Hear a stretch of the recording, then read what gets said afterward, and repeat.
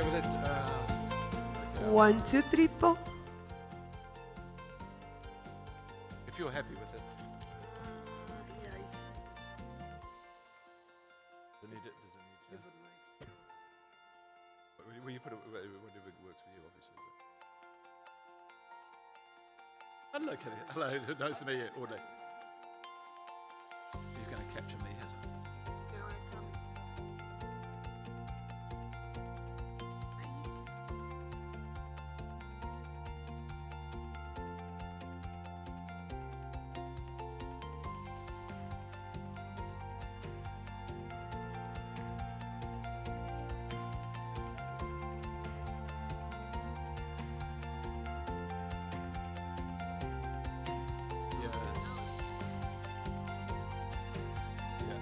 I mean, it's all right, but it's, you know, kind of want to be a bit closer, so they want to be, if they can be further forward. Once you get back here, then you're sort of getting out of the focal range of glasses.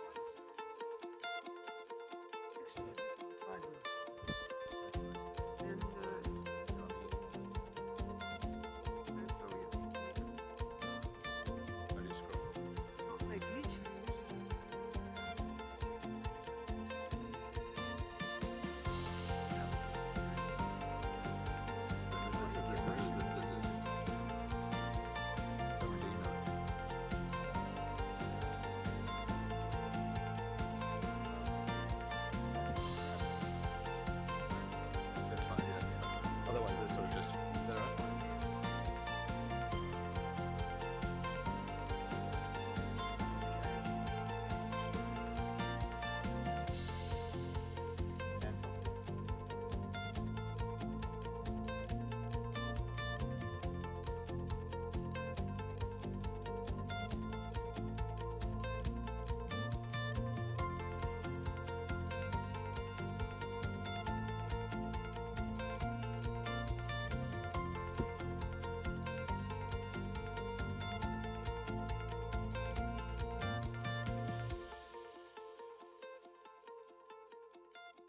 Well, don't worry if you don't want to.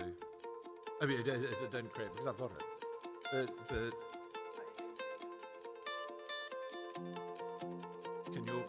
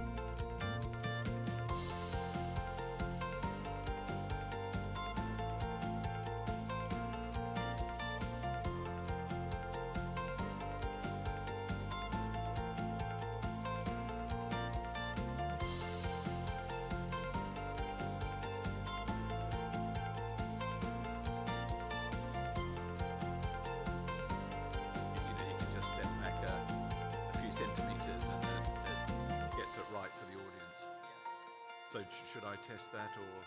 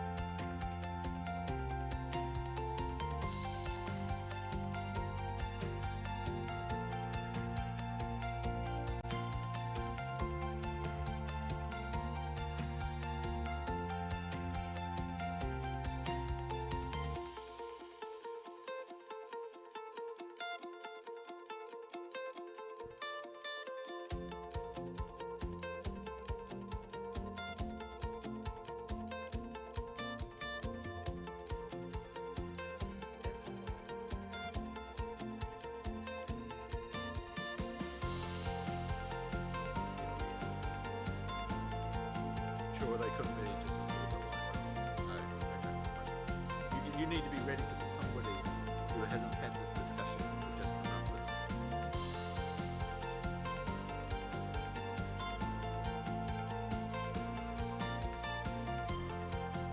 People expect these things to be so sensitive, so you know, to be so good at it. They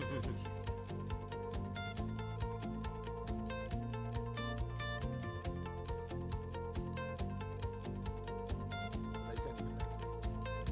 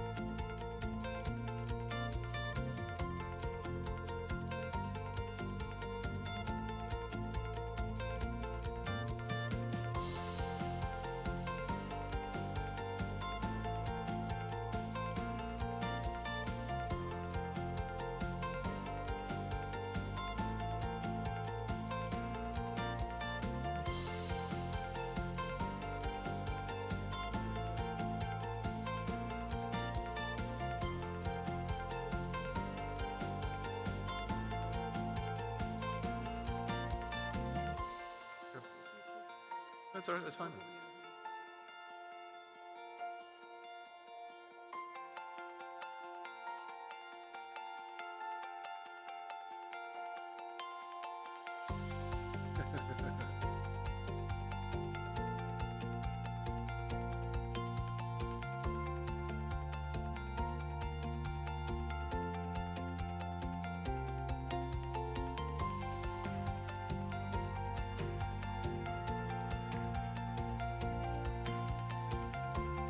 Because it was my height.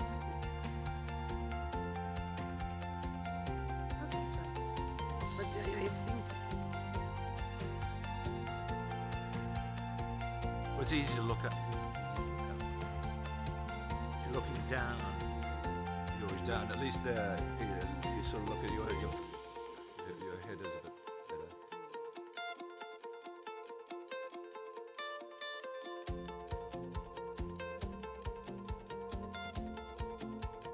Yep. Yep.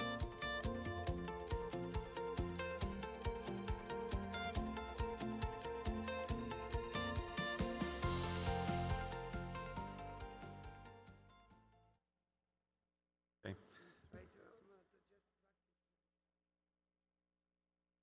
Our panels will explore international arbitration from three perspectives. The first will compare arbitration with international commercial courts, which are becoming increasingly popular. In the second, we will hear the perspective of lawyers from around the world. And in the third, we will get the perspective of the most important constituency, the users themselves, business people. Does that sound right? that's the usual level of Yeah, okay, fine.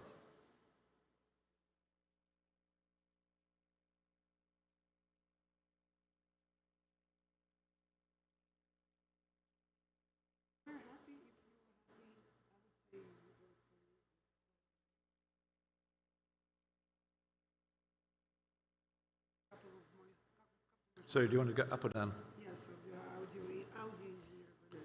Our panels will explore international arbitration from three perspectives. The first will compare arbitration with international commercial courts, which are becoming increasingly popular. Thank you, he understands the level. Okay, cool. He's happy. If he's happy, whoever he is.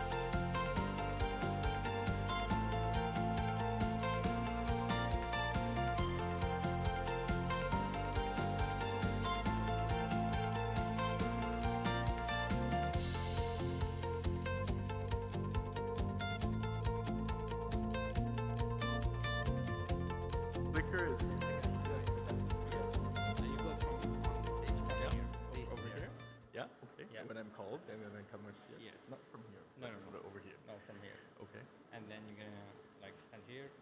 You have a presentation. Yeah. Yeah. This is the clicker. Okay. This is back. Next. Yeah. Previous. Okay. Yeah. And I have control. Okay. Yes. You will see the presentation here, and it's gonna be there. All right. Great. Perfect. Yeah. I think I all set. Thank you.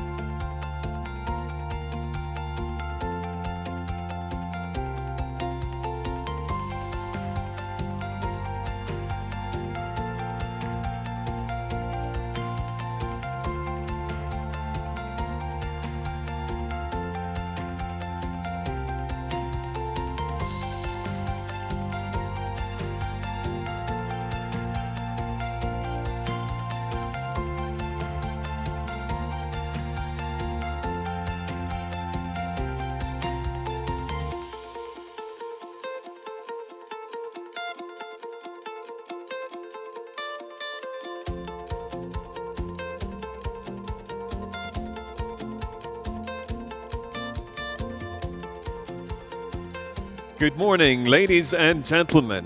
Please take your seats. We will begin in about 2 minutes' time.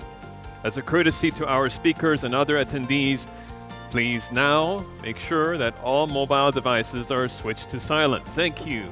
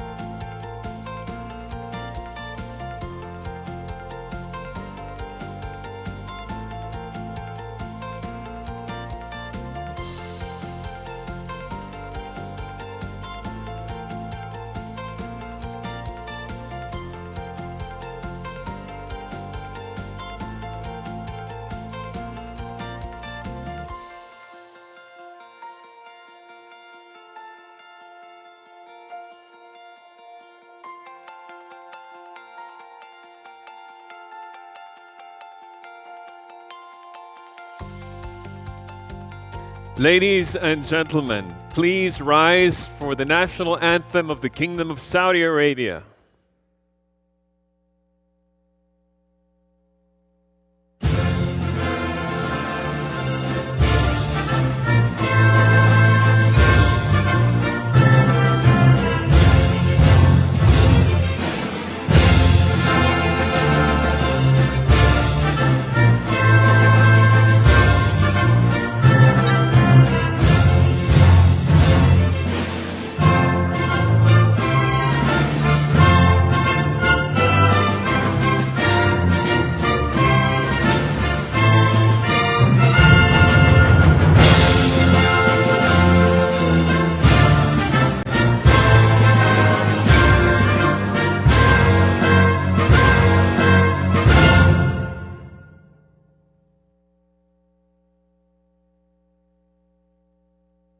بسم الله الرحمن الرحيم يا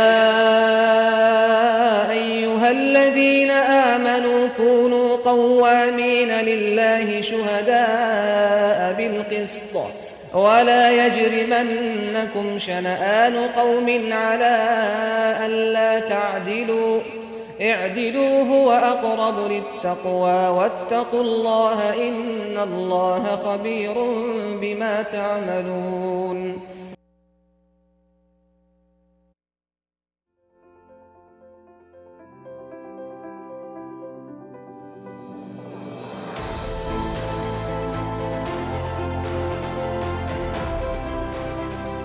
أصحاب المعالي والسعادة السيدات والسادة السلام عليكم ورحمة الله وبركاته. Your Excellencies, ladies and gentlemen, welcome to the 4th Saudi Center for Commercial Arbitration SCCA International Conference. I'm Yusuf Gameluddin, the host of some of the most important shows across 5 continents. And I have interviewed some of the most powerful investors in that journey over the last 20 years. And I love credible statistics. So let me run you through some impressive figures. This is the largest legal forum in the region, and it ranks among the top in the world. The organizers expect 1,250 participants to come together for what is the centerpiece of the Riyadh International Dispute Week. Over 80 nationalities are represented to provide a platform for truly global conversations. And the goal is clear. It is to get to the latest trends and reflect on some of the progress that has been made in this space. A quick reminder that the event is being live streamed, and you can share some of your views and your opinions using the hashtag SCCA on all social media platforms. And now for the opening address, I'm honored to welcome Walid Abanami, the chair of the board of directors for the SCCA. Please give him a warm round of applause.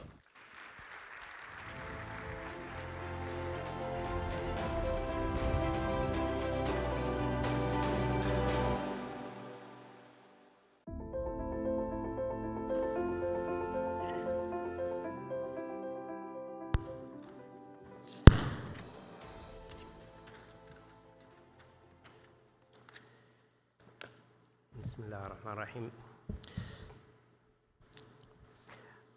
صاحب السمو الملكي الأمير تركي الفيصل بن عبد العزيز، صاحب المعالي دكتور ماجد بن عبد الله القصبي وزير التجارة، أصحاب السمو والمعالي والسعادة، السيدات والسادة، أيها الحفل الكريم، السلام عليكم ورحمة الله وبركاته. Royal Highnesses, Excellencies, distinguished guests, ladies and gentlemen, good morning and welcome back to Riyadh, a city that is not only shaping the future, but shaping the future of the world. A capital where innovation meets tradition, where peace thrives, and where opportunities are not merely discovered, they are created. It is my great honor to welcome you to all to Riyadh International Dispute Week 2025, RIDU 2025. What began as a vision, a platform where opportunities meet, has now grown into a global force where opportunities are created. RIDU is no longer just a gathering. It has become a catalyst for change, a bridge connecting minds and solutions across continents, and a foundation for shaping the future of arbitration and alternative dispute resolution, ADR. RIDU 2025 has drawn together nearly 5,000 participants from 82 countries, featuring 87 specialized events and 476 distinguished speakers. These figures cement RIDU's status as the largest legal gathering in the MENA region, with a reputation that now resonates globally. It has become a magnet for judicial leaders, business innovators, investors, and legal experts from around the world. At the heart of this remarkable week is the SCCA 4th International Conference, our flagship event. This year, over 1,250 participants and 30 thought leaders will gather under the theme Arbitration and the Law as Pillars of Transformation. Through keynote speeches, panel discussions, and expert presentation, we will explore how arbitration and the rule of law serves as the cornerstones of progress, stability, and economic development, both in our region and beyond. Distinguished guests, at SCCA, we are proud to lead this transformation. We are not merely resolving disputes, we are reshaping the future of dispute resolution. Our rapidly expanding caseload and the diversity of parties we serve, representing jurisdictions across the globe, reflect the confidence placed in us. But our ambition extends beyond surface delivery. We are committed to building a regional and global arbitration ecosystem defined by efficiency, transparency, and excellence. A prime example of this commitment is the Regional Judicial New York Convention Roadshow, a landmark event that will take place tomorrow.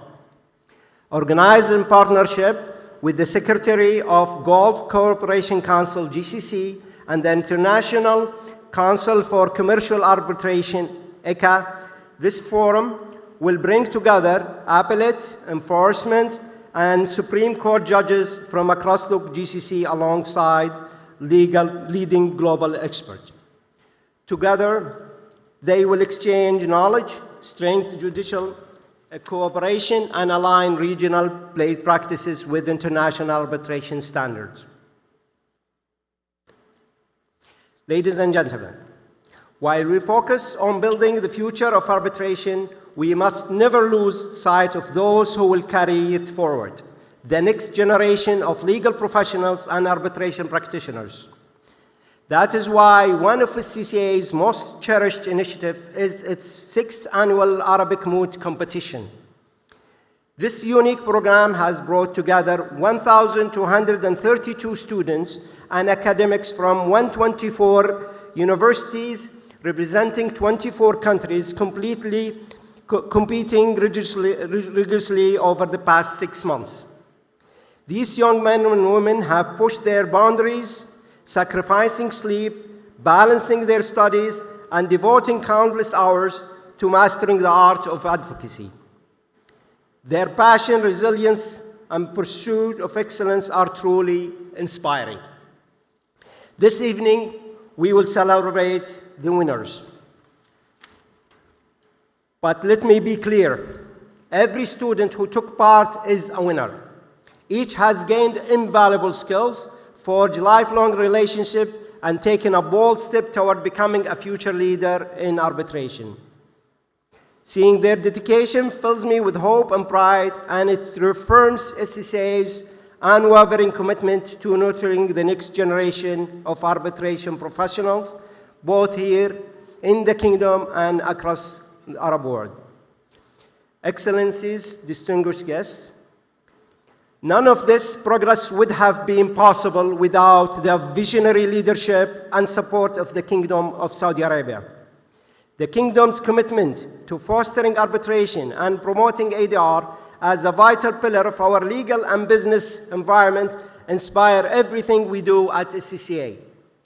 I also extend my sincere appreciation to our strategic partner, Aramco, whose support and leadership continue to set the benchmark for excellence. We are deeply grateful to our gold sponsors whose contributions have been invaluable. White & Case, At-Tamimi & Company, Majid al-Rashid Law Firm, Dr. Qaisar Mutawa Law Firm, Zamakhshari & Company, Abdulaziz Al-Assaf & Company, and Gibson Dunn. And of course, my heartfelt thanks to our REDO partners, the organizing and scientific committees, our distinguished speakers and participants, and the dedicated teams and volunteers who worked tirelessly to make this a success. Excellencies, ladies and gentlemen, today we're not merely convening to discuss the future, we are building it together. Let us use this week as an opportunity to innovate, collaborate, and lead. Together, we will ensure arbitration and the rule of law continue to serve as pillars of transformation, both in our region and across the globe. Thank you. I look forward to welcome you back next year for REDO 2026 as we continue this journey of progress together. Thank you.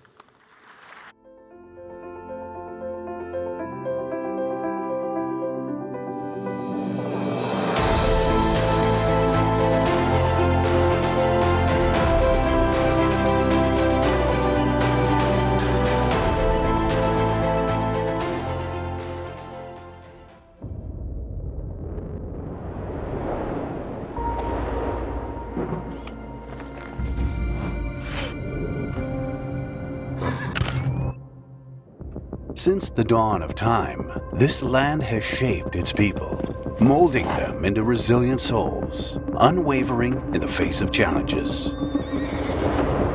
they realized that faith could make anything possible and recognized that their greatest challenge lay within. The strength of the Saudi people forged a mentality focused on overcoming obstacles, navigating the winds of change with a vision that promised a brighter tomorrow, outshining all projections. It is a big vision, and we get like surprised every day that we reach our target faster, and we extend that to a newer target and a bigger ambition. So it's really exciting. These are the roots and the very foundation of the SCCA. 10 years after our establishment, we not only fulfill our promises, but also emerge as a key player, actively shaping global standards in arbitration, reflecting the same drive and vision of the country that propelled us. Despite being relatively young, we have emerged as a significant achiever, competing with internationally renowned arbitral institutions that have long histories and established legacies. This progress has led to one of the fastest growing caseloads, distinguished by both its quality and remarkable international diversity. And by being at the forefront of digitalization, SCCA established its presence at the pinnacle of transformation, pioneering the path forward. These achievements were made possible by the enabling efforts of the Saudi government, which has induced close to 2,000 digital services, with 97% of public services now being delivered digitally. Notably, digital judicial services have surged from 30% in 2015 to 87% by the end of 2023. While digital technology transcends borders, we were established to be global from the onset. Through a groundbreaking partnership with Uncitral, we've launched an initiative to enhance the recognition and enforcement of electronic arbitral awards, connecting judicial systems and arbitral institutions around the globe. This marks a significant step towards a more efficient, interconnected global system. Today, SCCA is far more than just a promise fulfilled. It has navigated every path to success and surpassed all goals. At present, SCCA is not only an arbitral institution, but also a group actively shaping the future of global alternative dispute resolution, or ADR. To the world, a pleasant surprise. To Saudis, simply the way things have always been, are, and will continue to be, constantly exceeding expectations and dreaming big. فقط مرحب بالحالمين الذين يريدون صنع عالم جديد.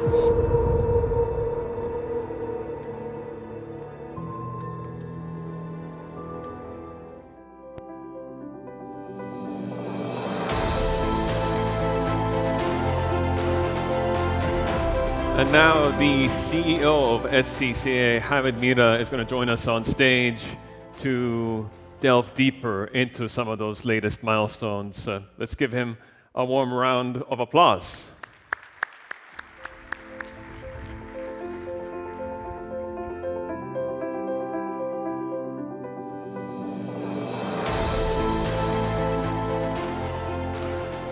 صاحب السمو الملكي الأمير تركي الفيصل بن عبد العزيز، صاحب المعالي الدكتور ماجد بن عبد الله القصبي وزير التجارة، أصحاب السمو، أصحاب المعالي، أصحاب السعادة، السيدات والسادة، السلام عليكم ورحمة الله وبركاته.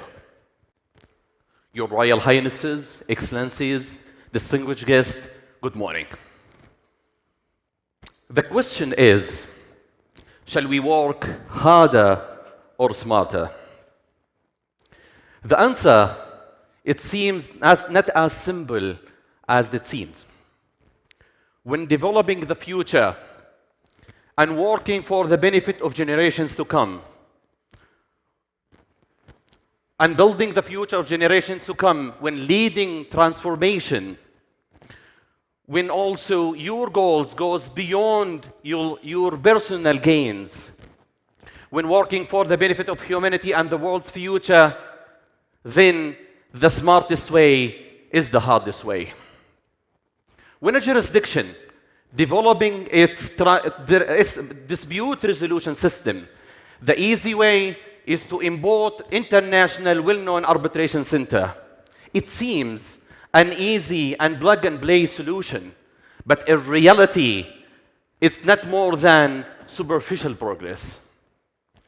If the goal is to access to justice, to enhance access to justice, to enforce contract enforcement, and also to enhance the legal security, stability, predictability for the sake of the development of environment, attractiveness, and competitiveness, then the smartest way is the hardest way. Let me go very quickly to give you what is, in my opinion, the only solution to achieve this goal, is to build a modern and comprehensive ecosystem, which includes, first of all, legislative framework, pro-arbitration judicial system, and also ADR-friendly governmental support, and also investing heavily capacity building, new generation, training, and digitalization, in addition to have independent and trusted arbitral institution. This is the recipe. Easy to say, challenging to obey, but at the same time, this is the path that the Saudi jurisdiction is paving the way. Let me, in the coming few minutes, just to give you some updates since we met last March in Rio 24.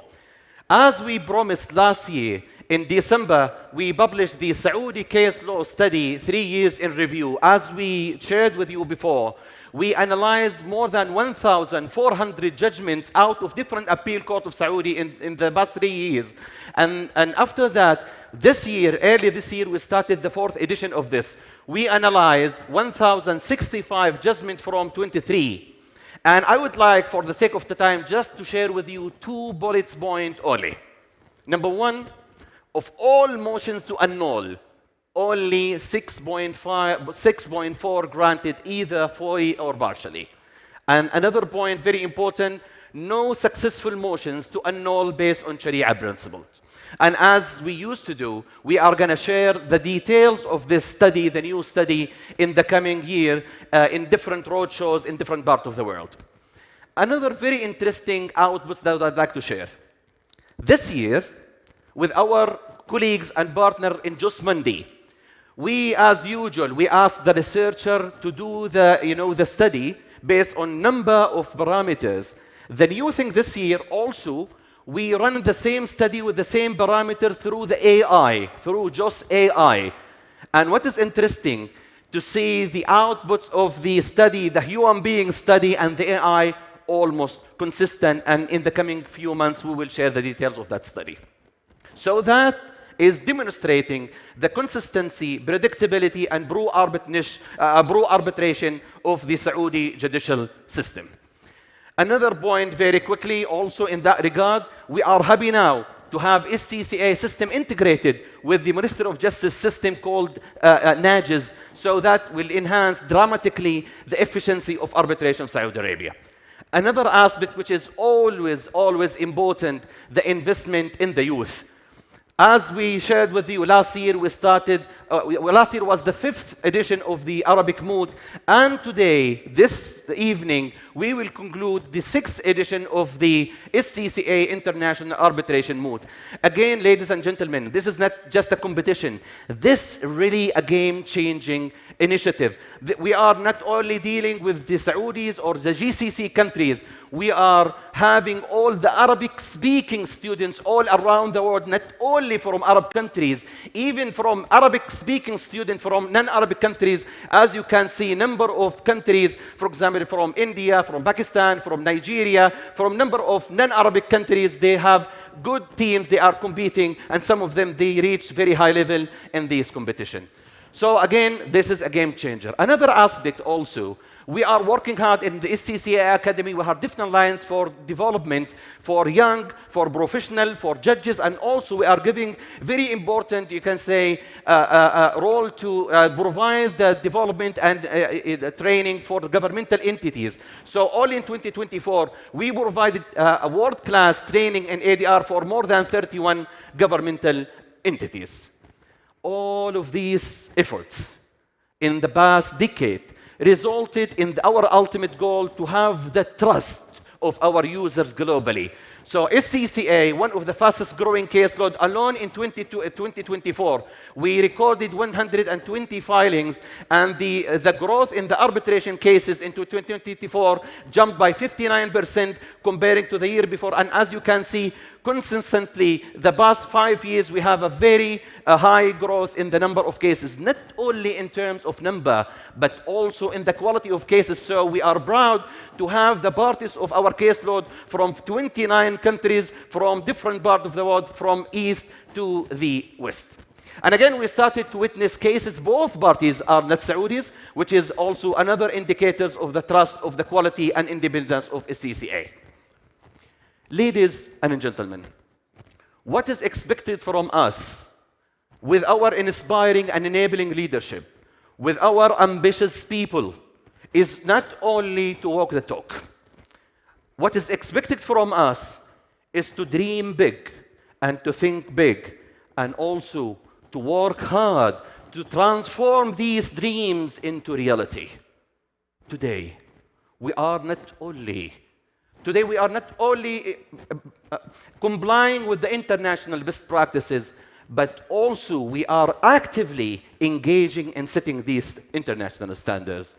And again, I think the answer of my early question is very clear now. If you are ambitious, if you have big dreams, if you have big targets, then the smartest way is the hardest way. Welcome to Riyadh. And we look forward to seeing you again next year in Riyadh, again, where all opportunists meet. Thank you very much. Assalamu alaikum wa rahmatullah.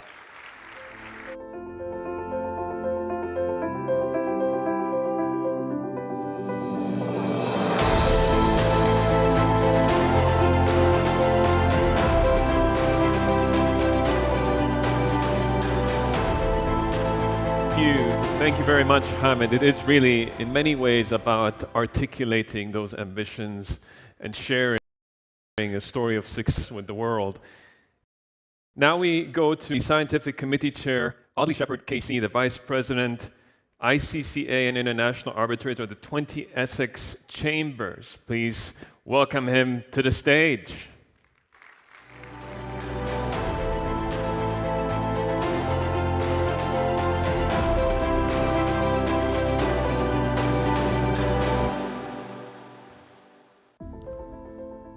Your Royal Highnesses, Your Excellencies, distinguished guests, and ladies and gentlemen, good morning.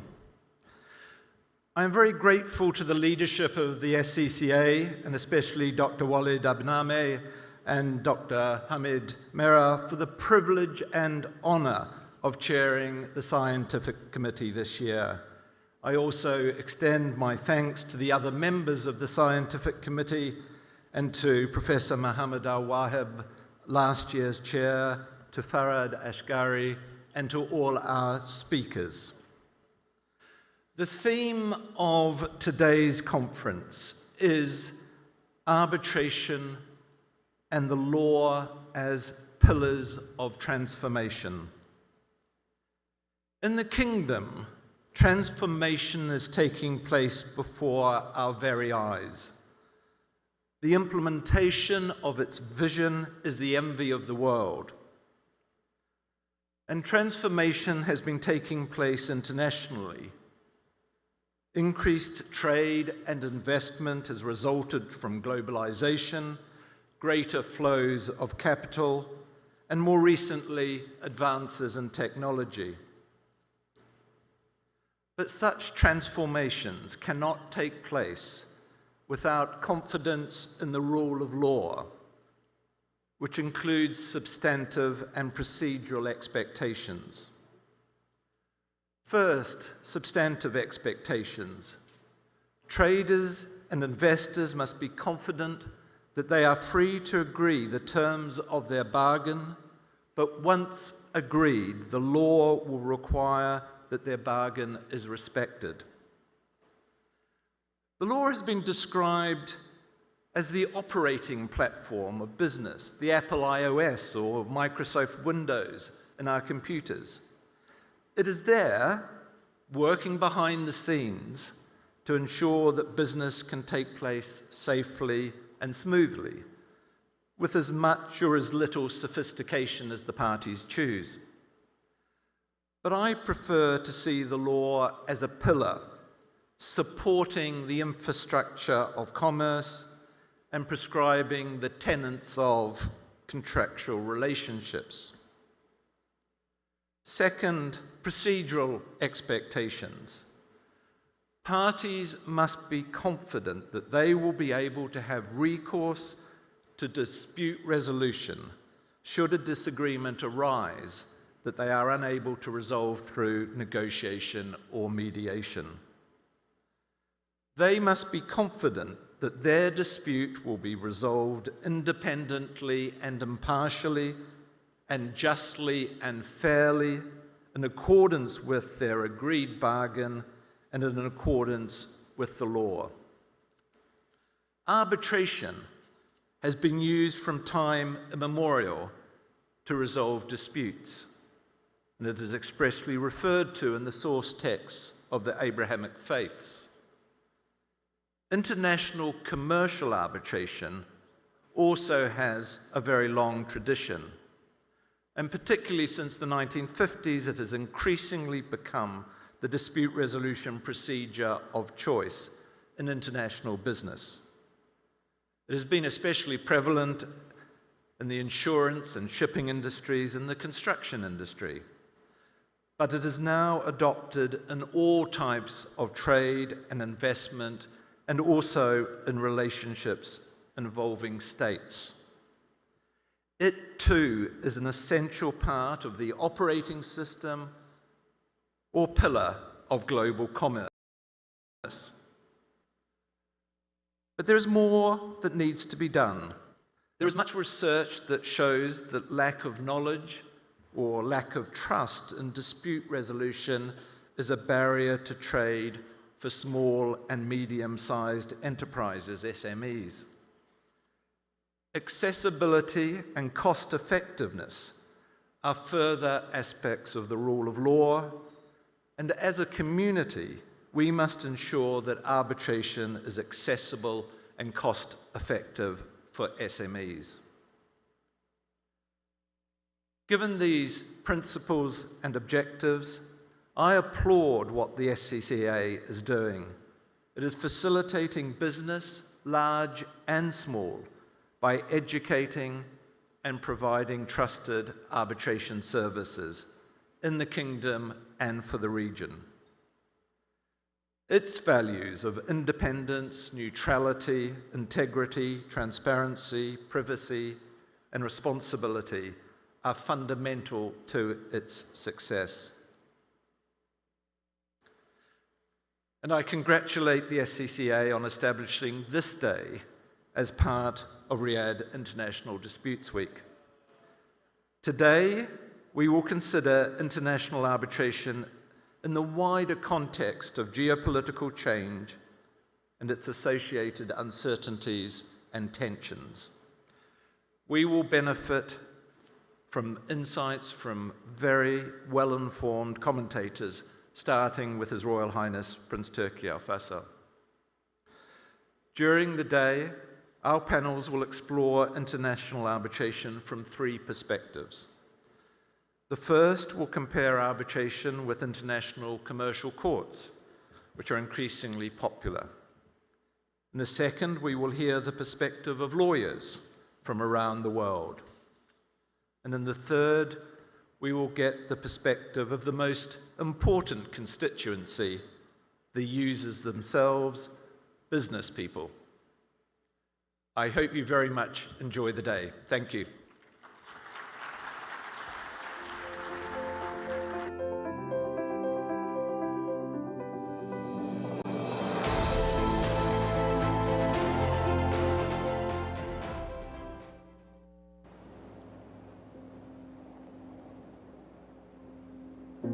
They say that humanity's reach should exceed its grasp.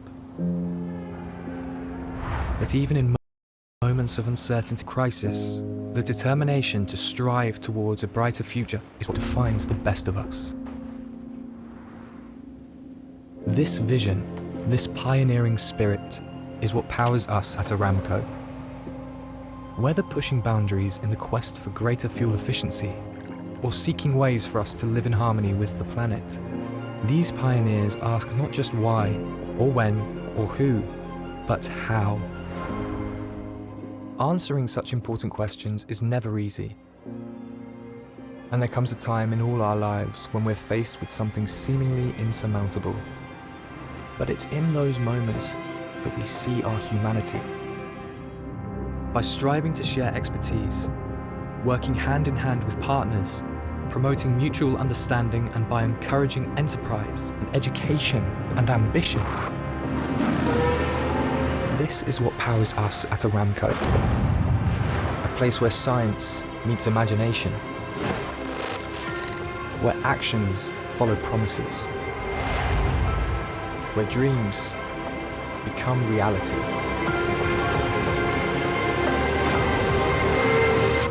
Aramco, powered by how?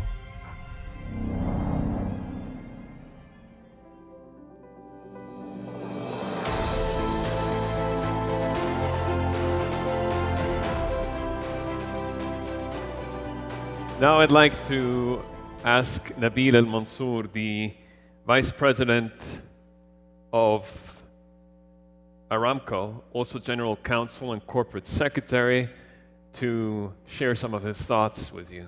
Ladies and gentlemen.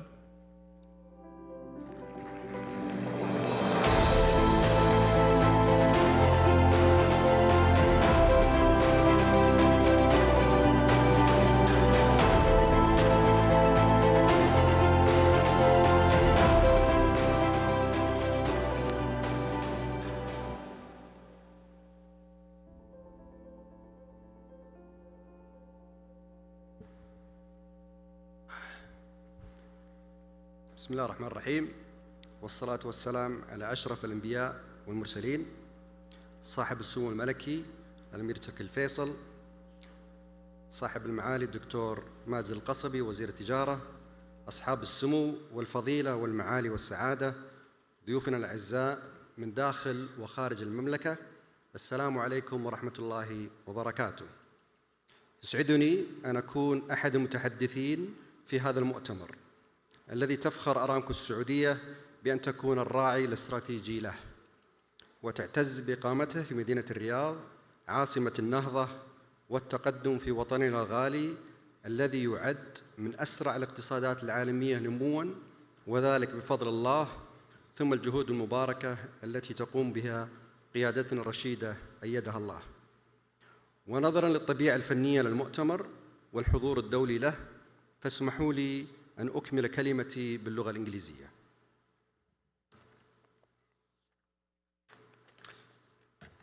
Your Highnesses, Excellencies, ladies and gentlemen, distinguished guests from within and outside the Kingdom, good morning and welcome to this important conference.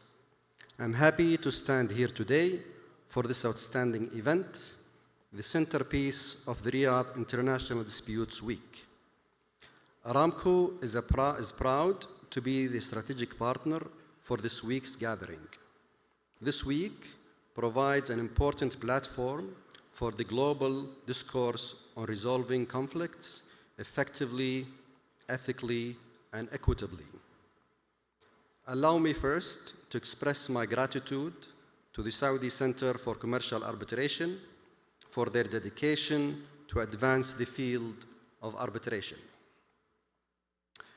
Consistent with the Kingdom's ongoing transformation to unlock new opportunities at an unprecedented pace, the Center's efforts have played a major role in enhancing the clarity and efficiency of the dispute resolution practices in the Kingdom, thereby fostering investment and increasing competitiveness within the business sector.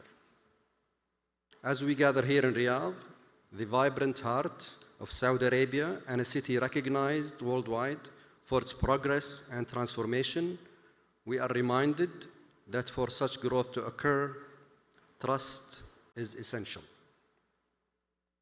Trust in business relationships, trust in governance, and most importantly, trust in the dispute resolution system.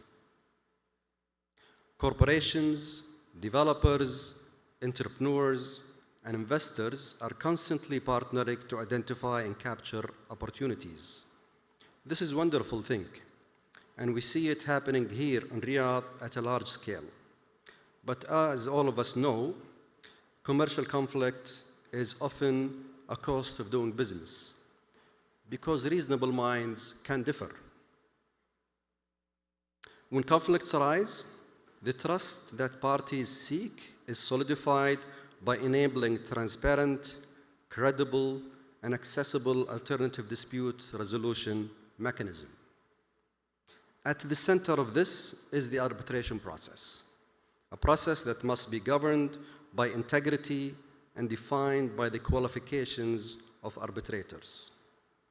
If law represents the playing field for disputes, arbitrators serve as the referee, coach, and occasionally the goalkeeper, discharging their duties under the guidance of a firm set of rules and expectations.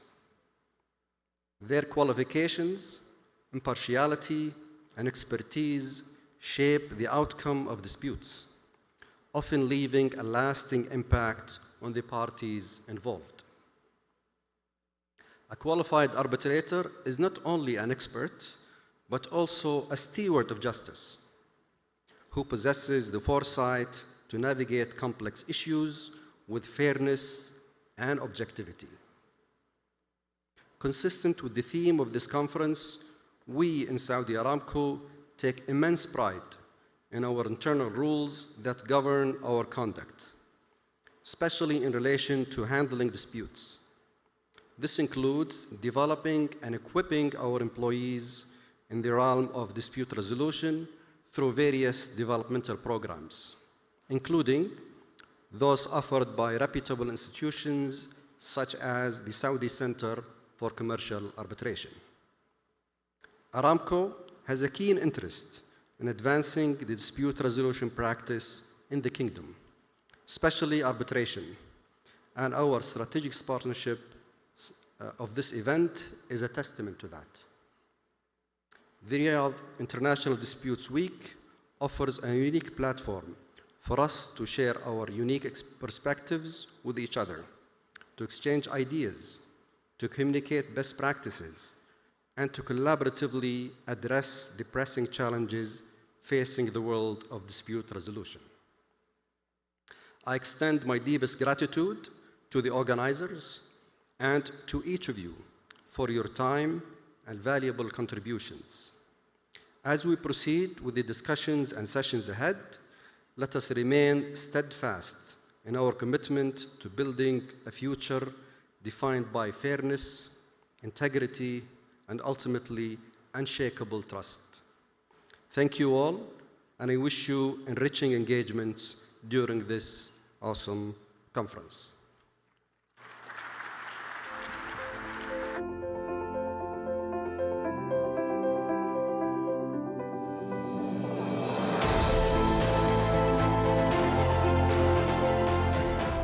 Thank you very much, Dr. Nabil Al-Mansour, the Executive Vice President, General Counsel, and Corporate Secretary at Aramco. Now, earlier, Audley talked a little bit about the geopolitical uncertainties that are prevailing across the globe. And to speak to that and maybe some of the solutions as well, a vision for managing conflict. It's an honor to welcome His Royal Highness Prince Turki Al Faisal Al Saud, the founder and trustee of the King Faisal Foundation and the chairman of the King Faisal Center for Research and Islamic Studies. Ladies and gentlemen.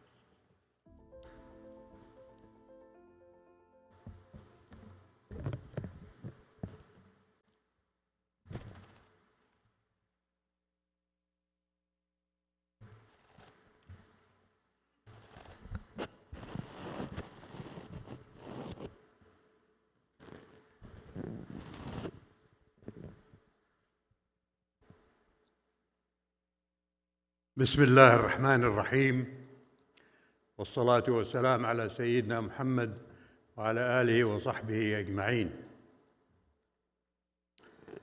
السلام عليكم ورحمة الله وبركاته. أشكر الدكتور حامد بن حسن ميرة الرئيس التنفيذي للمركز السعودي للتحكيم التجاري على دعوته الكريمة لي للمشاركة في هذا المؤتمر الدولي الرابع للمركز ضمن النسخة الثانية من أسبوع الرياض الدولي لتسوية النزاعات. والشكر موصول أيضاً للأستاذ بانمي على هذه الدعوة الكريمة، ولكل من عمل في هذا المركز لإنجاحه وإن شاء الله الوصول إلى إنجازاته. كما أشكر الدكتور ماجد القصبي على حضوره معنا اليوم في هذا اللقاء. الأخوات والإخوة، لا أدعي معرفة عميقة حول التحكيم التجاري وأهميته في عالم اليوم، فأنتم أهله والمختصين في قوانينه وإجراءاته، لكن مؤتمركم هذا يأتي في مرحلة فاصلة في تاريخ تطور التجارة العالمية.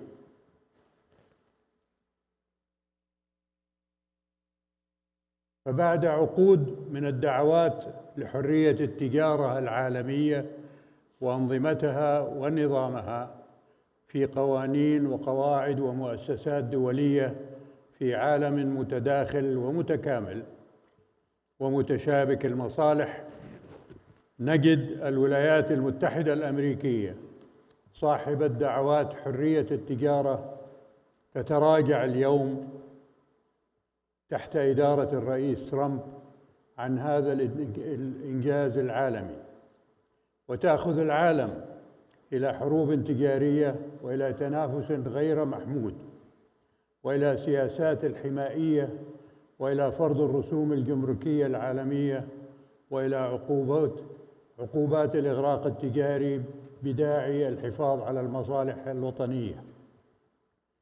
إن هذا التراجع سيقود حتماً إلى تفشي ظاهرة القومية الاقتصادية التي قد تعيق تقدم العولمة الاقتصادية التي تقدمت من خلالها كثير من الاقتصادات الوطنية في العالم.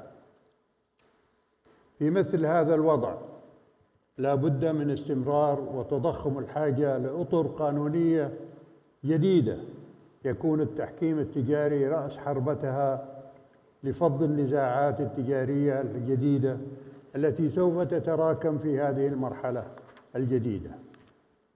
وفي هذا السياق لا بد من الإشارة إلى أن المملكة العربية السعودية تبنت باكراً التحكيم التجاري وشرعت له واعتبرت أحكامه نافذة. وفي ظل ما تشهده المملكة من تحولات اقتصادية عميقة واستقطابها لرؤوس الأموال والشركات والخبرات تحت رؤية المملكة 2030، فإني أهيب بكليات القانون في بلادنا الاهتمام في هذا الجانب وتدريب بناتنا وأبناءنا ليكونوا محكمين أكفاء وطنياً ودولياً.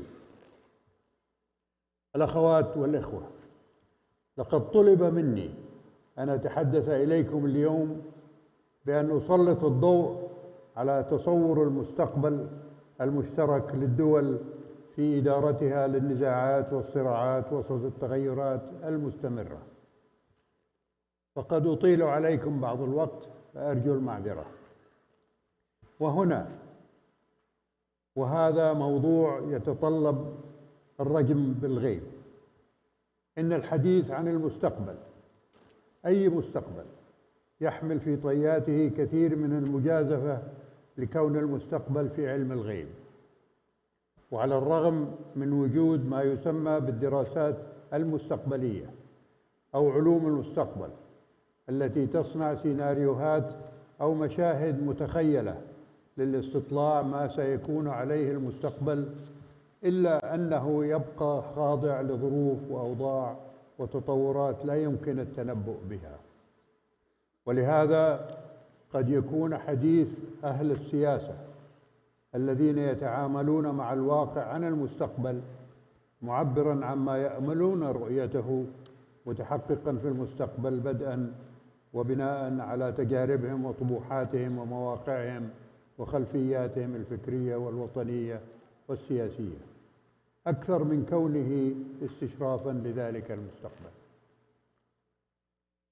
وإذ تعلمون جميعاً ما يعيشه عالمنا من تحولات هيكلية تمس بنيته وقواعده، فالنظام الدولي اليوم يعيش حالة اضطراب وعدم يقين، والبنية الدولية ممثلة بمنظمة الأمم المتحدة ومبادئها التي حكمت العلاقات الدولية خلال عقود الثمانية الماضية تتعرض إلى امتحان البقاء في ظل حالة الاستقطاب الدولية الراهنة بين الدول الكبرى، وفي ظل حالة التنافس الدولي على مناطق النفوذ السياسي والاقتصادي، وفي ظل تجاهل القوانين والقواعد الدولية الراسخة.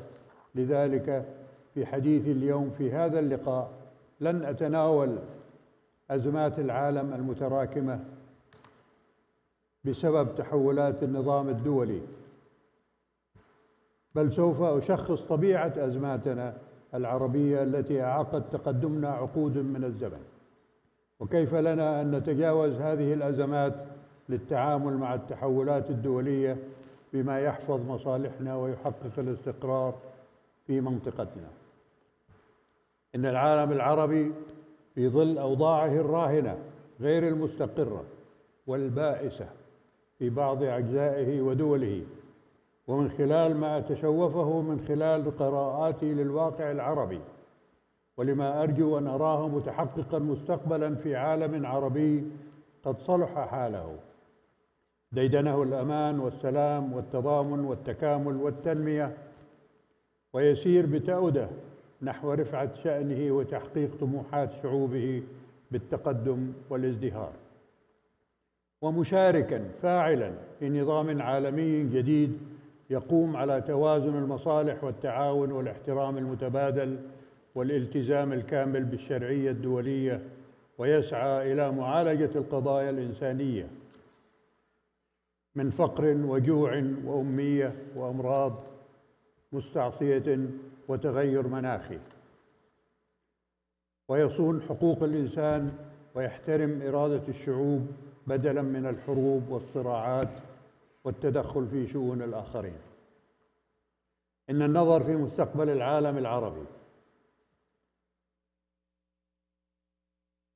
بناءً على المعطيات القائمة في دوله حالياً لا يدعو إلى التفاؤل رغم النجاح والاستقرار والازدهار الذي تعيشه دول الخليج العربية.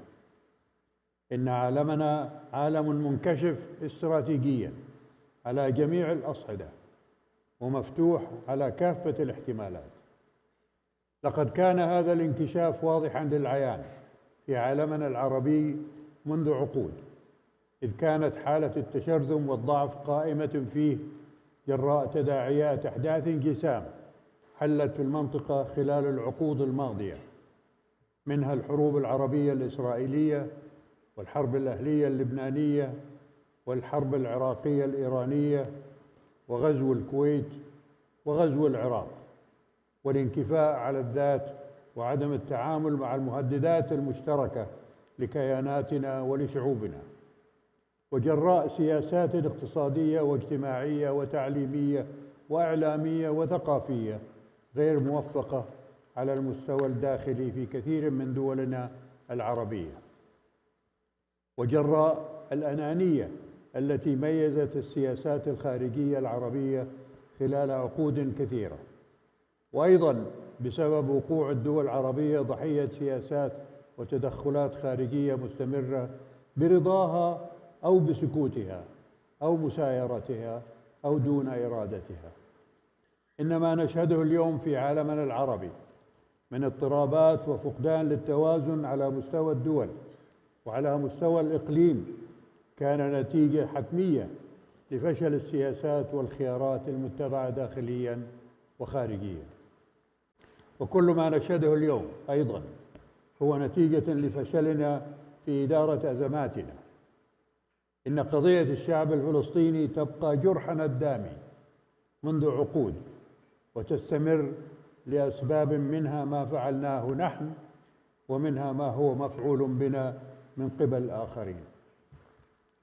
إن ما جرى ويجري في العراق من انهيار للدولة والمجتمع وانزلاق سوريا إلى مستنقع الدم والدمار والخراب والإرهاب والمؤامرات والتدخلات الخارجية، والتي أرجو أن تكون قد خرجت من هذا المأزق في ضوء سقوط النظام ودخول اليمن في أتون الصراع وحرب داخلية، وفشل الدولة الليبية والصراع الأهلي في السودان، وعدم الاستقرار في لبنان الذي عانى من غطرسة مذهبية كادت أن تؤدي إلى زواله كدولة.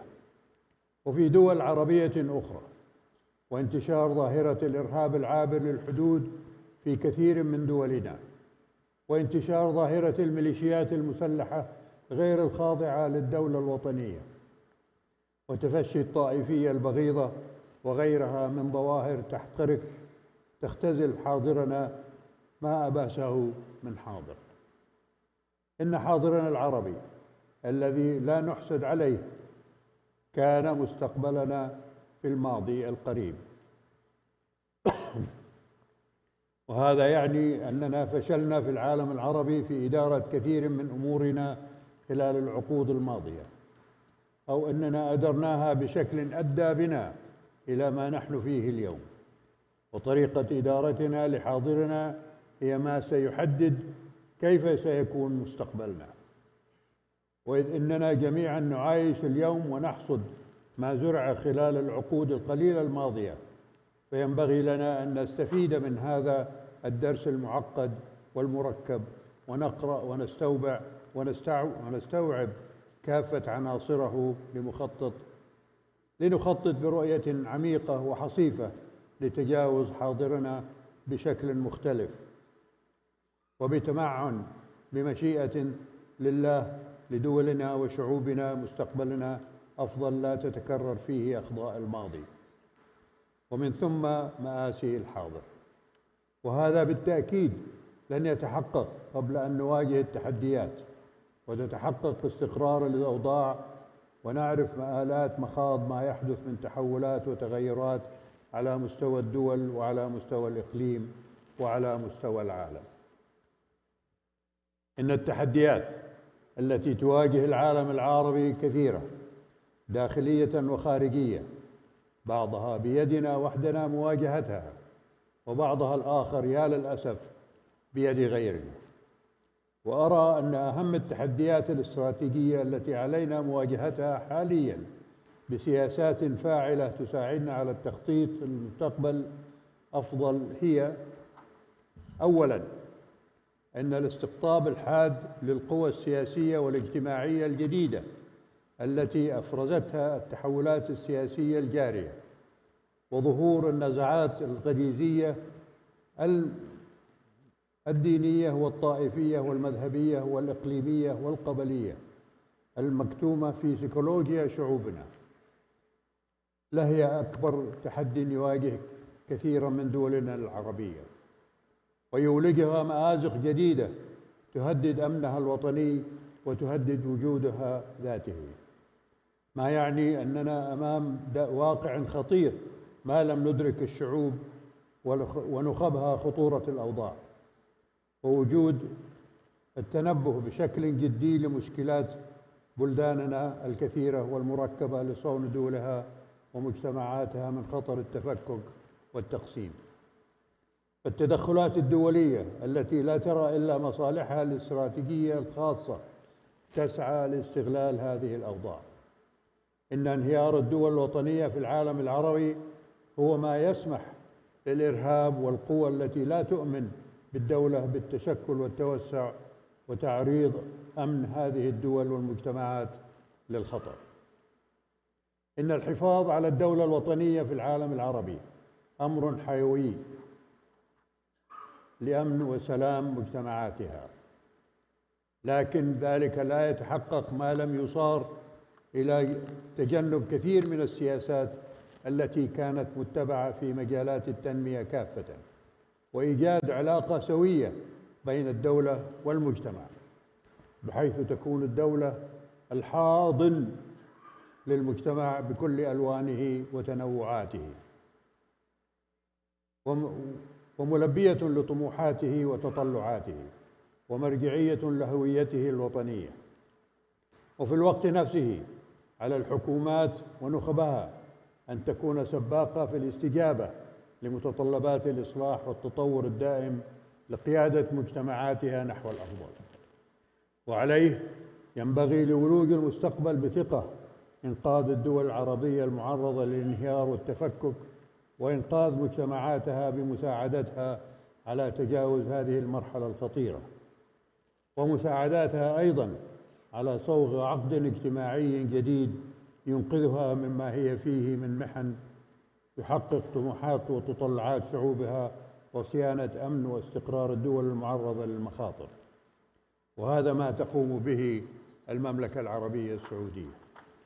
ثانياً، ضعف وهشاشة وتشرذم النظام الإقليمي العربي بكافة مؤسساته السياسية والاقتصادية والاجتماعية والثقافية، فهو قليل الفاعلية وغير قادر على تأمين الحد الأدنى من الدفاع عن الدول العربية، ناهيك عن تأمين احترامها في إطار النظام العالمي وفي إطار طموحات الشعوب العربية.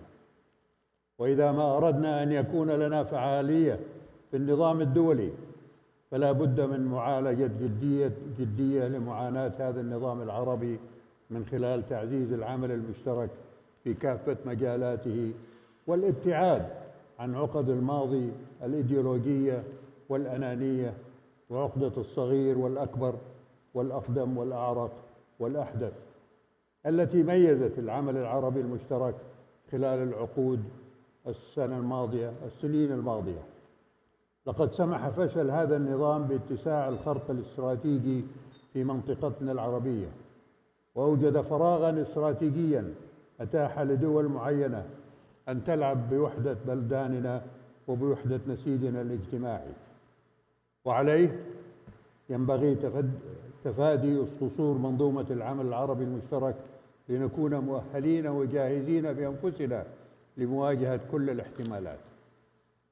وفي هذا الصدد، وهنا ما يدعو للتفاؤل، أعتقد أن تجربة مجلس التعاون لدول الخليج العربية تجربة رائدة في العالم العربي، وعلينا تطويرها والسير قدما نحو التكامل الاقتصادي بتكثيف مستويات التعاون في كافة المجالات، وتجاوز كل ما يعيق هذا الهدف للوصول فعلا لقيام اتحاد خليجي أو جزيري يضم اليمن إليه بعد أن تستقر أوضاعه الحالية لما تمثله من عمق بشري وتاريخي، وبما يسهم بضمان أمن هذه المنطقة الحيوية.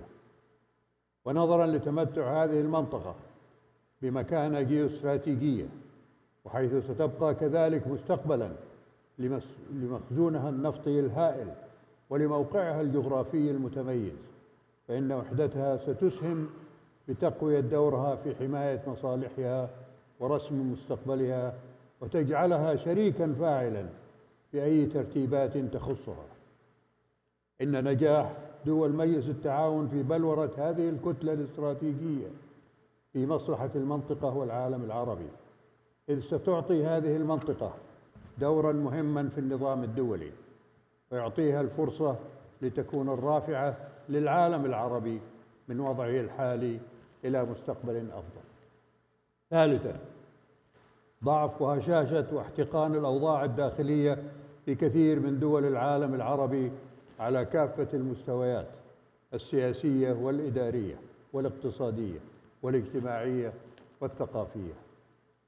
وإذا ما أردنا العبور إلى المستقبل، فلا بد لنا من إجراء إصلاحات حقيقية تستجيب لحاجة المجتمعات العربية وتطلعاتها، وتستوعب كافة القوى والفئات والأقليات، وتحول دون نزعات التطرف والإرهاب، وتحمي كيانات الدول ووحدتها. كما ستسمح هذه الإصلاحات بالتفاعل الإيجابي مع العولمة والاستفادة من مكتسباتها. ويجب ألا تعوقنا مخاوفنا التي قد تكون وهمية على هويتنا وقيمنا وعقيدتنا من هذا التفاعل الإيجابي مع ظاهرة العولمة. إن هويتنا وقيمنا وعقيدتنا أعمق مما نتخيل. إن مما يدعو للتفاؤل أن كثير من الدول قد أدركت مدى الحاجة للإصلاح وبدأت به، لكن لا ينبغي أن تتوقف هذه العملية لأي سبب من الأسباب. والحمد لله أن مملكتنا في طليعة الدول في هذا الجانب. رابعاً، يبقى الإرهاب خطراً ماثلاً وتحدياً استراتيجياً لدولنا العربية، لا سيما وهو يتغطى بعباءة ديننا الحنيف الذي يحاول اختطافه، ودون مواجهته مواجهة حقيقية على كافة الأصعدة ومعالجة أسبابه لن تنعم دولنا بالاستقرار. فهذا الإرهاب العابر للحدود يشكل تهديداً وجودياً لمفهوم الدولة الوطنية في منطقتنا، وعلى الجميع الإسهام في دحره وهزيمته وإيجاد الظروف المناسبة لمعالجة مسبباته. خامساً، يبقى الصراع العربي الإسرائيلي تحدياً حقيقياً للمستقبل العربي. لقد كان هذا الصراع وما يزال سبباً في تعثر كثير من المشاريع العربية خلال السنين 60 الماضية، ومشاريع دولية أخرى قدمت حول مستقبل المنطقة. فبدون حل لهذا الصراع، حلاً عادلاً يستجيب لمطالب الشرعية الدولية، لن تستقر هذه المنطقة ويبقيها عرضة لكل الاحتمالات السيئة، حيث أن امتداداته دولية تشمل كافة العالم العربي. وهذا الصراع ليس بيدنا وحدنا، ولكن هو مسؤولية دولية. وتجاهل حل هذا الصراع من قبل الولايات المتحدة والدول الفاعلة سيعوق كافة مشاريعها في المنطقة العربية. وحرب غزة وتداعياتها على المنطقة ماثلة للعيان. إن السلام العادل لم يتحقق، وكل ما بذل من جهود تخص مستقبل هذه المنطقة والمفاوضات حول هندسة مستقبل جديد لها ذهبت أدراج الرياح.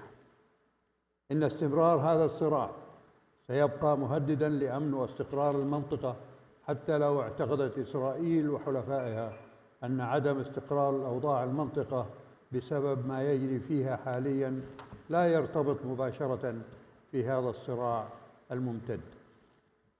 الأخوات والإخوة، إن هذه التحديات، وهي فيض من غيظ، تحديات استراتيجية يرتبط بها مسار المستقبل العربي، ودون معالجتها قد يكون مستقبلنا كحاضرنا إن لم يكن أسوأ.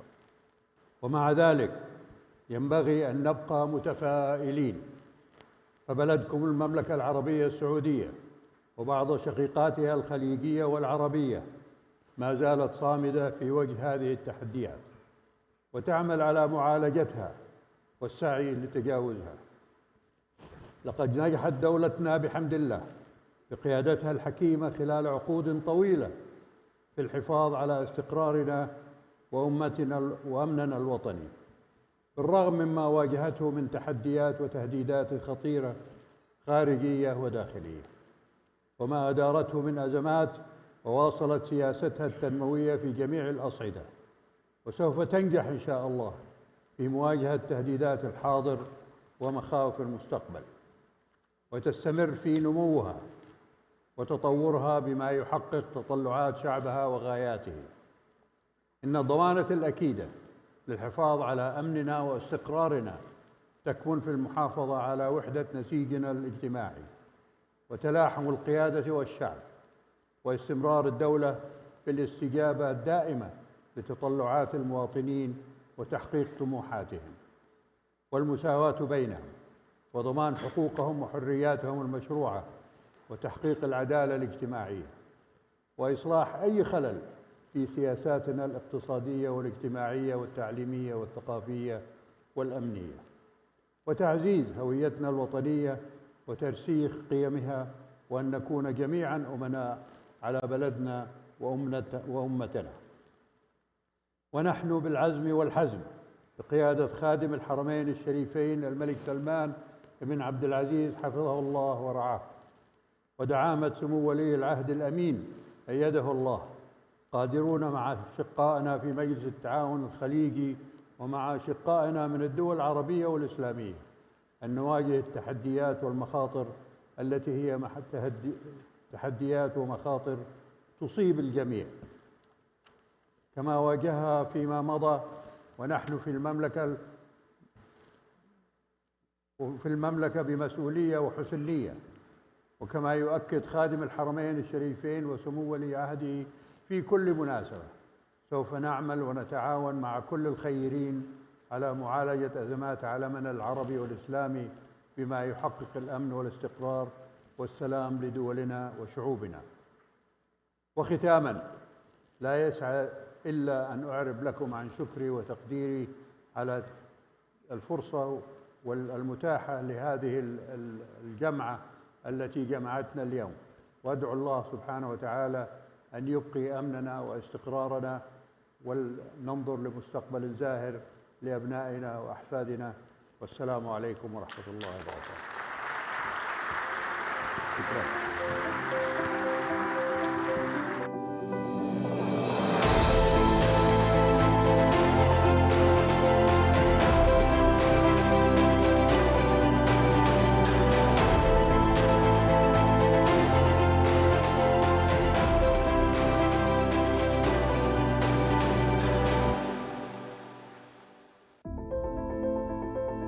Thank you very much, Your Royal Highness.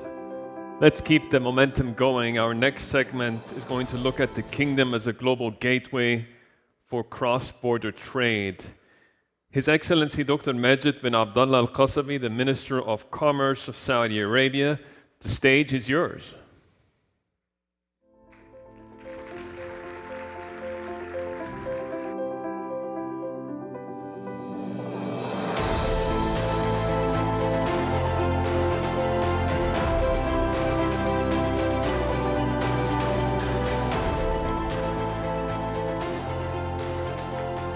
أسعد الله صباحكم جميعا. في البداية نهنئكم بحلول شهر رمضان، أسأل الله أن يوفقنا وإياكم لصيامه وقيامه. صاحب السمو الملكي الأمير تركي الفيصل آل سعود، سعادة الدكتور وليد بن مي رئيس مجلس إدارة المركز السعودي للتحكيم التجاري، سعادة الدكتور حامد ميرة الرئيس التنفيذي للمركز السعودي للتحكيم التجاري، أصحاب المعالي، أصحاب السعادة، الإخوة والأخوات، سلام الله عليكم. I'm sorry, I will do it in Arabic, but maybe I will do a closing statement in English. أتشرف أن أكون بينكم اليوم في هذا المؤتمر الدولي الرابع للتحكيم التجاري الذي يعد منصة رائدة لمناقشة التطورات الحديثة في التحكيم التجاري وتعزيز بيئة الأعمال. إن المملكة والحمد لله تولي اهتماماً بالغاً بتطوير منظومتها التشريعية والإجرائية، وهذا حمد الله انعكس على تقدمها للعام الثالث على التوالي في المؤشرات العالمية التنافسية، حيث احتلت المرتبة السادسة عشر عالمياً، وفق تقرير الكتابة التنافسية العالمية لعام 2024. ويعكس هذا التحول الاقتصادي الكبير الذي تشهده المملكة بقيادة مصمم ومهندس وعراب الرؤية أميرنا المحبوب محمد بن سلمان حفظه الله، حيث تم تعزيز بيئة الأعمال من خلال سلسلة كثيفة من الإصلاحات والتحديثات الجوهرية. وفي إطار تعزيز تنافسية بيئة الأعمال، أطلقت المملكة المركز السعودي للأعمال الاقتصادية The Saudi Business Center. It's a one-stop shop. وهذا المركز يعتبر الآن global benchmark، مركزاً رائداً ونموذجاً عالمياً في تقديم الخدمات الحكومية لجميع الأعمال. وقد اعترفت 6 منظمات دولية بذلك. ومن خلال المنصة الإلكترونية أيضاً التابعة للمركز، أصبح اليوم المستثمر بإمكانه تأسيس شركة مساهمة مغلقة في أقل من 30 دقيقة، مما يسهم في تبسيط الإجراءات وتعزيز كفاءة بيئة الأعمال. كما تم تنفيذ أكثر من 900 إصلاح over 900 business reforms has been made in Saudi Arabia لإصلاح وتعزيز وتسهيل ممارسات الأعمال، إلى جانب مراجعة وتحديث 1200 تشريع. Over 1200 laws and bylaws and regulations have been reformed. وذلك بعد استقصاء آراء العموم عبر منصة استطلاع. منصة استطلاع is a public consultation platform which takes all the feedback from the private sectors so we can enhance and improve our regulatory regulations and bylaws. في إطار نهج تشاركي يضمن موائمة التشريعات مع احتياجات القطاع الخاص والمجتمع القانوني وفقاً لأفضل الممارسات العالمية. أما في مجال التحكيم التجاري، فقد شهدت المملكة نقلة نوعية عززت مكانتها كبيئة قانونية متقدمة وجاذبة، وبفضل الله ثم وجود مركز تحكيم مستقل محايد يعمل وفق أفضل الممارسات الدولية. كما جاءت الأنظمة التجارية الحالية داعمة لهذا التوجه، حيث أتاح نظام الشركات الجديد خيارات متعددة لحل النزاعات التجارية عبر التحكيم والوسائل البديلة، مما يوفر حلولاً سريعة وعادلة ترسخ ثقة المستثمرين. إن المنظومة التشريعية في المملكة أصبحت نموذجاً يحتذى به على المستوى الدولي، ونتطلع إلى أن تسهم النقاشات وورش العمل في هذا المؤتمر في إحداث نقلة نوعية في مجال تسوية المنازعات. أخبرنا الأخ وليد أن هناك أكثر من 471 متحدث في هذا المؤتمر، وهذه فرصة دوليين، وهذه فرصة ثمينة لنتعلم ولنشترك في المعرفة، وإن شاء الله يبارك في هذا الجهود. ختاماً، أتوجه بخالص الشكر والتقدير إلى جميع المسؤولين والخبراء والمشاركين والمتحدثين والحضور، كما أثني على الجهود الكبيرة التي بذلها فريق العمل، وأسأل الله أن يوفقنا جميعاً لأداء الواجب، ورمضان مبارك وكل عام وأنتم بخير. Maybe one final word in English. As you all know, Saudi Arabia is going through a seismic transformation, unprecedented transformation. But the key success of that, if you ask me what is the single takeaway or what is the single outcome you think that vision. There is so many success stories, there's so many achievements, but the key generator and the key mover is the transformation of government agencies. Government agencies and entities used to be silos, used to be islands. The team spirits was not there, the rhythm was slow, the alignment was not there. So Vision 2030 have succeeded to create a fast, lean, flexible, aligned government entities that's even faster sometimes than the private sector. And that's the key of transformation. Thank you very much.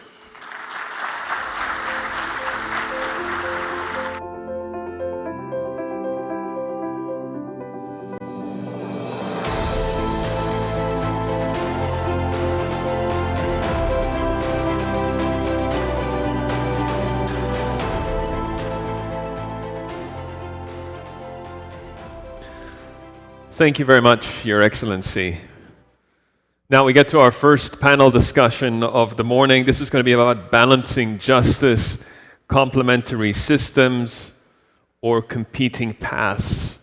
The moderator for this is going to be Sylvia Nouri. She's a partner and global head of Africa Disputes Group at Freshfields, and she's joined by a group of esteemed panelists, including Sir William Blair, the former judge in charge of the Commercial Court of England and Wales, Chief Justice Wayne Martin at the DIFC Courts, Bridget McCormack, the President and CEO of AAA-ICDR, Christy Tan, the Judicial Commissioner of the Supreme Court of Singapore, and Professor Jan Paulsen, President, SCCA Court, President of the Bahrain International Commercial Court. Please give them a warm welcome as well.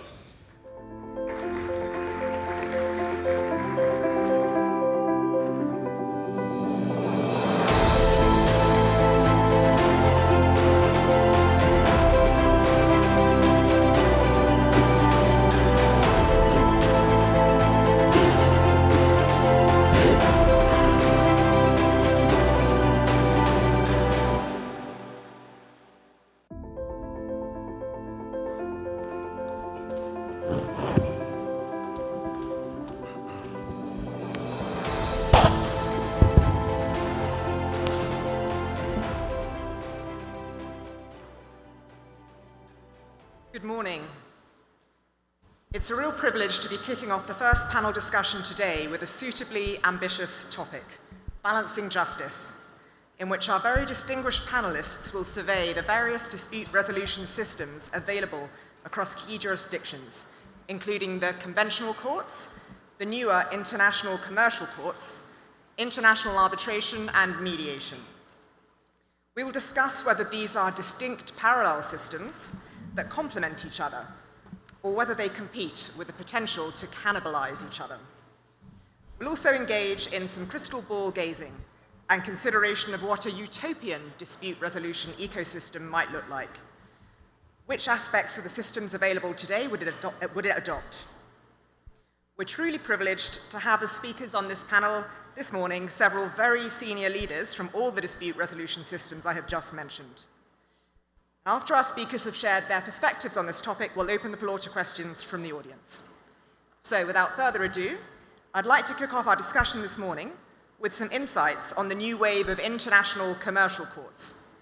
Now, 9 of these courts have been established in the last decade alone, including 2 here in the Gulf, in Abu Dhabi and most recently in Bahrain, although the DIFC courts and the Qatar International Courts have of course been around for longer. These courts are not homogeneous.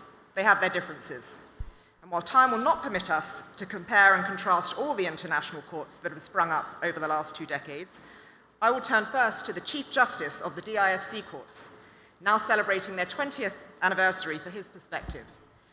Wayne, what aspects notably differentiate the DIFC courts from other justice systems, including conventional courts and arbitral tribunals? Well, thanks very much, Sylvia. In addition to the 4 courts in the Gulf region that you've mentioned, the new wave of international courts includes courts in other parts of the world, including a court in Kazakhstan, a court in Singapore, courts in Shenzhen and Xi'an in China, and English language courts in France, Holland, and Germany. All the courts have differences. They come in different shapes and sizes, and that I think is to be very much welcomed. The major points of difference relate to things like whether they have a geographical jurisdiction. So the courts in Dubai and Abu Dhabi each have a geographical jurisdiction. In the case of Dubai, it's about 100 hectares in the business district of Dubai, and entities that are registered to carry on business within that district are automatically within the jurisdiction of the court. And a similar approach is taken in Abu Dhabi. Those courts that have geographical regions also have their own legal systems, so that in the case of, again, Dubai and Abu Dhabi, there are commercial laws that operate within the geographical area that those courts cover. They're separate commercial laws, so they are commercial laws that are quite separate and distinct from the commercial laws of the UAE. In relation to those courts, there are also provisions for default laws that differ, so that in the case of a legal lacuna in ADGM, the gap is filled by the common law of England and Wales. By contrast, in the DAFC, any lacuna is filled by the common law of the DIFC, which is being developed by the courts of the DIFC. Courts have different arrangements in relation to jurisdiction, so that there are some courts, including DIFC Court, has what I would call an opt-in jurisdiction, which merely requires an agreement between the parties and the court automatically has jurisdiction. Courts differ as to whether they are part of the domestic courts or entirely separate courts. They differ also in relation to procedure, whether they have civil procedures, common law procedures, or a hybrid. They differ in their emphasis on mediation. Some courts in some divisions mandate mediation, others proactively encourage, others are not quite so proactive. They differ in to the degree of digitalisation. Most of courts offer online filing, most offer virtual hearings, but they differ in terms of the extent to which they also offer in-person hearings. They differ in relation to language. Some courts operate exclusively in English, others offer the local language as an option as well, and they differ in terms of enforcement. So that in the Dubai courts, the DIFC judgments are enforceable throughout the Emirate of Dubai by the Dubai onshore courts and also throughout all of the Emirates of the UAE. So there are lots of differences between the courts in various different respects. The French have a saying, vive la différence, and I think that applies very well to the international courts. Differences don't mean that one is better, it means just that it means that they're different, and it provides a greater range of choice for potential litigants, and it also means the court can benefit from learning from each other and improve the services we offer to the parties. Thanks. Thank you. To get a perspective from Singapore, Christy, the Singapore International Commercial Court has now been around for a decade. What characteristics of particular note do you bring from your jurisdiction? Thank you, Sylvia, for the question. I would first like to thank the organizers of the SCCA for the opportunity to participate in this conference and to be on this panel discussion. What I propose to do is, given the limited time, to highlight key features of the SICC that would be of particular interest to a litigant as it navigates a court case from start to end, and I will then close with some observations on how the SICC compares as against, say, arbitration and our domestic courts. So jurisdiction, which is what I begin with, the SICC is a division of the General Division of the High Court of Singapore, so it is considered a Singapore court. And it has jurisdiction in three main areas. First, jurisdiction over international and commercial disputes where the parties have chosen the SICC as its forum. Second, a supervisory role over international arbitrations which are seated in Singapore. And third, an area which we are developing, jurisdiction over corporate insolvency and restructuring matters that are international and commercial. So to a litigant, I think the next point of interest would be who's going to hear the case. And I turn then to the judges of the SICC. The bench comprises a standing panel of international and domestic commercial judges, the international judges being very distinguished arbitrators or retired judges drawn from the common law and civil law countries, which ensures the availability of adjudication experience and expertise in different legal traditions. Then legal representation, which is also important to litigants. Will they have counsel of choice? And in this regard, registered foreign lawyers may represent a party in an offshore case, meaning an action with no substantial connection to Singapore, or with the court's permission in corporate insolvency and restructuring cases. And there is also the possibility of the court ordering a question of foreign law to be determined by legal submission instead of having to prove it by way of expert evidence. And in those instances, registered lawyers can also appear to make the legal submissions in the way you would in, let's say, arbitration. Of interest would be how the case is going to be conducted, and in this regard, there are 3 adjudication tracks that the SICC offers. A pleadings track, which would be quite familiar to those in arbitration. You exchange pleadings, followed laterally by your witness statements. A statements track, which is for cases where there are very few or no factual disputes, and therefore the case can be decided on the basis of just statements. And the memorials track, which would also be familiar in arbitration circles, where you have a compendious memorial being exchanged. In terms of case management, as a case proceeds and works its way through the courts, case management is active, early, and judge-led. So this means a docketed judge hears the matter at an early stage and at regular intervals to check in on progress, and the court may also give directions to facilitate amicable dispute resolution. Finally, when the case comes to an end, there is an appeal mechanism. So appeals from first instance decisions may be brought to the Singapore Court of Appeal, where you will have at least one international judge empaneled as part of that Court of Appeal quorum hearing the appellate case. And there will be, the usual practice is for the SICC as well as the Court of Appeal to publish judgments of their decisions, so there is going to be transparency in terms of the decisions made. Finally, at the end of the case, legal costs, of course, are very important to litigants. The cost regime in the SICC is commercial-centric, and what that means is that the court inquires into the costs actually incurred by the parties, by the successful party, and the costs recoverable will be to the extent they were reasonable and proportionate. So it's an approach that hews closer to arbitration and is distinct from the approach which is applied in the General Division of the High Court, where because of excess of justice concerns for litigants, the level of recoverable costs is determined by an objective standard and with reference to existing cost guidelines. And third-party funding is also allowed for proceedings commenced in the SICC. So if I pull back just a little bit from what I've described in terms of the features of the SICC and just make some high-level observations, I think it would be fair to say that the SICC combines the advantages of arbitration, such as a wider range of choice of legal counsel, flexibility in the adjudication tracks, as well as a more generous cost regime and availability of third-party funding, with the traditional advantages of litigation, such as adjudicators who are a known quality and of an established quality, case management powers to facilitate alternative dispute resolution, transparency of decision-making, and the availability of an appeal. So this manner of structuring the SICC, its procedures, its approaches, is very much by design, and it reflects a commitment on the part of the institution to being innovative, flexible, and focused on effective and efficient administration of justice, all for the benefit of international commercial disputants. Thank you, Christy. It would seem to some extent the international commercial courts cherry-pick the best features of both international arbitration and the conventional courts. So I'd be interested, Bill, as a former president of perhaps the most well-established conventional commercial court in London, do you think the proliferation of international commercial courts over the last 2 decades has dented the popularity of the London court and other conventional courts like it?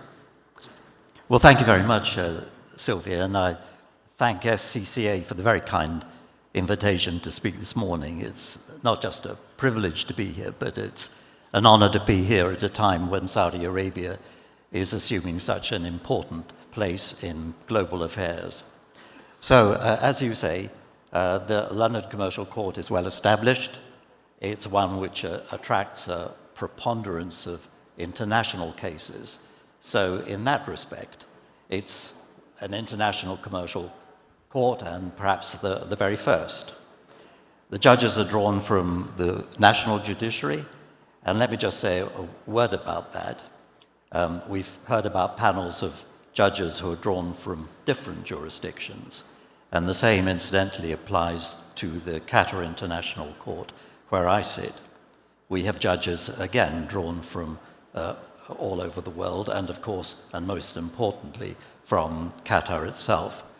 And I think that is the biggest distinction between international commercial courts and what you've described, Sylvia, as traditional commercial courts. But here's a point that I think is important. Most countries will continue to do the same as we do in London, including those which have recently reformed their commercial courts to make them more attractive internationally. So I give the example of France, I give the example of Germany that Chief Justice Wayne mentioned, which is about to introduce reforms that take effect in a few weeks' time.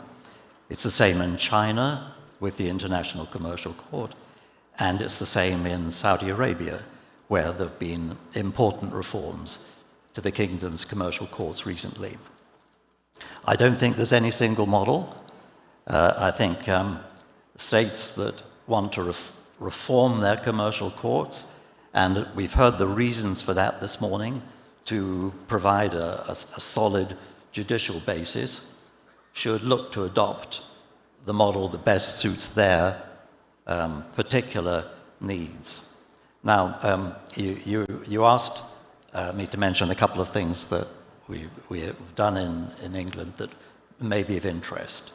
The first is something that is very common in international arbitration as well. We're looking very closely at our procedures to see where they are succeeding and where they're not succeeding. And I think that's something that we all need to do. But the other thing I want to highlight is how we as a commercial court relate to arbitration and mediation, and how commercial courts work with each other. And here I thank Audley Shepherd of ICCA for his contribution to our work in that regard. So the Standing International Forum of Commercial Courts now stands at over 50 jurisdictions, including the KSA. At our 2024 meeting, senior Saudi judges, including from the Riyadh Commercial Court, made a presentation on AI.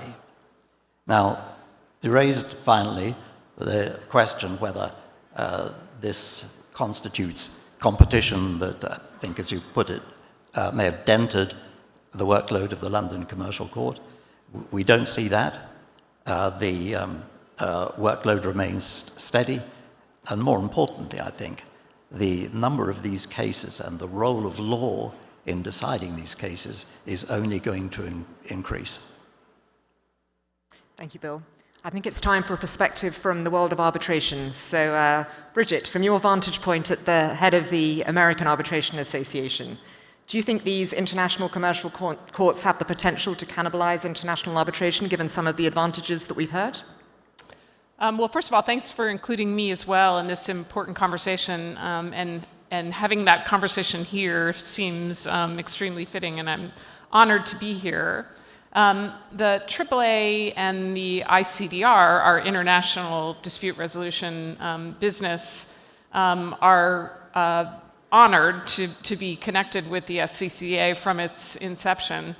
I'm of the view that more options for resolving disputes is better for the dispute resolution ecosystem generally. That more options for users means better outcomes for users, and you have the opportunity to fit the forum to the fuss.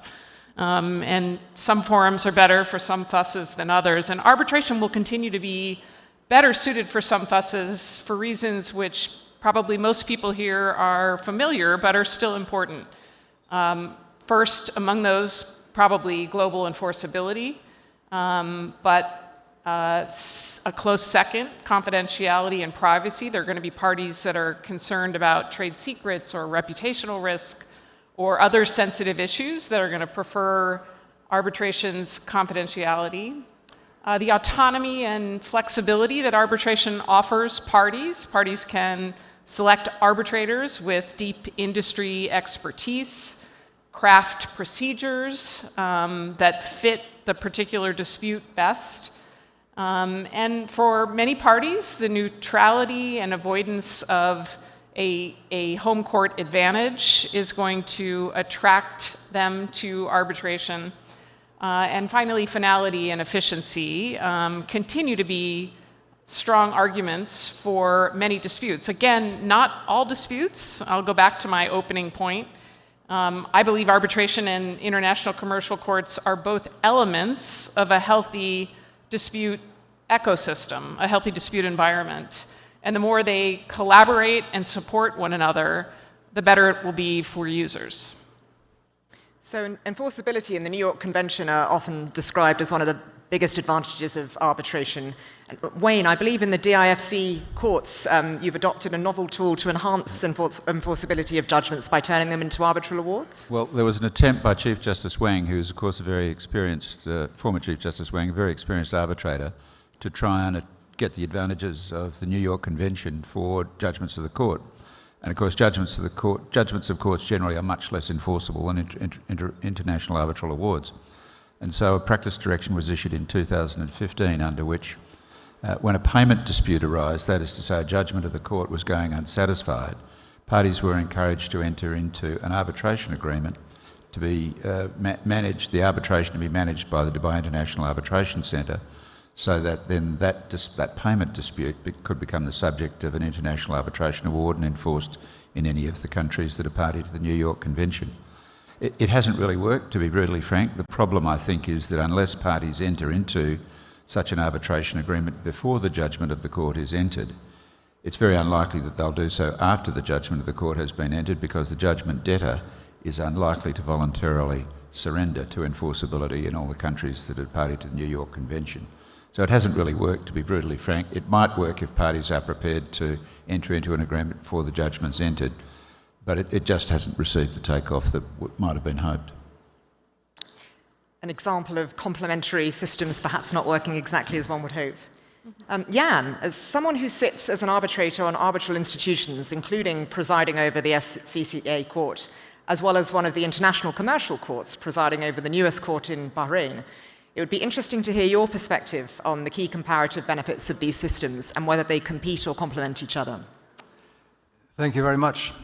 And good morning. It's nice to be with you all. It's still the morning. I have been asked to address the subject from the perspective of my position as president of the Bahrain International Commercial Court. I think it's, before we start talking about the proliferation of international commercial courts, it's important to recognize that these courts aren't all alike and that their differences may be very important indeed. So let me, it's not very complicated, but there's some detail in it and we need to keep track of what's what. Let me give you this example. Having been outside the country for quite some time, I returned to Bahrain about 5 years ago and discovered something astonishing. I say that so that you're clear, I had nothing to do with it. In Bahrain, the country had decided that given that so many contracts in Bahrain are signed in the English language, to become a bilingual jurisdiction. That means that any contract signed in the English language, including between two Bahraini parties, will be heard in English. If there's a dispute, it will be heard in English. If it goes up to the Court of Cassation, which is the highest court, it will be heard in English. Now, I can add, Bahrain has the interesting particularity that 3-member panels can include an expert. It has to have 2 judges, but can include an expert. An interesting concept. There's no reason why that expert couldn't be a foreigner who is an expert in a foreign law. And so you see on the Bahraini Court of Cassation 2 titular judges, and I think maybe in this room there may be a couple of Englishmen who have sat on the Bahraini Court of Cassation as experts, deciding as one of 3. Is that an international court? It's a national court of the Kingdom of Bahrain. Now, so how are we to understand the idea of an international court? Is it an international court like the International Court of Justice, created by the United Nations? No, it's not a creation of an international organization. It's created by a nation state. So what are the possibilities here? Nation states can stake out their own positions. I'm originally Swedish, so I take this example, and I hope it's still true. I haven't practiced. I have never practiced in that country, but two non-Swedish parties who for some reason think Sweden is a nice neutral country and they have intelligent people there who might make good judges, and therefore their case should be heard in Sweden. No, there's no jurisdiction because there's no connection with Sweden. Swedish judges are paid for by the Swedish taxpayers, not foreigners. Well, that's wrong thinking. Other countries, like England, have discovered the idea of invisible exports. It's very good if two foreigners come to your country and litigate in your courts. It's good for the airlines, it's good for the hotels, it's good for the lawyers, and so it can be. And you're opening up the national courts to the local courts of your country. It can be done not in the United States, in New York. I think the center of New York as an international banking hub has something to do with that. So, yes, that sounds like an international commercial court, but you will find no foreigners from the forum on those courts. So, if you have parties from different jurisdictions, from different continents, they don't see their own faces on those courts, or they might not have the same feeling as a court which has an international composition. Then came the first movement to something surprising, which was the brainchild of the Chief Justice of Singapore, Sundaresh Menon, who 12 years ago really got into thinking about Singapore creating the Singapore International Commercial Court. He was kind enough to ask me to be part of a group of internationally active people who studied what then became the Singapore International Commercial Court. And I hurry to state that Chief Justice of Singapore has never sat on that court, and I have never sat on that court. So we weren't creating a court which would be particularly nice for us. That court has been a success, and Bahrain has observed that court. And so Bahrain today has created the Bahrain International Commercial Court, which the first collection of judges, coterie of judges, I might say, was promulgated by a decree of King Hamad just a few weeks ago. So it's brand new, and it's a creation of the national legal system, but it has a majority, a large majority of non-Bahraini lawyers. If I take it geographically, from the west, Sir Christopher Greenwood, and all the way over to the east in Korea is the great Dr. Shin sitting on that court. So that, in terms of the taxonomy, I think is an important thing to keep in mind. What happens to the decisions of those courts? 2 points. They can be appealed because these are national courts. And what happens then? They go to the Supreme Court. In Bahrain, that would be the Court of Cassation. And here again, it's important. The first reform in Bahrain I told you about, it's a bilingual jurisdiction. If the judgment of the Bahraini International Commercial Court comes down in English, it will be heard, even if there is an appeal at the Court of Cassation in English. Very likely that one of the judges will be an expert who knows something about the law that was applied, which may be the law of Bahrain. One final point. Difference with Singapore. Bahrain is a civil law jurisdiction. The applicable law for basic commercial questions is the civil code. Civil code in Bahrain looks very much like a code I'm quite familiar with, which is the Civil Code of France, which came to Egypt under Napoleon 250 years ago, and was then revitalized in Egypt by the great Sanhuri. So I tend to think of the codes that we see in the Gulf as the versions of the Sanhuri code. Not in French anymore, it's in English and in Arabic, and that's what's applicable. So you see that there's a range of things that you can mean when you're saying internationalization. And depending on what parts of it you like, you may be more or less or passionately attracted to it. Thank you, Jan. So looking into the future now, while the consensus seems to be that the various courts and arbitral systems can complement each other, when each has the aim of growing its share of disputes, some competition is surely inevitable. So gazing into your crystal balls, what do you think will give a particular court or arbitral institution the edge over the next 2 decades? And I'll start with Bridget with that question. And again, my overarching premise is there's a lot more pie to bake, and I believe that even in the future, there will be more disputes that need more dispute resolution options. But having said that, each system is going to have to be able to adapt to the disruption that technology and generative AI technology in particular is presenting to the buying and selling of legal services. The operating systems of dispute resolution are going to have to keep up with the market, the buying and selling of legal services market. And so AI native case management system and point solutions will soon automate administrative tasks. AI-assisted legal research is going to enhance consistency and predictability of decisions. Predictive analytics are going to help parties assess outcomes before filing, probably influencing forum selection.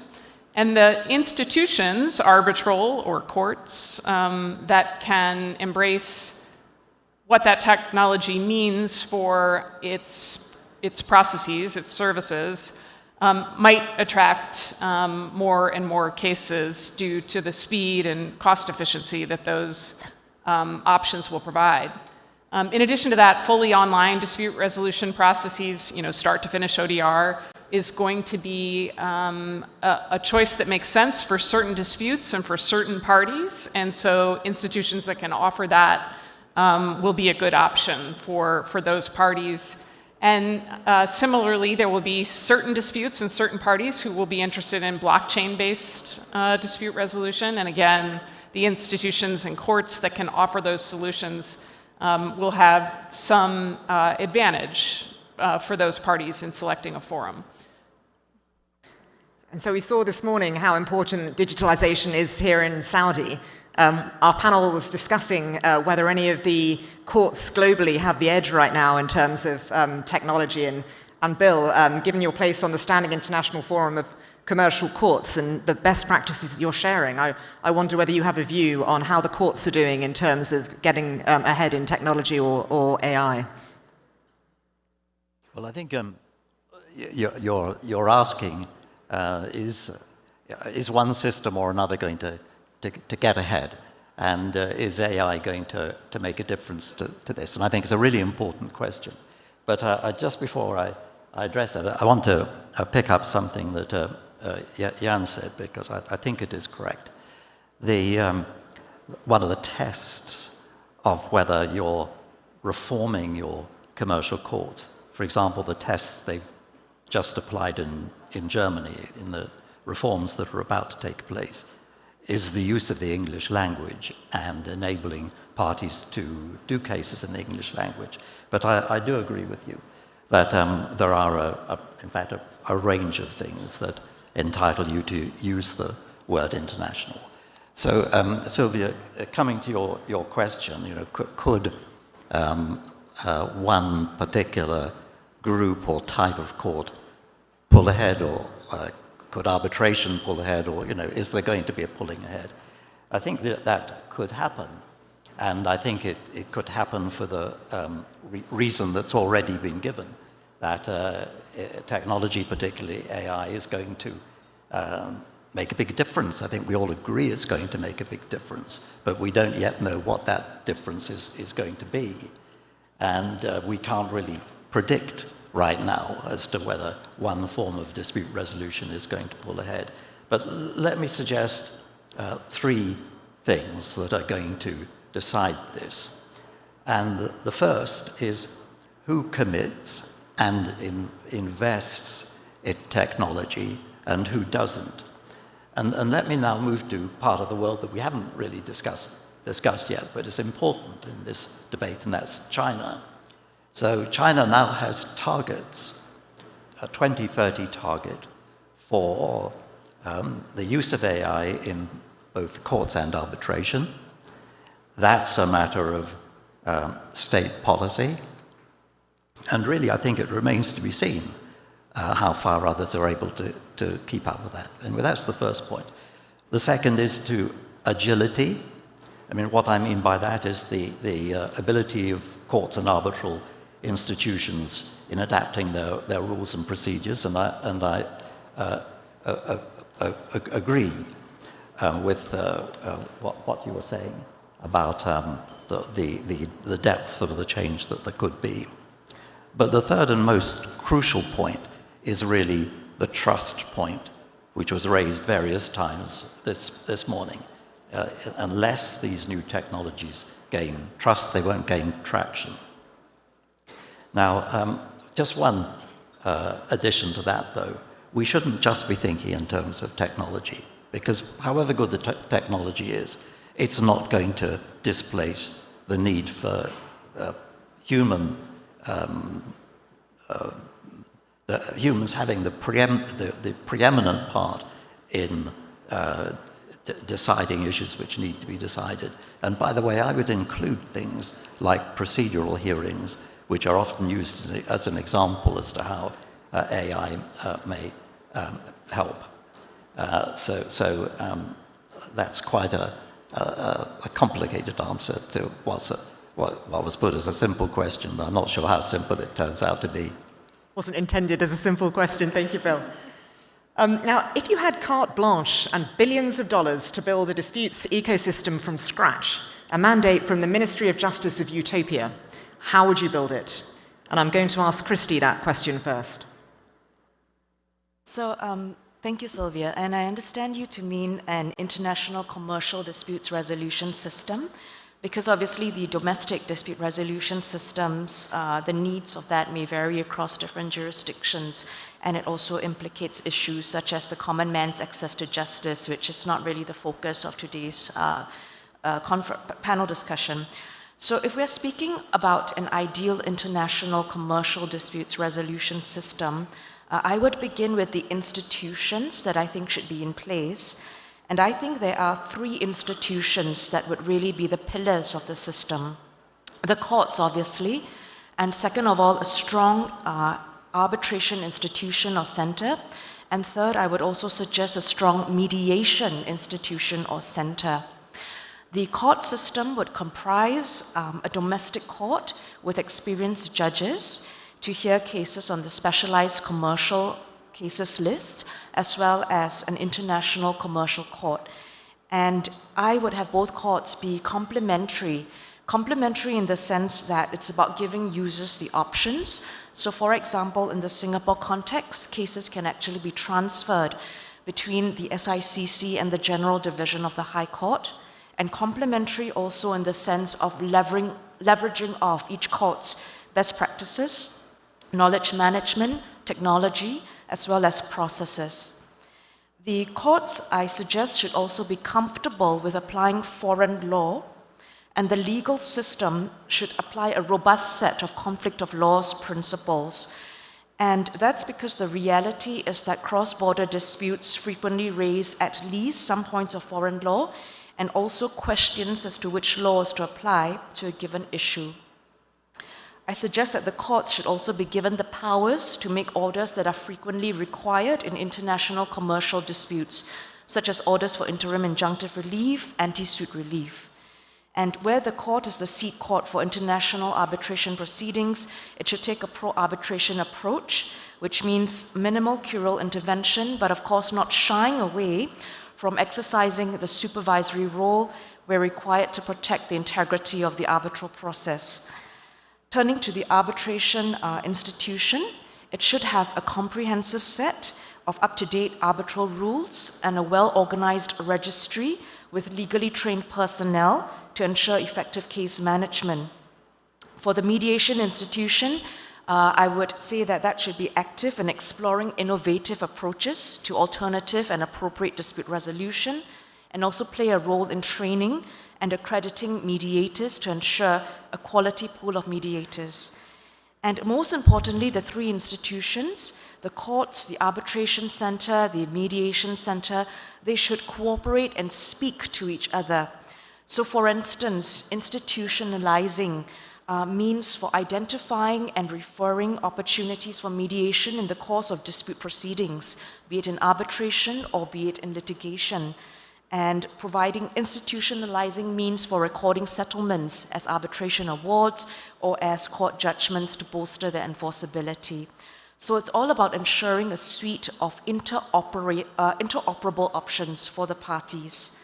And I think the final point is that beyond setting up the institutions and defining their roles and powers, I would also people the organizations with forward-looking individuals, because it's really the people who drive the organizations, a point that I think Bill alluded to. So these individuals, they will need to continue to explore innovative approaches. For example, how AI, as Bridget mentioned, can be increasingly and responsibly deployed in parts of the adjudication process to explore that. To explore, for instance, how different kinds of adjudication may actually be made available for different parts of disputes. Innovative things like that, you need the people behind the institutions to drive. So if I had carte blanche, that is what I would do. Thank you. So, interestingly, speaking of utopia, Lady Carr, the Lady Chief Justice of England and Wales, recently called for the establishment of a London Dispute Resolution Committee to make recommendations on how best we can provide a holistic approach to international litigation, arbitration and mediation, which she said could mirror the considered approach taken in Singapore. So perhaps people are looking to Singapore for their utopia. I'll turn the same question over to Jan. What does a utopian dispute resolution system look like to you? Celia, I'm stuck on the question you started with. What would make a potential disputant to an international contract about to be signed? Because that's where we are at the beginning of the process. What would make such a potential litigant in an international commercial context choose a particular court, now calling itself an international commercial court? I think it's fairly obvious. I would imagine what that court would look like. We all come from different environments. We have different skin colors, we have different cultures, we have different religions, we have different languages, even though we all try to speak English. I want to know if this court I'm going to be faced with looks like me, to any degree. I'm perhaps even more interested in knowing if that court is going to look like my opponent and not at all like me. And a lot of things flow from that. Let me take an example of another international commercial court which was just mentioned, which I didn't. Yet another variation. The French now have international commercial courts. So do the Dutch, quite similar. What is it? In what ways is it international? Do I see myself as somebody from far from France? Do I see myself in the faces of the judges in front of me? Well, the French call this court an international court because all it does is deal with international commercial cases. Fine. So it's specialized in international cases. That's good. They know something about international transactions. That's helpful, but national courts, other national courts, which aren't necessarily called international, can do that as well. But fine, that's something. Next, in France, in this court, you can speak English? I lived 30 years in France. I would never have believed, never have believed that the Republic of France issuing judgments in the name of the French Republic would allow people to present their cases in English. But that's what this court says you can do. I don't think it happens. I don't think it has ever happened so far. Lawyers who appear before the French court are allowed to speak English, but don't. I have not heard, I could be wrong, I don't think it has ever happened, because you want to win your case and you want the judges to understand you, and they're all French judges. So that's the last point. You're allowed to present in English. And it's not, I don't disparage it, because one of the things you can do is provide documents in English without translation. And that's not a problem. French judges know enough English. That's good. But you see, we haven't got all the way there. And that's what you have. a court which is all French ultimately. So I think you see from that palette, we can imagine very easily what are the international commercial courts which will commend themselves to somebody who is really looking for neutrality and seeing myself somewhere on the court. Well, it's good to hear that Utopia is English speaking at least. Focusing on ADR now, Wayne, what role do you think mediation should play in Utopia, and what role do you think it actually plays in the real world today? Well, look, I'm a great fan of mediation, and I think it's a very important, it's been probably the most significant development in dispute resolution over the last 30 years, I think, has been the adoption of mediation in many domestic jurisdictions, including my own. I think it has an important role to play, and I think it fits in very well into the, if you like, the multifaceted choices that parties have when they're entering into their agreement. So, of course, traditionally parties have always been able to choose the substantive law of their agreement, but now they have a range of choices as to dispute resolution systems which they will adopt. And they can choose whether or not they want a compulsory facilitative process of dispute resolution before they go to an adjudicative process of dispute resolution if the facilitative process breaks down.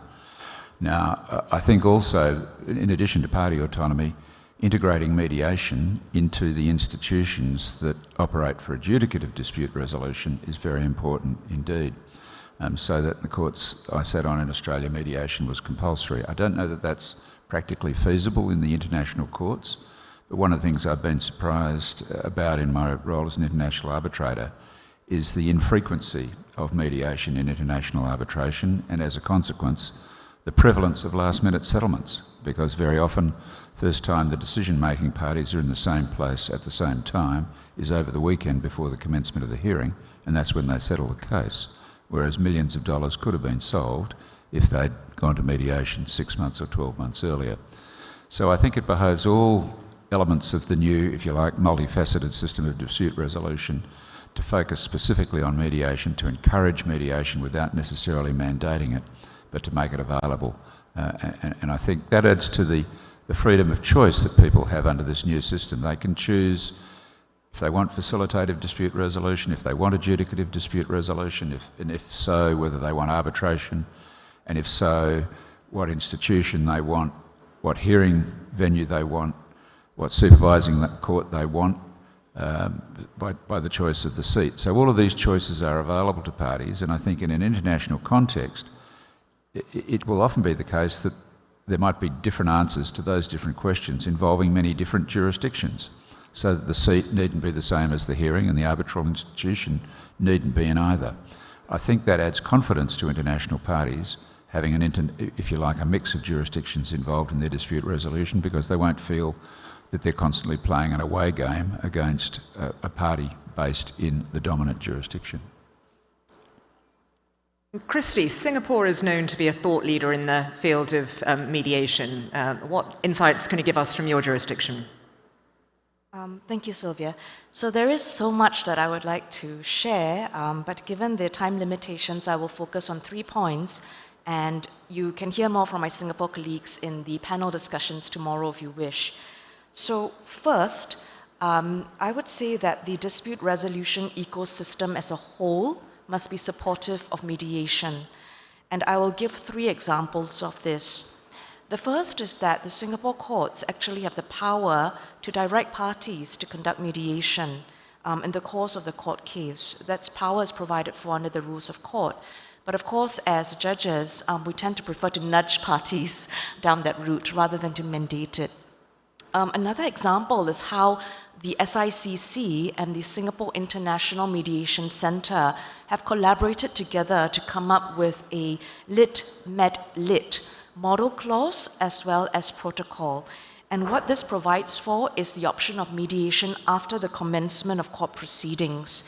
So if the parties opt for that, they can actually have a stay of court proceedings for up to 8 weeks or even more, pending mediation.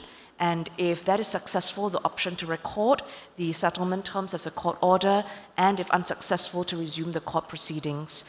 The SIAC, the Singapore International Arbitration Centre, and the SIMC, the Singapore International Mediation Centre, have also collaborated together to formulate a similar ARB-MED-ARB model clause as well as a protocol that works in a similar fashion.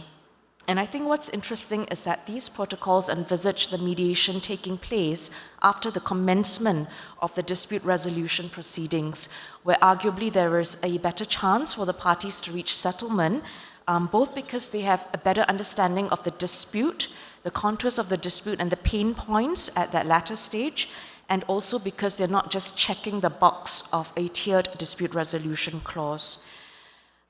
Now, the second thing I would say is that efforts should be made to bolster the enforceability of settlement agreements. That might be another takeaway. And I give two examples of what the stakeholders in Singapore have been doing in this regard. So the government, of course, has ratified the Singapore Convention on Mediation, that's one. And as a second example, the SIMC has been, I would say, rather creative in pursuing cross-border cooperation. So what they've recently done is to collaborate with the Shenzhen Court of International Arbitration to establish an SIMC, SCIA, the Shenzhen Court of International Arbitration, MED-ARB protocol. And that allows the recording of any settlement agreement resulting from a settlement in the Singapore International Mediation Centre as an arbitral award in the Shenzhen Court of International Arbitration. So that's an example of creative cross-border collaboration. This is going to be useful for parties with commercial disputes in China or where the subject matter of the dispute is located in China.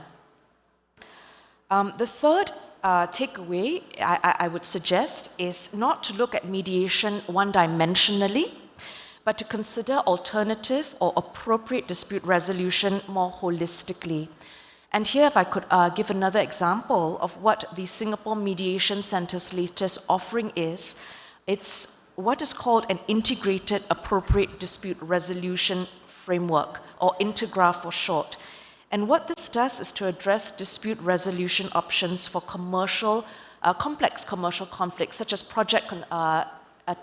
construction projects that run for a really long time, and you could have disputes popping up along the way. The idea is you unbundle the disputes within this long-term project and you apply the most appropriate dispute resolution mechanism to each aspect of the dispute. And in that way, you downsize the conflict and only the most stubborn parts of the conflict end up in adversarial dispute resolution. And the way this can be done is through two mechanisms.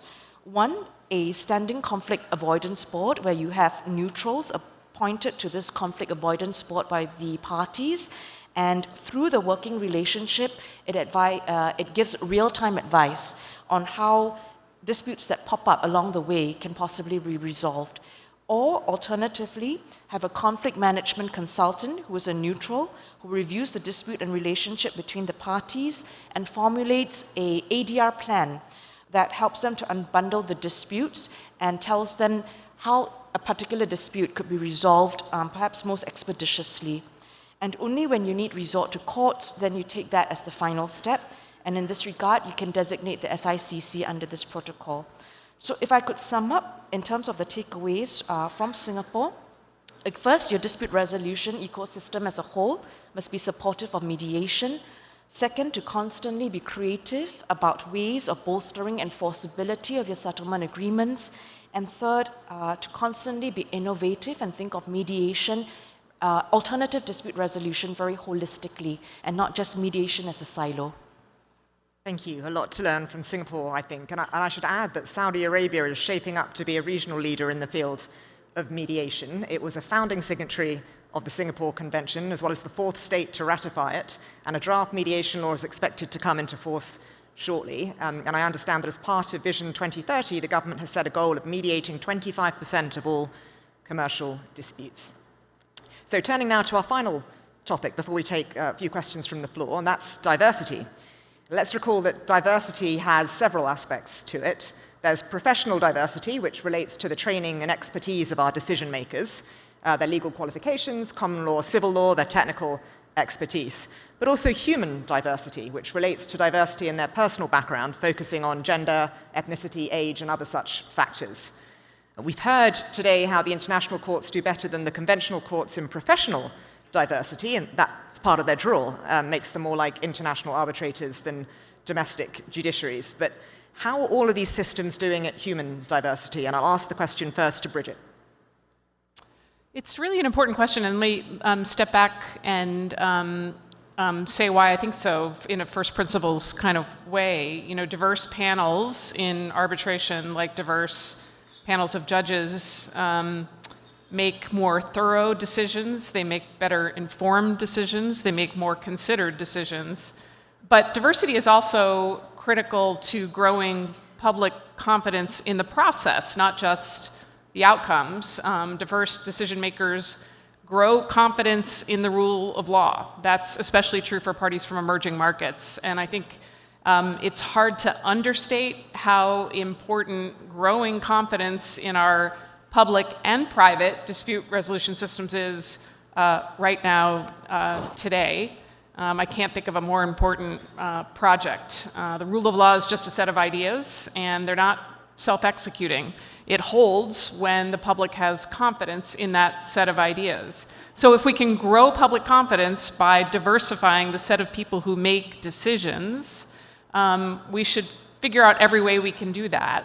And here I think the courts have an advantage over the international arbitration community in one specific way, which is we know who sits on them, and we don't always know who sits on our international arbitration panels. And so to the extent we can bring more transparency to the conversation about who is sitting on, not who specifically, not the specific people. Obviously, privacy and confidentiality is an important selling point of an international arbitration process. But if we can be more transparent about the kinds of people, the diversity of people who are making decisions on the panels of the different international arbitration institutions, I believe we can grow public confidence in their decisions. So at the International Center for Dispute Resolution, the AAA's International Dispute Resolution business,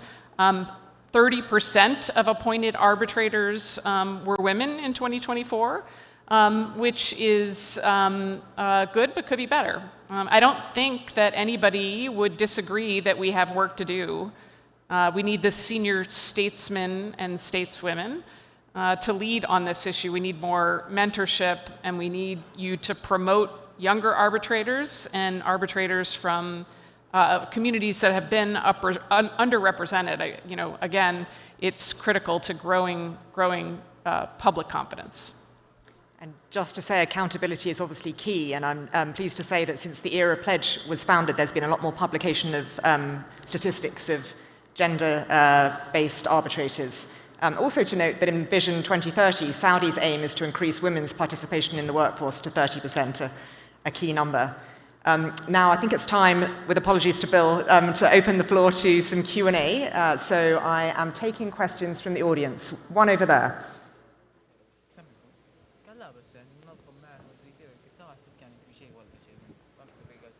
I don't know if that... Mm-hmm. Are you able to shout? We can hear you.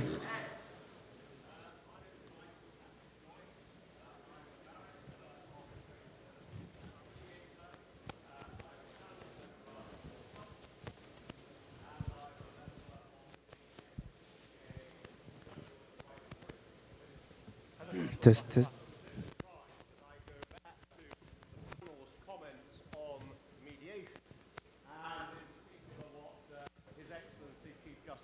Martin was saying about the, oh, that's a lot better, about the need or the encouragement rather than mandating of mediation by international commercial courts.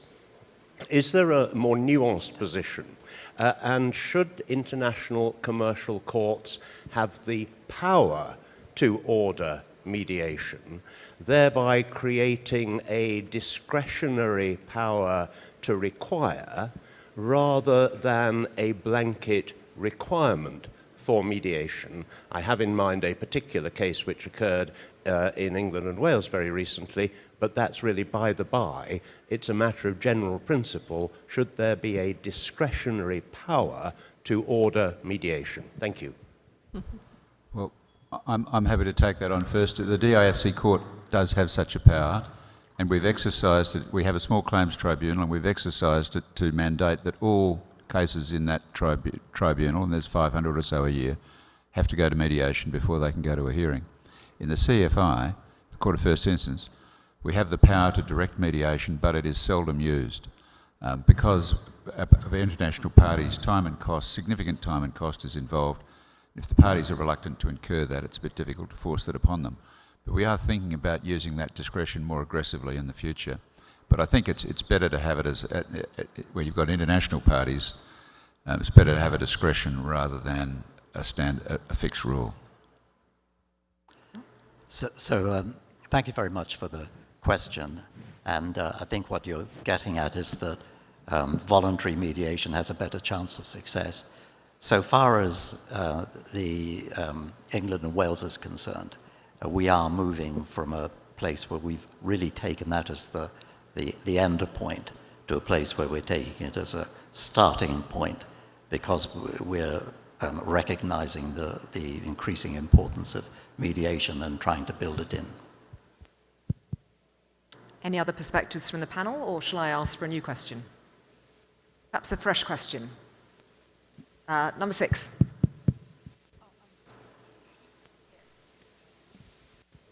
Assalamu alaikum. I'm Dr. Amira Nasser. Thank you for the brilliant discussion. We all have noticed the fast growth of use of AI in the legal profession. I have also noticed so many sessions talking about that and how it's going to improve the work, okay? How it's going to improve the work, especially in the legal profession. However, this is expected to have impact on human employment, as we all know.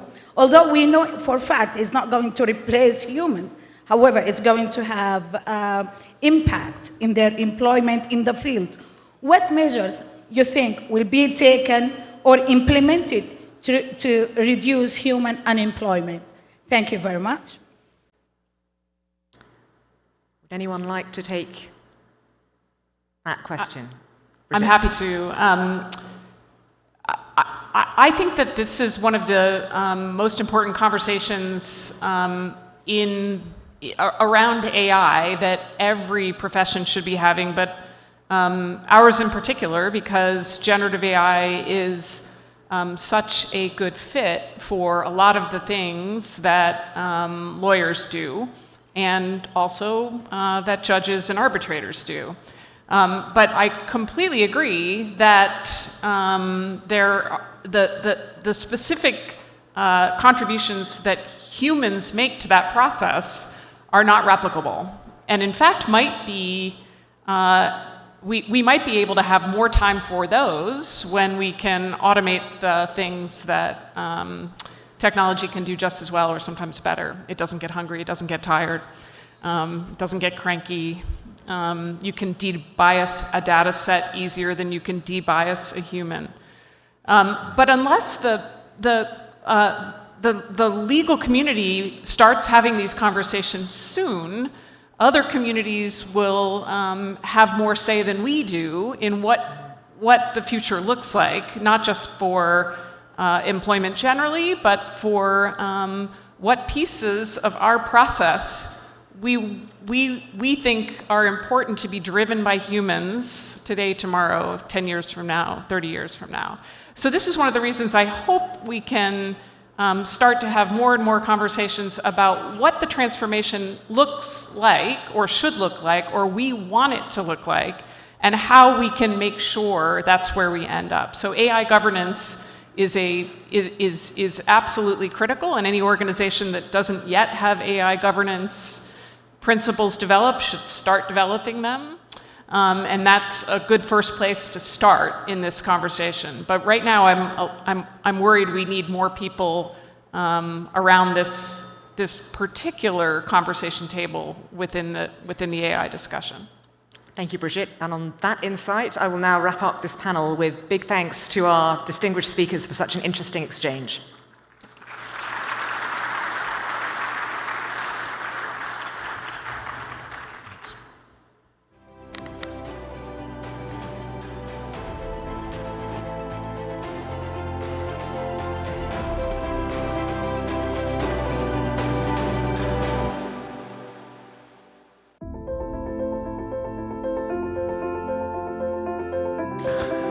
All right, thank you very much for that. Time for a quick lunch.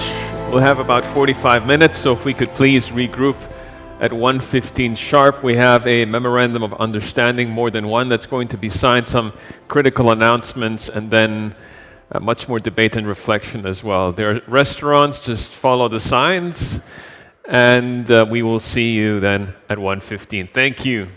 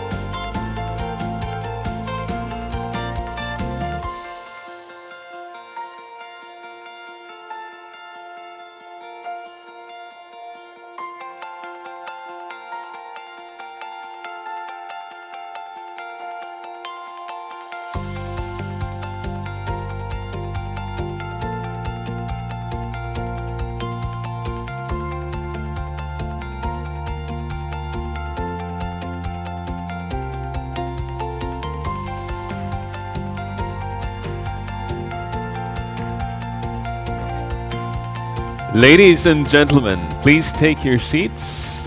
Our program will resume in a few moments.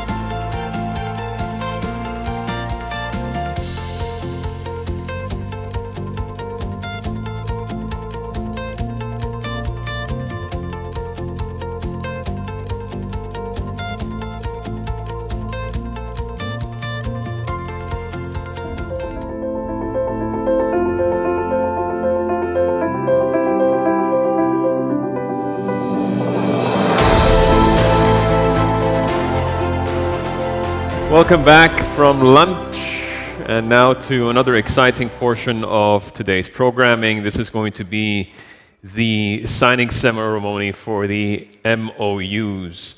The first one is between SCCA and HKIAC, and the parties that are going to be signing it is Dr. Hamid Mira, the CEO of the Saudi Center for Commercial Arbitration, SCCA, and Joanne Lau, the Secretary General of the Hong Kong International Arbitration Center. Please come to the stage.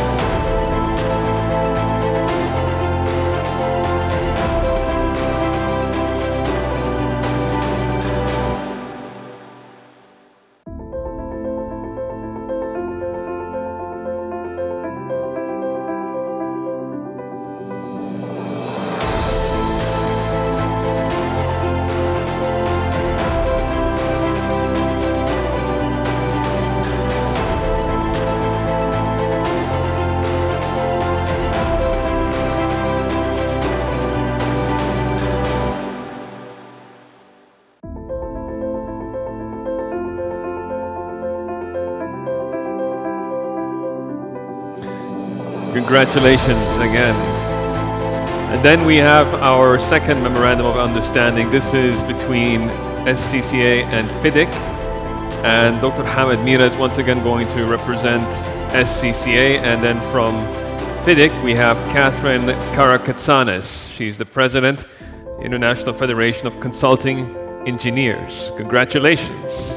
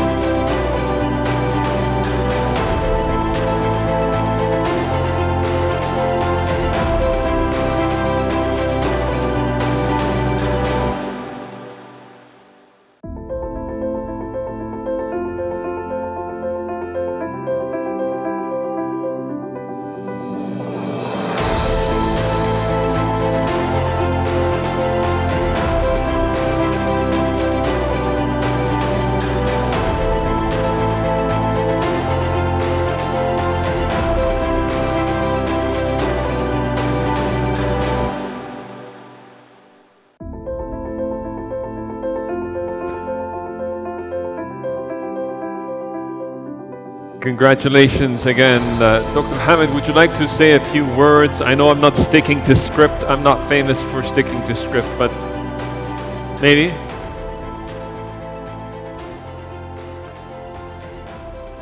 Good afternoon, ladies and gentlemen.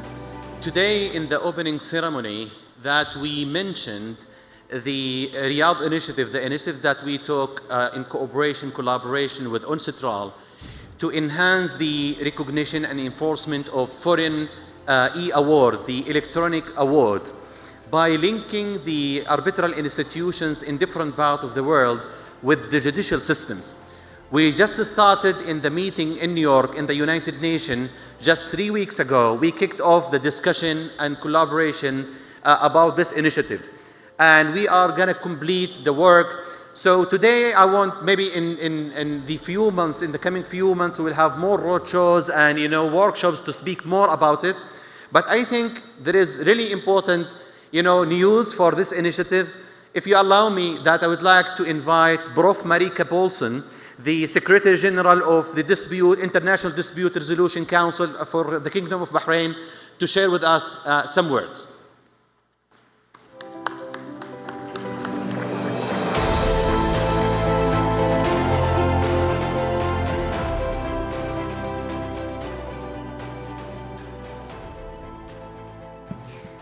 Thank you. Thank you so much, Dr. Mira, for your leadership and your vision.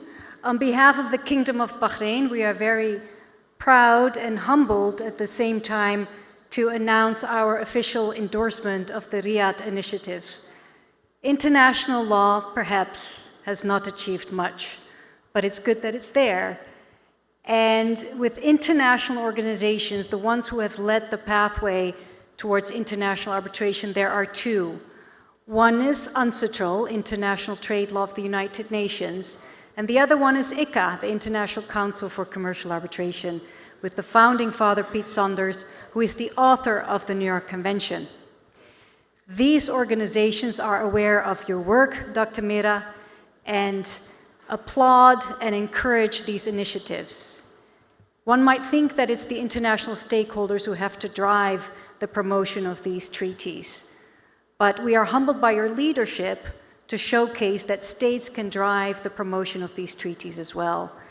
And it's just a natural alliance between the Kingdom of Bahrain and the Kingdom of Saudi Arabia that we will join forces to see if there are bilateral ways forward to accommodate the enforcement of awards in the digital economy.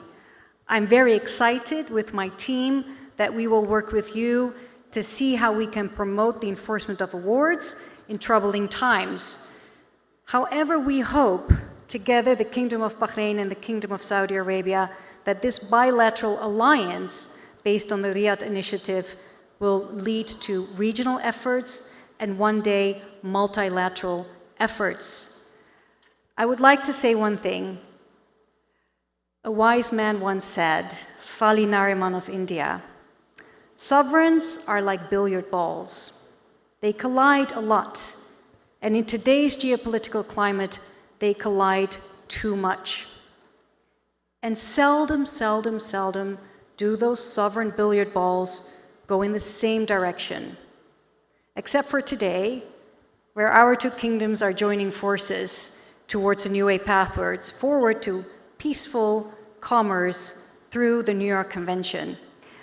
Dr. Hamid Mira, we are in awe of your leadership.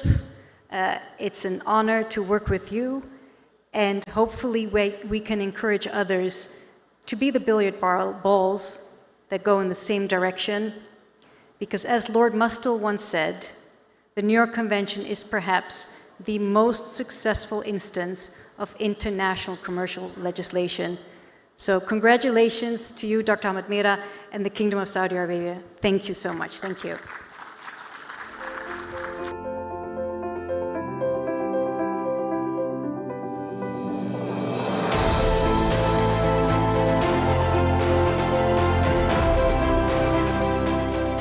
Thank you very much for that. From MOUs, we go to sponsors recognition, and Dr. Hamid Mira is going to be handing out these tokens of recognition, and First up is Dr. Abdullah Al-Ghamdi, the Vice President and Associate General Counsel at Saudi Aramco. Please come to the stage. Congratulations.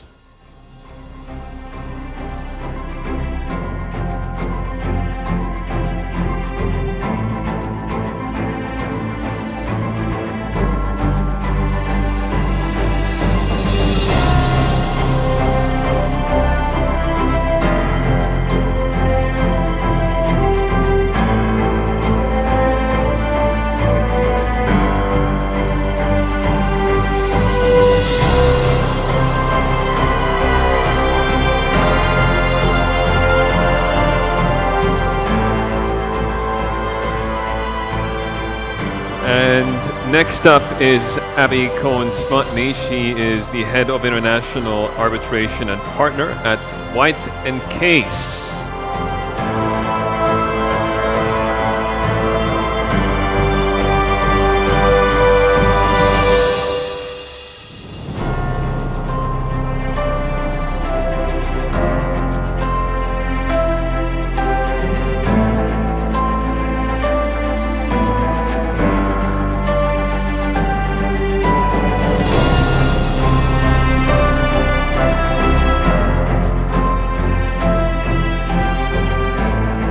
Next is Tamimi & Co. and representing the company on stage is going to be Ahmed Salama. He is the partner and head of the Riyadh office for Tamimi & Company.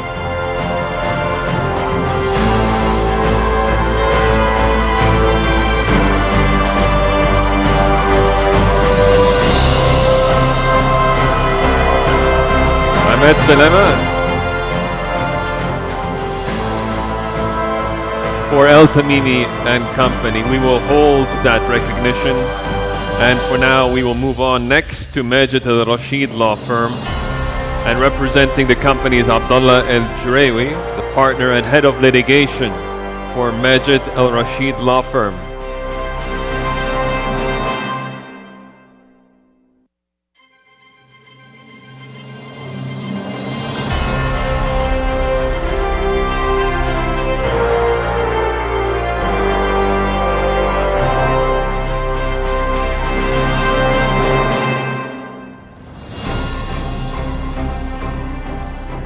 Up next is Dr. Qaisar Mutawa Law Firm, and coming on stage for the company is Dr. Qaisar Mutawa, the managing partner for Dr. Qaisar Mutawa Law Firm.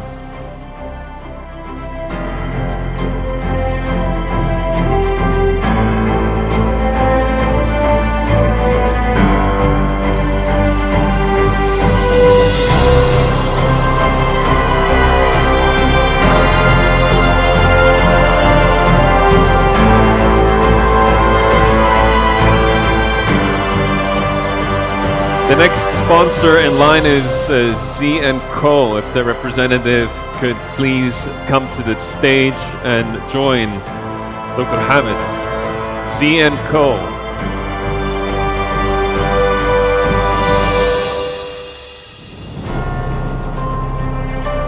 Okay, we will hold the award, and now we go to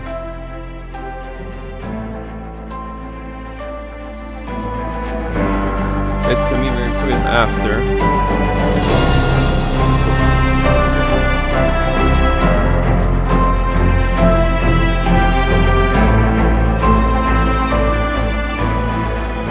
Okay, up next we have Abdulaziz Al-Assaf & Co. And representing the company is Abdul Malik Al-Mudayfar, managing partner at Abdulaziz Al-Assaf & Co.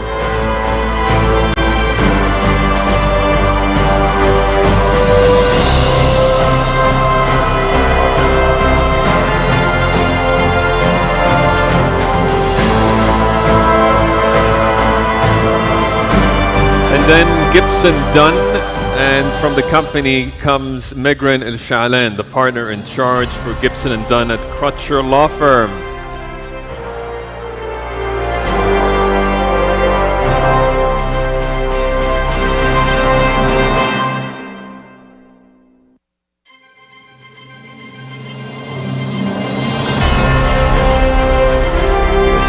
And then we have one more request Tamimi and company has made it in and would like to receive the recognition on stage.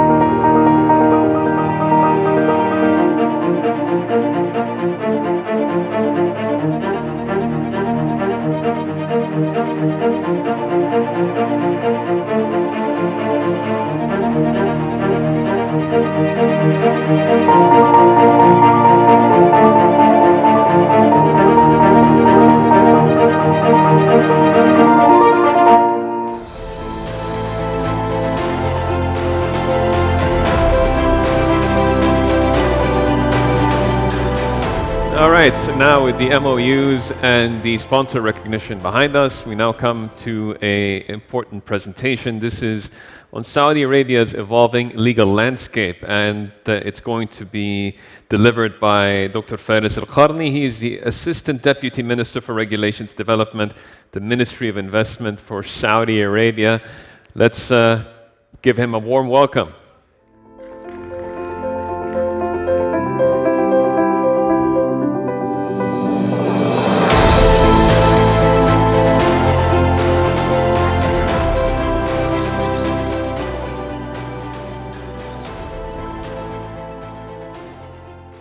بسم الله الرحمن الرحيم الحمد لله رب العالمين والصلاة والسلام على أشرف الأنبياء والمرسلين نبينا محمد وعلى آله وصحبه أجمعين.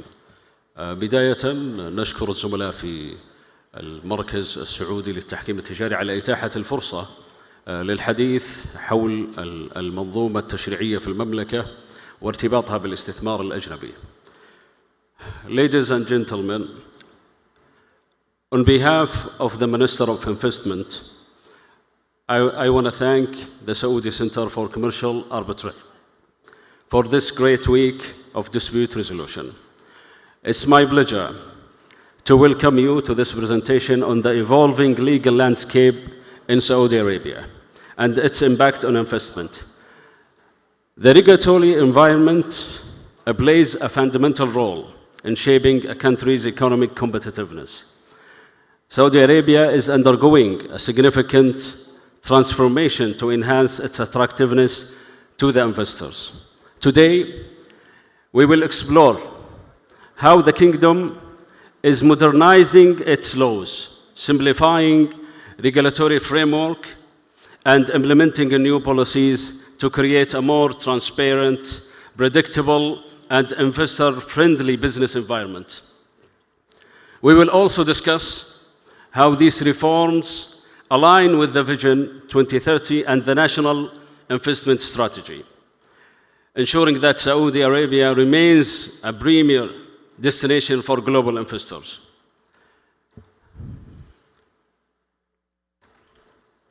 As you can see in the screen, that a strong and predictable legal environment influences the investor's decision to enter and expand to a market. Regulatory certainty reduces the risk and enhances the investor's confidence. The countries with clear, well-enforced laws attract higher quality investment, leading to long-term economic growth. Saudi Arabia is working to benchmark its investment climate against leading global markets. As you know, that the regulatory and legislative environment, especially in terms of the leading companies, played a critical role as a factor in influencing the company's decisions to invest in a host country.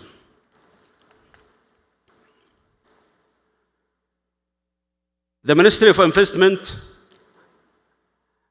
have done a lot of studies. One of them about the investors' challenges revealed in the Kingdom of Saudi Arabia about the legislative challenges.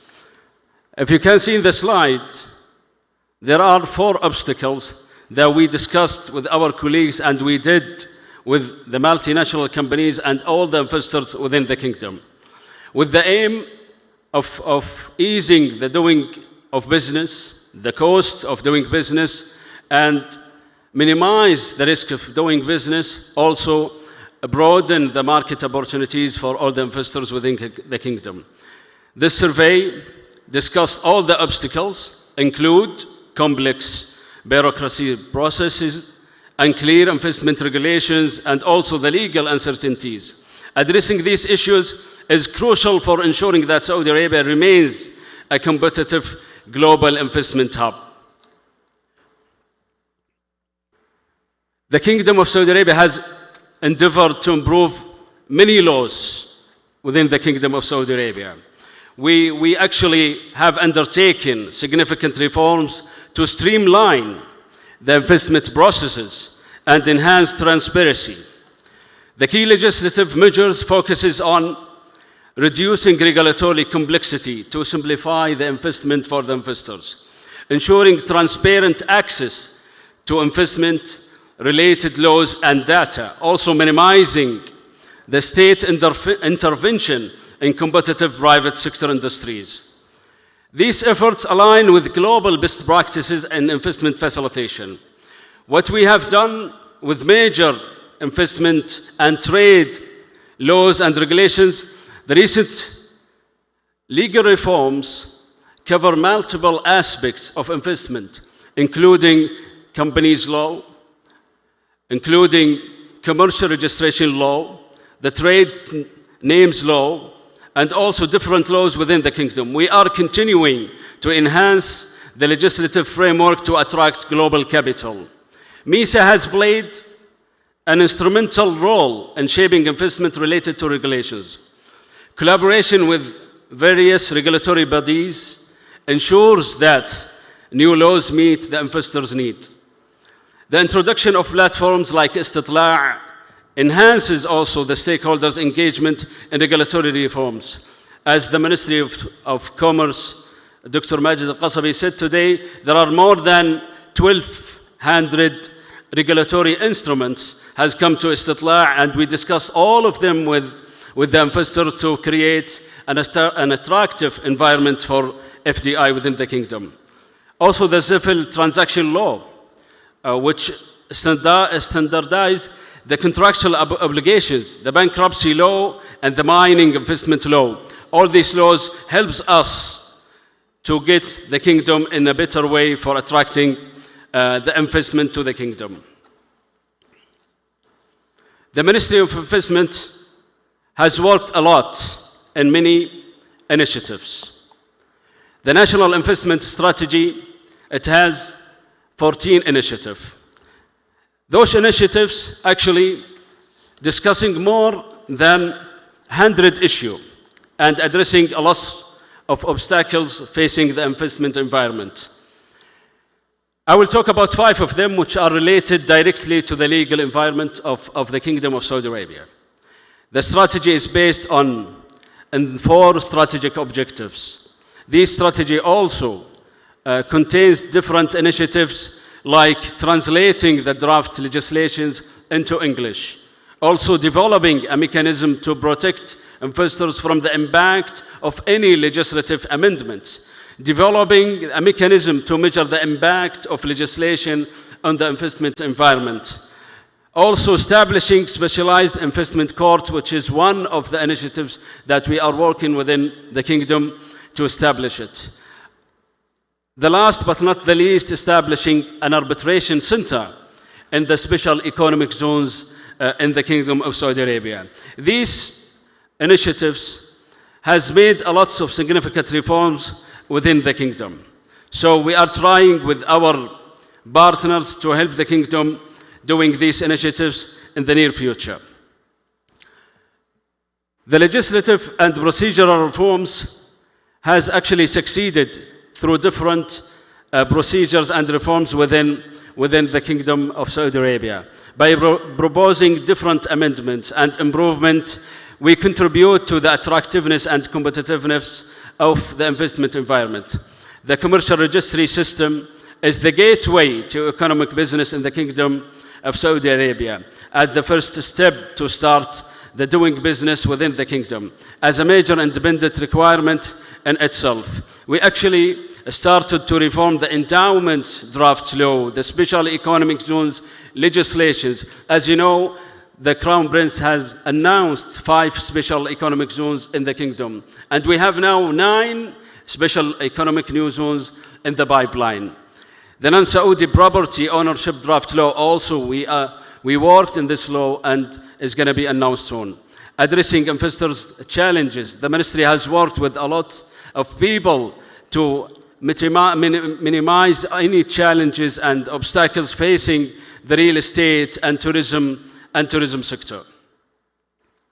Also, we developed the governance of the policies and legislation procedures. We work with the center of government, we work with different ministries to do a comprehensive review of all chains of legislative changes within the kingdom and consideration of the amendments in all the legislations based on the decision 713.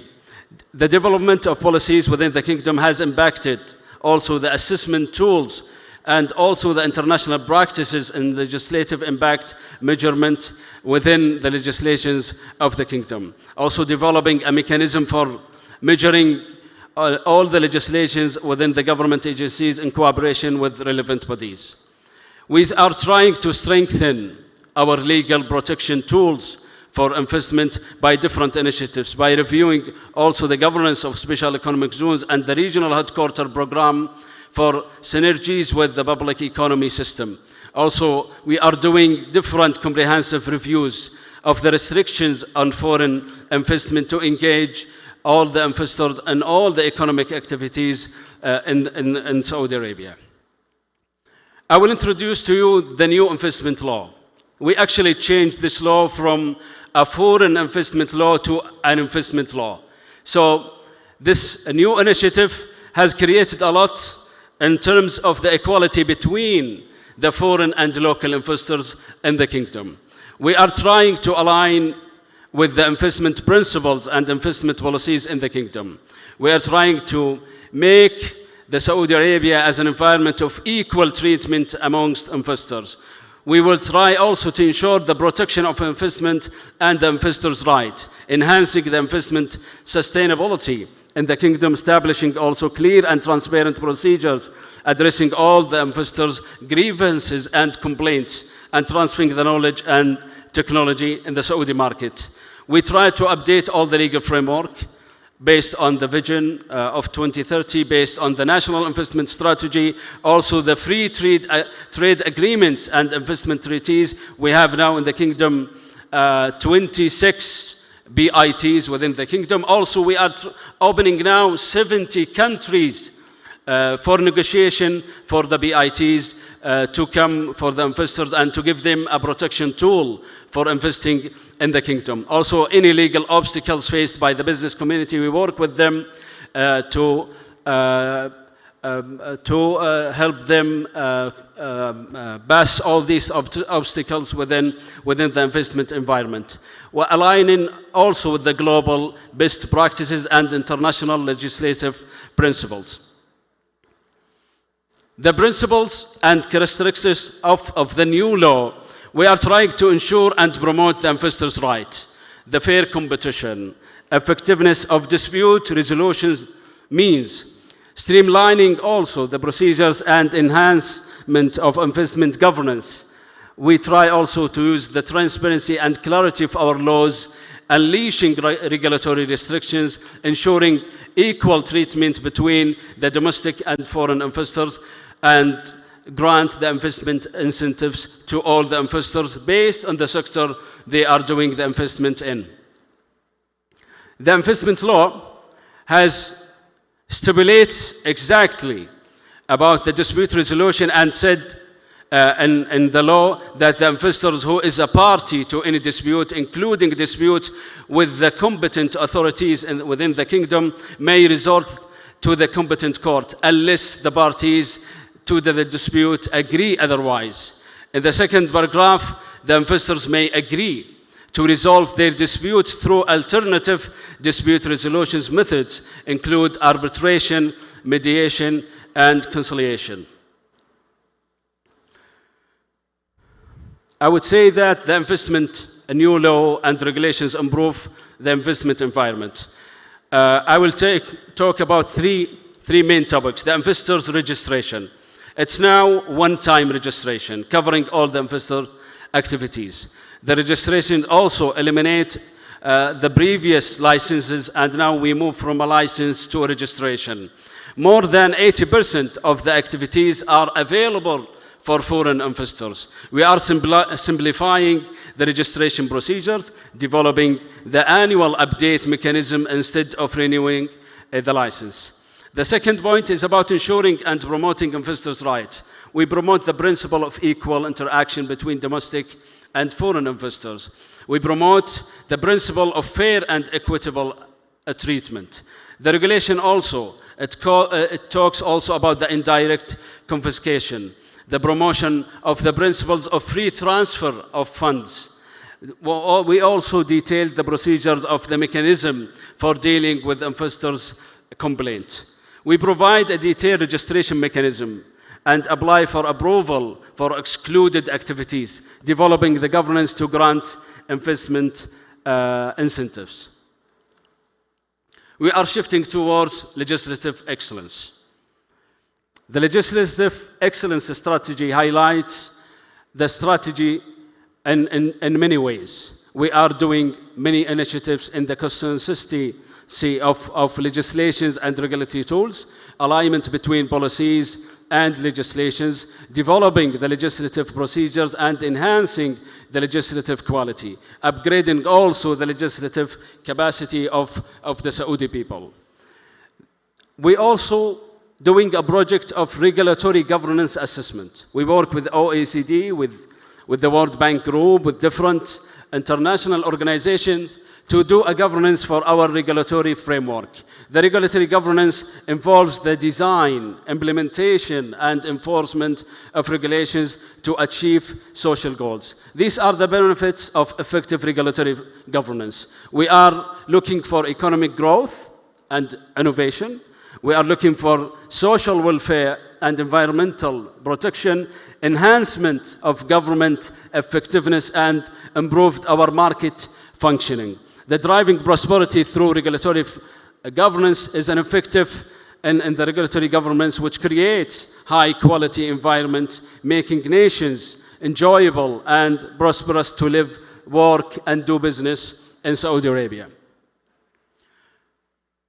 الزملاء الكرام، خلال هذا العرض حاولنا نستعرض بشكل واضح تماماً حالة التحول الذي تعمل عليه وزارة الاستثمار بالتعاون مع كافة الوزارات ذات العلاقة. هذا التحول جعلنا كوزارة ليست وزارة قطاعية أن تقوم هذه الوزارة بأدوار مختلفة. هذه الأدوار هي الدخول بشكل كبير جداً في مراجعة كافة التشريعات ذات العلاقة بالمنظومة الاستثمارية على مستوى المملكة.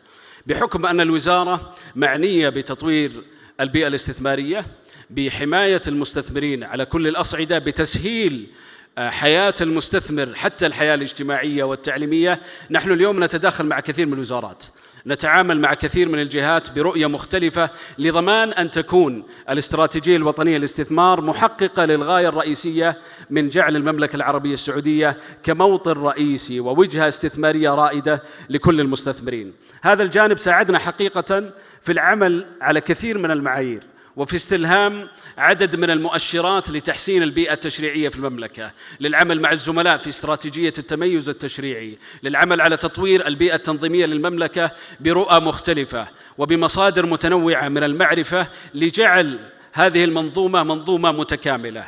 منظومة القضاء نتعامل معها بشكل متوازي تماما لضمان أن تكون المنظومة القضائية أيضا منظومة ناجزة ومحققة. منظومة الوسائل البديلة للمنازعات نتعاون مع المركز وغيره من المراكز الأخرى ومع المنظمات الدولية أيضا لجعل المملكة أيضا حاضنة لغالبية المراكز الدولية المهتمة بحل النزاعات والعمل عليها بشكل كبير جدا لضمان جعل المملكة بيئة جاذبة لكثير من المنظومات الاستثمارية على كل المستويات وعلى كل الأصعدة.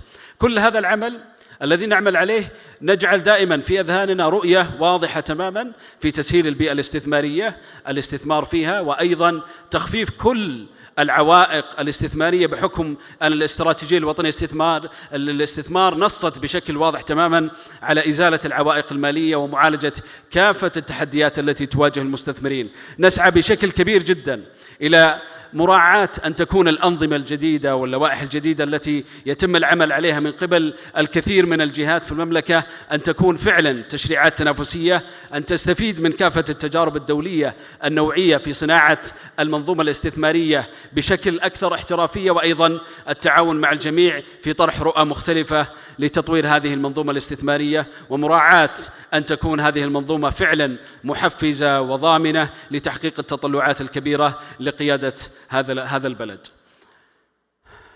Ladies and gentlemen, Saudi Arabia is not just adapting to global investment trends, it's actively shaping them. The introduction of the new investment law, improvement in dispute resolution mechanisms, and ongoing regulatory reforms reflect the Kingdom's commitment to fostering a world-class investment environment. These legal advancements are more than just policies. They are strategic enablers that drive economic diversification, enhance investor confidence, and ensure fair market conditions. By aligning with international best practices and continuously refining its legislative framework, Saudi Arabia is positioning itself as a dynamic and secure investment destination. As we move forward, collaboration between the government, private sector, and international stakeholders will be key in ensuring that these reforms translate into these changes and bring the economic growth to the Kingdom. We encourage you to engage, explore the opportunities these changes bring, and be part of this transformative journey.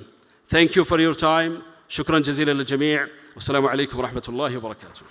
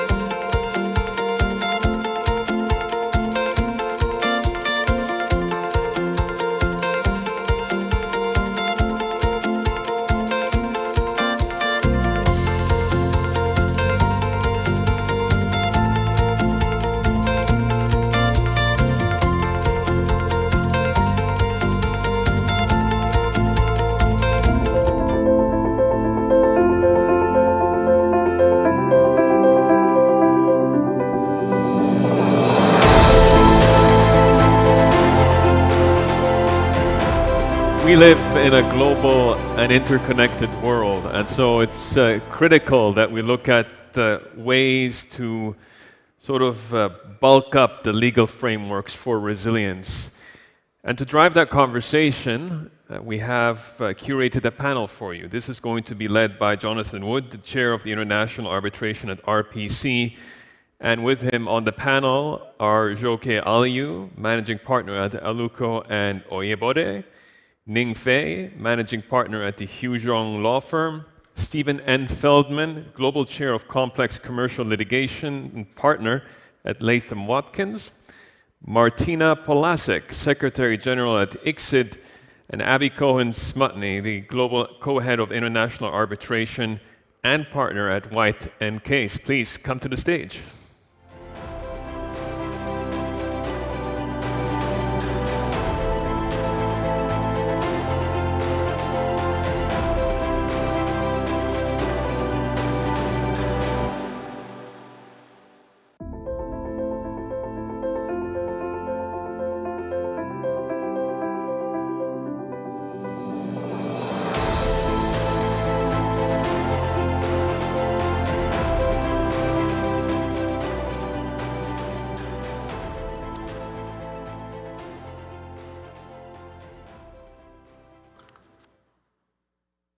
Your Excellencies, ladies and gentlemen, welcome and hello to this panel on legal frameworks for resilience.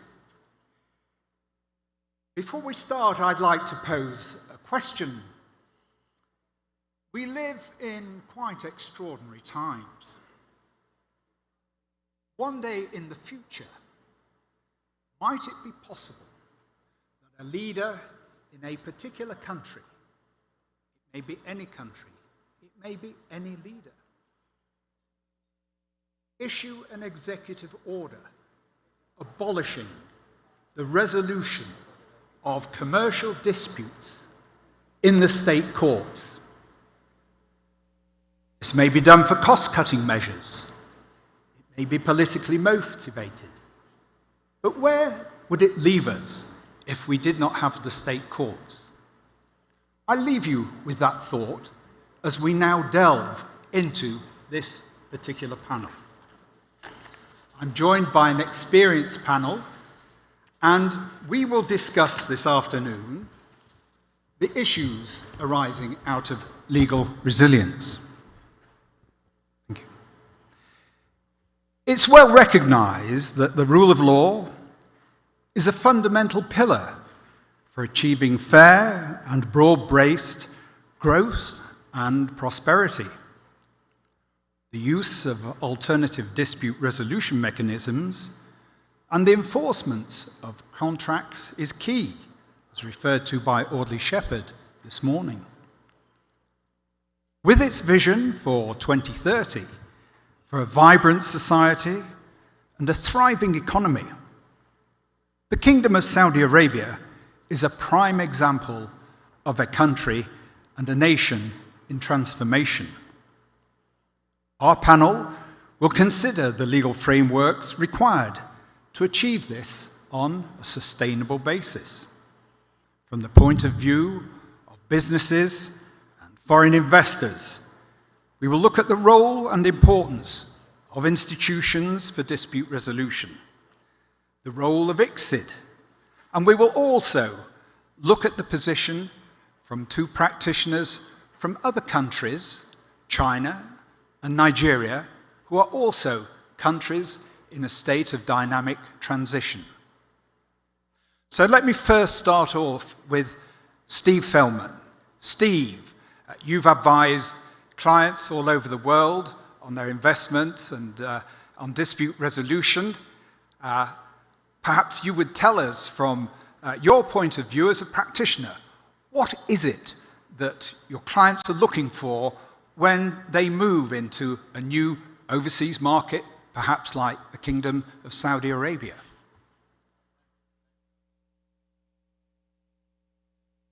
Microphone doesn't seem to be working. Oh, perfect, it's on. Thanks, Jonathan.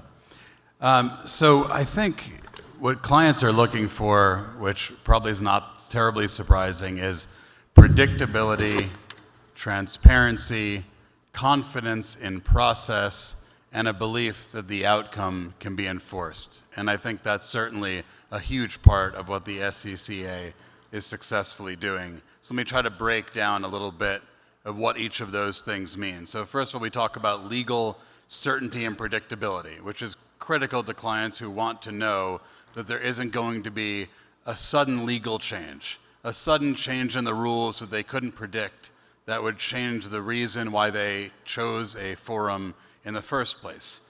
A transparency in terms of what the process and regulations are. As clients of mine across the globe decide whether to enter, what forum to select for an arbitration resolution, they want to really be sure that if something goes wrong, they understand and can predict the risks. It doesn't mean there aren't going to be risks. There are always risks. But it means they want to be able to assess and have a good idea of what those risks are and what the possible outcomes might be. Obviously, regulatory stability and transparency go hand in hand with that. I think efficiency and speed are something that comes up all the time with clients, which the SCCA has been quite attuned to. So clients generally, they do not want a process that might drag on for months, years, before it even actually gets to the point of an arbitrator being appointed. And in the United States, I can say we've got a lot of problems with that type of thing, where you might just be in limbo for 6, 8, 10 months before you can even get someone appointed. So I think the speed of the process and efficiency of resolution is quite important.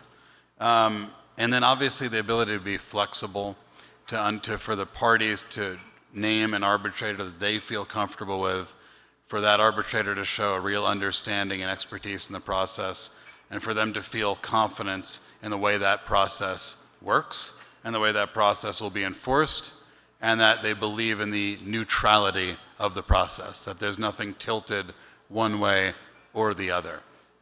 Those are certainly of probably the most critical importance. And look, access to the rule of law, access to being able to enforce the judgments, confidence in that, which we're seeing here, is critically important over time, and protections against uncertainty. They don't want to go to places where they feel like they might not know what the outcome is. And the work that the SCCA has done, I think, is critical, which I think a lot of which was just outlined by the prior speaker, to address those types of concerns and to give clients and to give investors across the globe the desire to say, you know what, this is the hub we want to come to.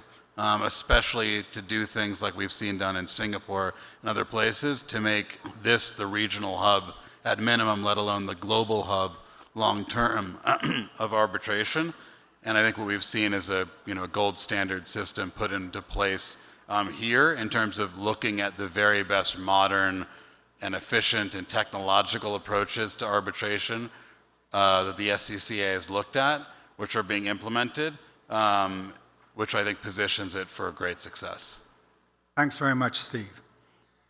Abby, the contribution to economic growth was highlighted by the paper written by the Nobel Prize winners in relation to institutions when they won the Nobel Prize for 2024.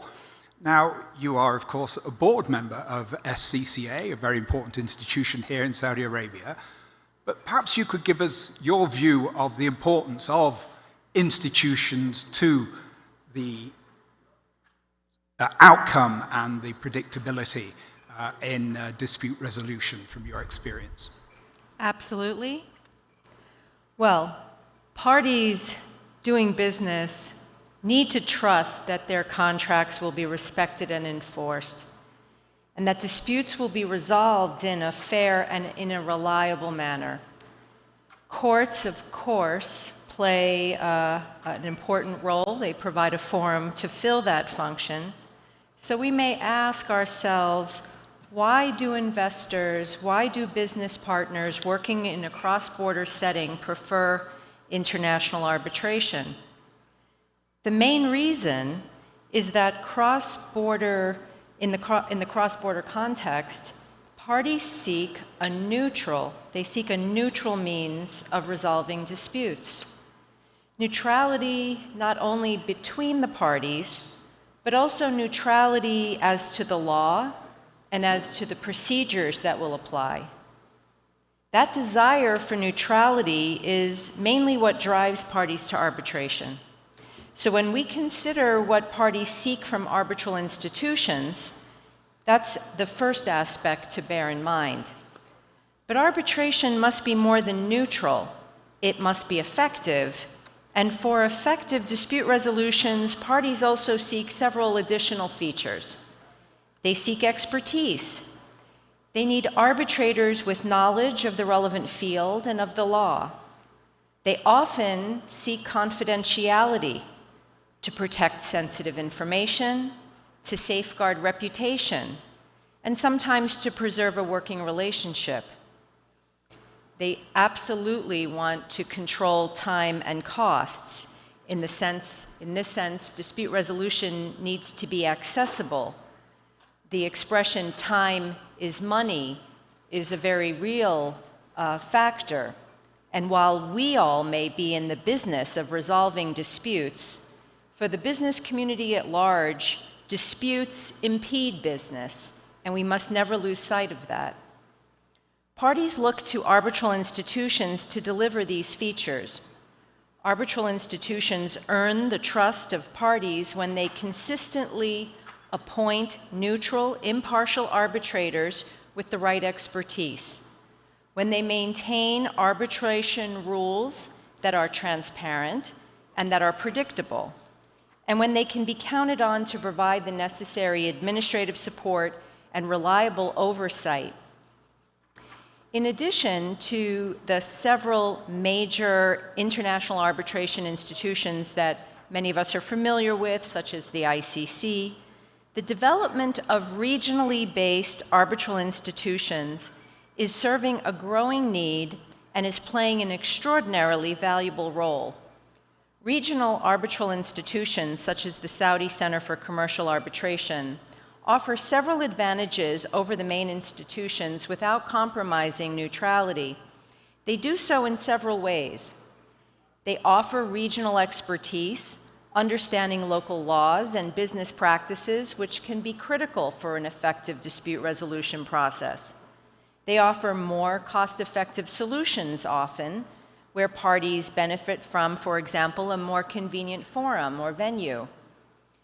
They are more likely to operate in the language and cultural context that may be critical to an effective dispute resolution process, to effect more significant communication and understanding. And they can develop a strong network of arbitrators and legal professionals with knowledge of the market.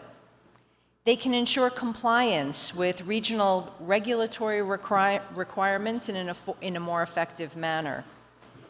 Regional centers also serve as a catalyst in the development of a culture of international arbitration in the business community. And in all these ways, regional arbitration centers provide an exceptional role in regional economic development. And of course, we must emphasize the principal reason that international arbitration works so well. Generally, that is because of the worldwide enforceability of arbitration agreements and arbitration awards. The Convention on the Recognition and Enforcement of Foreign Arbitral Awards, also referred to as the New York Convention, is critical. There are today 172 countries that are parties to this multilateral convention, which reflects a remarkable global acceptance of international arbitration.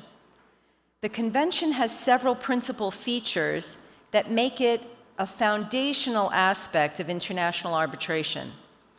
First, it requires courts to enforce arbitration agreements so that parties that have agreed to arbitrate will be held to that agreement. Second, it requires courts to recognize and enforce arbitral awards made in other contracting states. And it sets forth minimum requirements for an award to be enforced, typically upon the mere presentation of an official copy of the award and an arbitration agreement.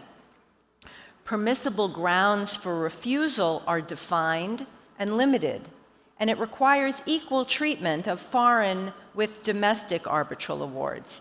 So in the end, it is the courts that play a vital role of ensuring the effectiveness of international arbitration, and without their support, and without the support of the judiciary, none of this would be possible. Thank you very much, Abi. Fei Ning, you practice in an economy which has shown significant growth over the last 20 or 30 years. How has legal frameworks responded and supported the improvement and prosperity in China, in your view?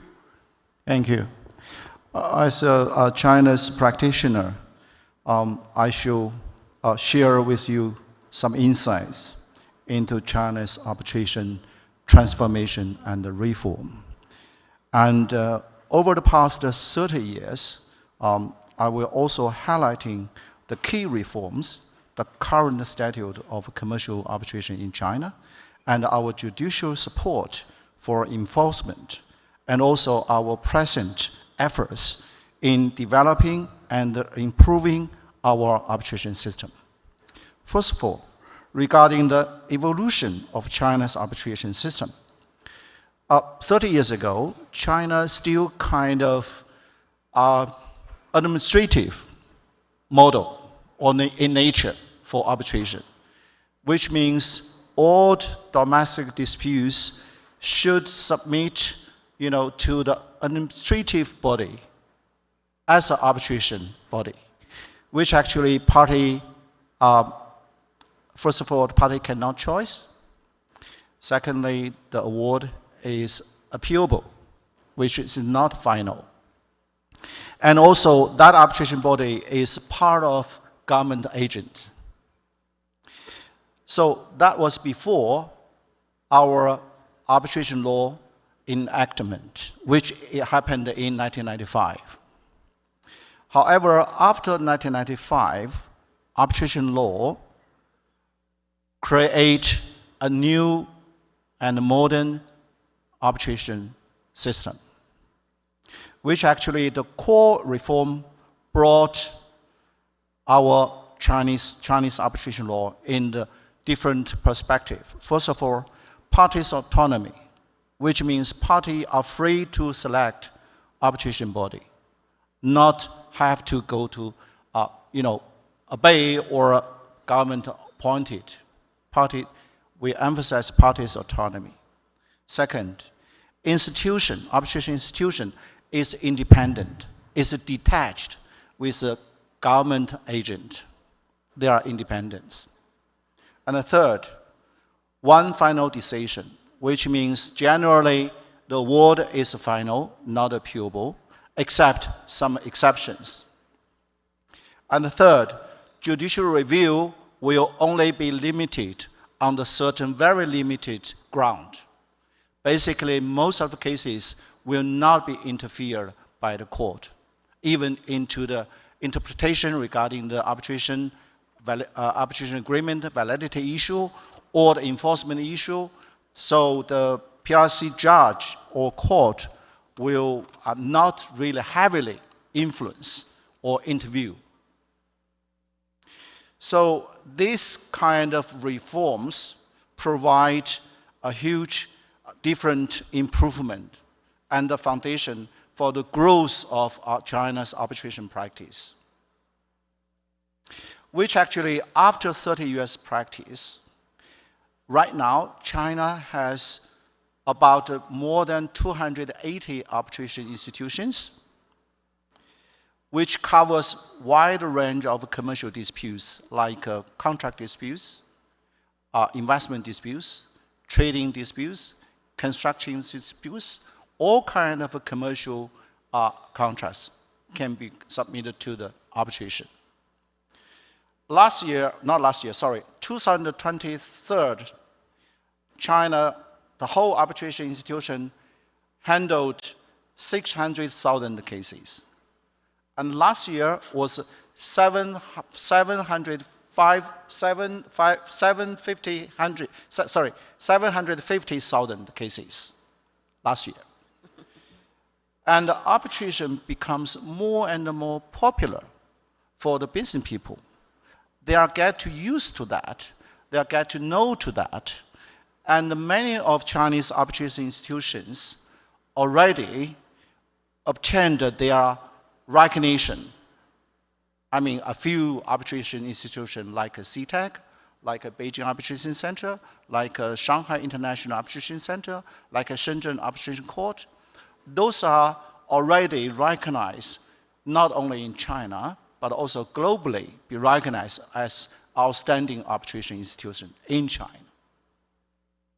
Now, regarding judicial support, a critical aspect of arbitration effectiveness is the judicial support in enforcing the award. And the Chinese court has consistently upheld Chinese arbitration agreement as well as enforcement award in line with New York Convention, which actually China joined New York Convention in the year of 1987. The key judicial principle guiding the arbitration enforcement, including, first of all, pro-enforcement stance. Generally, in the last few years, the setting aside rate less than 5%. And many of them, even within the such 5%, is largely domestic disputes. But for foreign-related disputes or foreign award enforcement in China, the setting aside rate is about 1% or 2%. Because right now, the China still implement two different separate policy. For domestic disputes, the court generally, they will not review the merits, but with some exception, something like evidence be forced or public interest. But for foreign-related disputes, the PRC court don't touch merits, governing law issues, only procedure, only public interest. So very light touch, very limited review about award review. This is quite different. And the third is for foreign award enforcement or foreign related disputes award enforcement. If the court wants to refuse or set aside, they have an internal reporting system, which means basically enforcement court is a PRC intermediate levels court. However, if that court wants to or plans to set aside, they cannot make decision. They have to report to high levels court, we call the high court. Then high court will report to the Supreme Court, so that any foreign award enforcement be set aside must be decided by Supreme Court, no any low levels court. It's highly controlled. So as a practitioner, I know in China, if I want to set aside any award outside of China, that's very, very difficult. So that's our judicial support for the arbitration.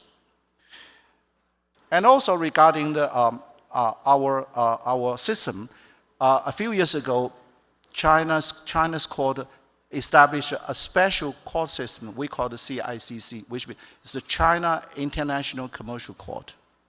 That court is a department of the Supreme Court, which actually particularly focus on those high-profile or complex cases or the enforcement of foreign award, which is a big amount like 30 million US, or very influential cases, which actually the CICC court will directly deal with that in order to protect any local protectionism.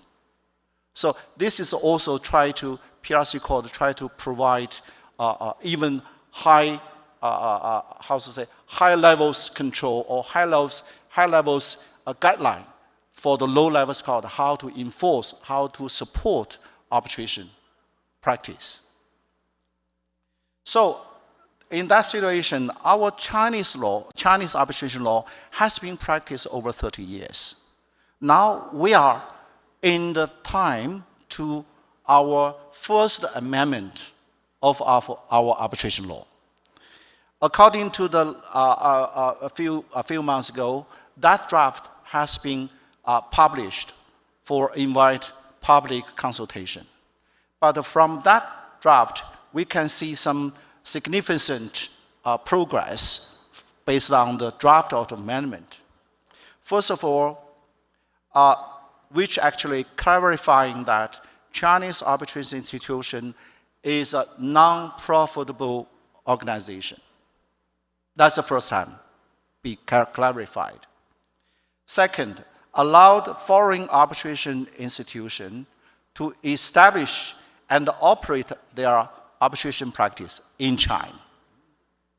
And the third, recognizing the concept of a place of arbitration or seats of arbitration.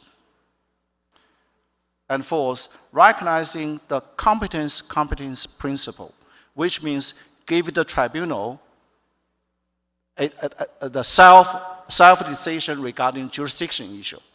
Before that, everything must be decided by PRC court.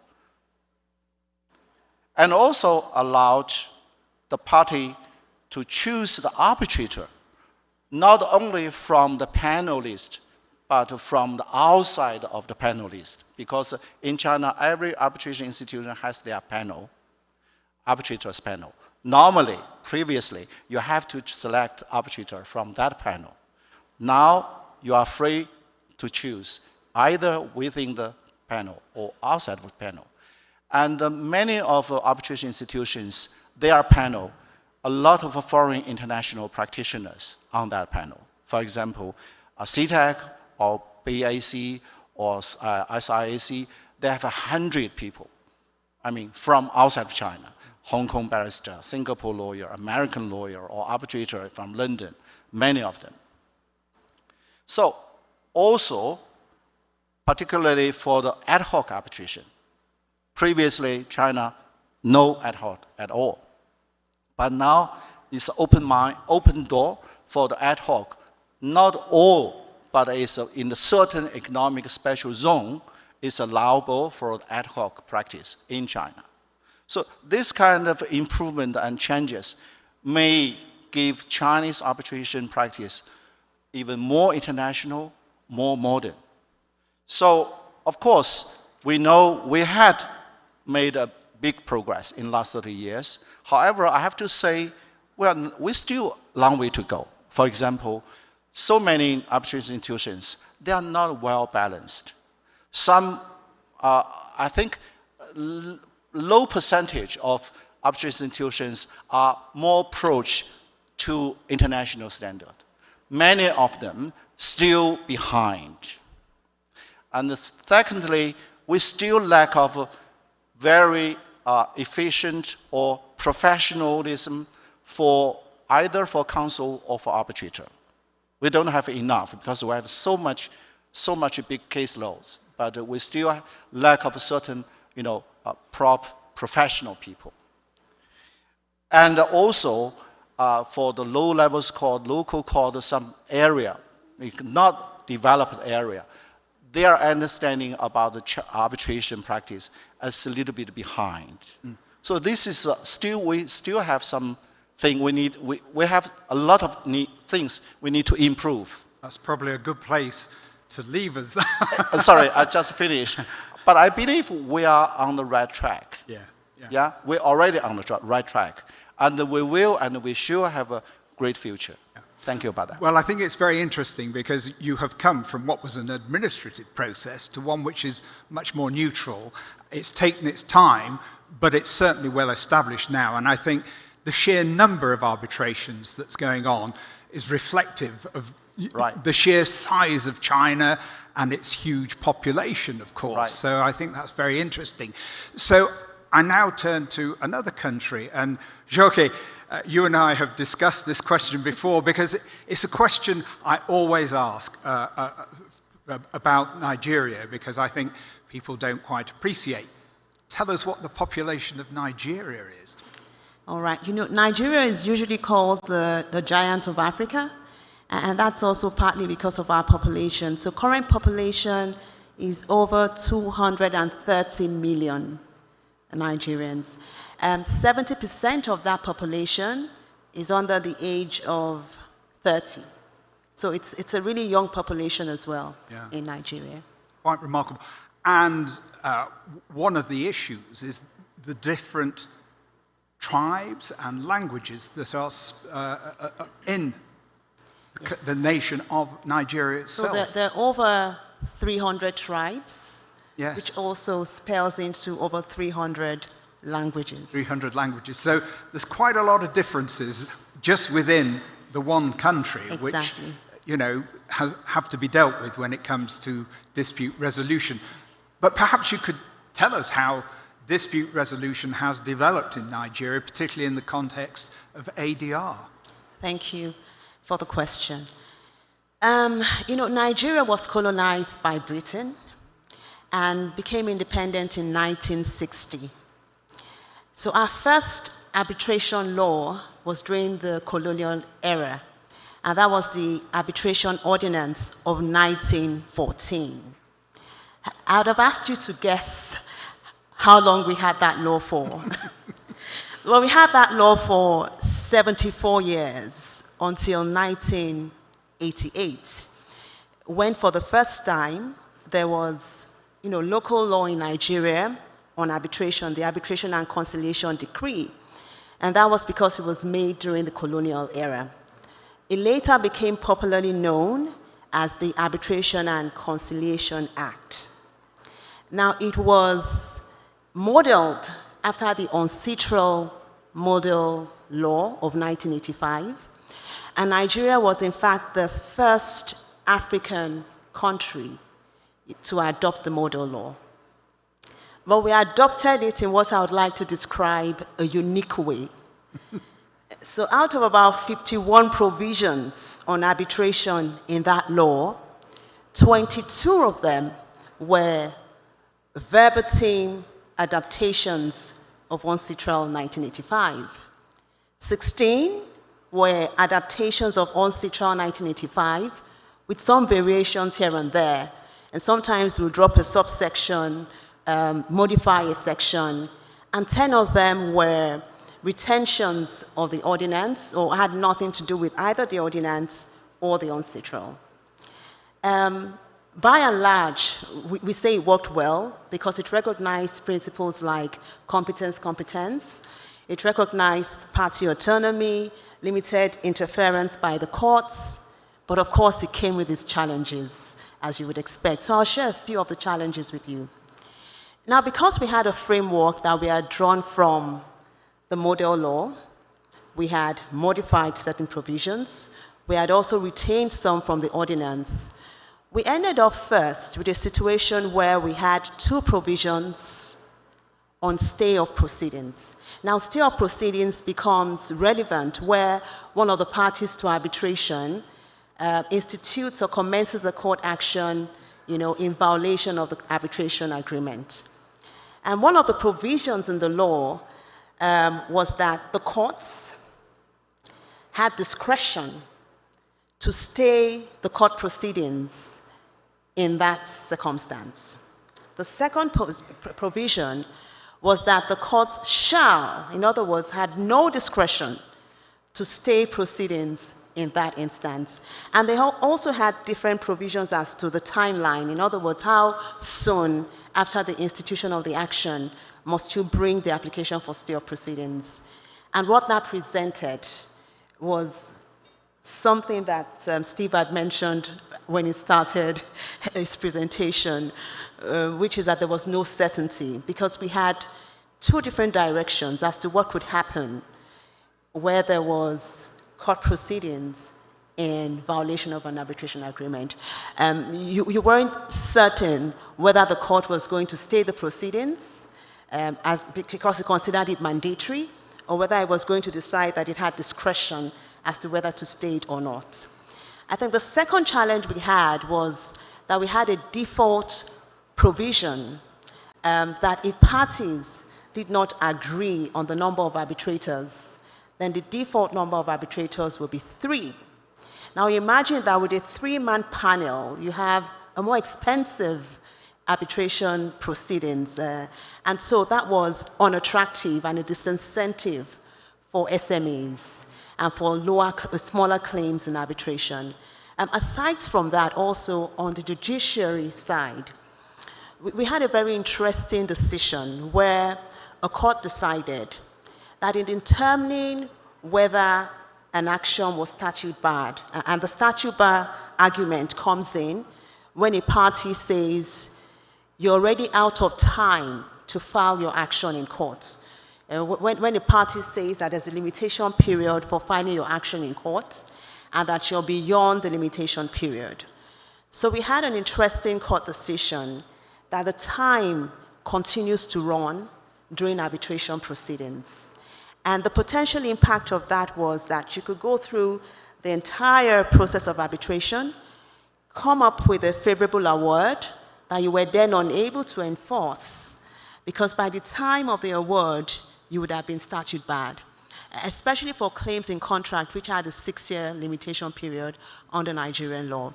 I'll mention a last one which had to do with the grounds for setting aside an award. And one of the grounds was the ground of misconduct of an arbitrator. And it wasn't so much of that ground, but the way it was interpreted. So it was interpreted in a very liberal way to include what was described as error of law on the face of the award. So we had several cases where unsuccessful parties in arbitration would seek to challenge an award on the basis that there was an error of law on the face of the award. And don't ask me what that means. So there were several cases on that, even though there was nothing in the law itself that provided for error of law on the face of the award. So we're coming from that journey when in 2003, there was a new Arbitration Act, the Arbitration and Mediation Act, which was very well embraced because it addressed all these issues that I already described. First, it provided that the default number of arbitrators will now be 1 and not 3. It also was very clear about the stay of proceedings, eliminating the second provision on discretion and imposing a mandatory stay. It also recognized, other provisions that were missing in the previous law, things around consolidation of arbitration proceedings, multi-party proceedings, joinder in the course of arbitration proceedings, and streamlined the grounds for challenging an arbitration award. I think one of the interesting provisions was also the provision on the arbitral review panel, which is an opt-in provision that allows parties to, submit an award to a review panel, and where the panel affirms the award, it limits the grounds for which they may challenge the award subsequently. So this is a separate review panel Exactly. of the award outside the court system. It's outside the court system, and it's a different review panel from the initial arbitral tribunal. It's constituted the same way you constitute your initial panel, but of course there will be different parties or different panel considering the award. And once that panel affirms the award, then you can only challenge the award in court on 2 grounds: arbitrability or public policy, and nothing more. So those are some of the innovations under the new Act. But I would say that there are 3 major lessons, that we learned, and several more actually in the course of that journey.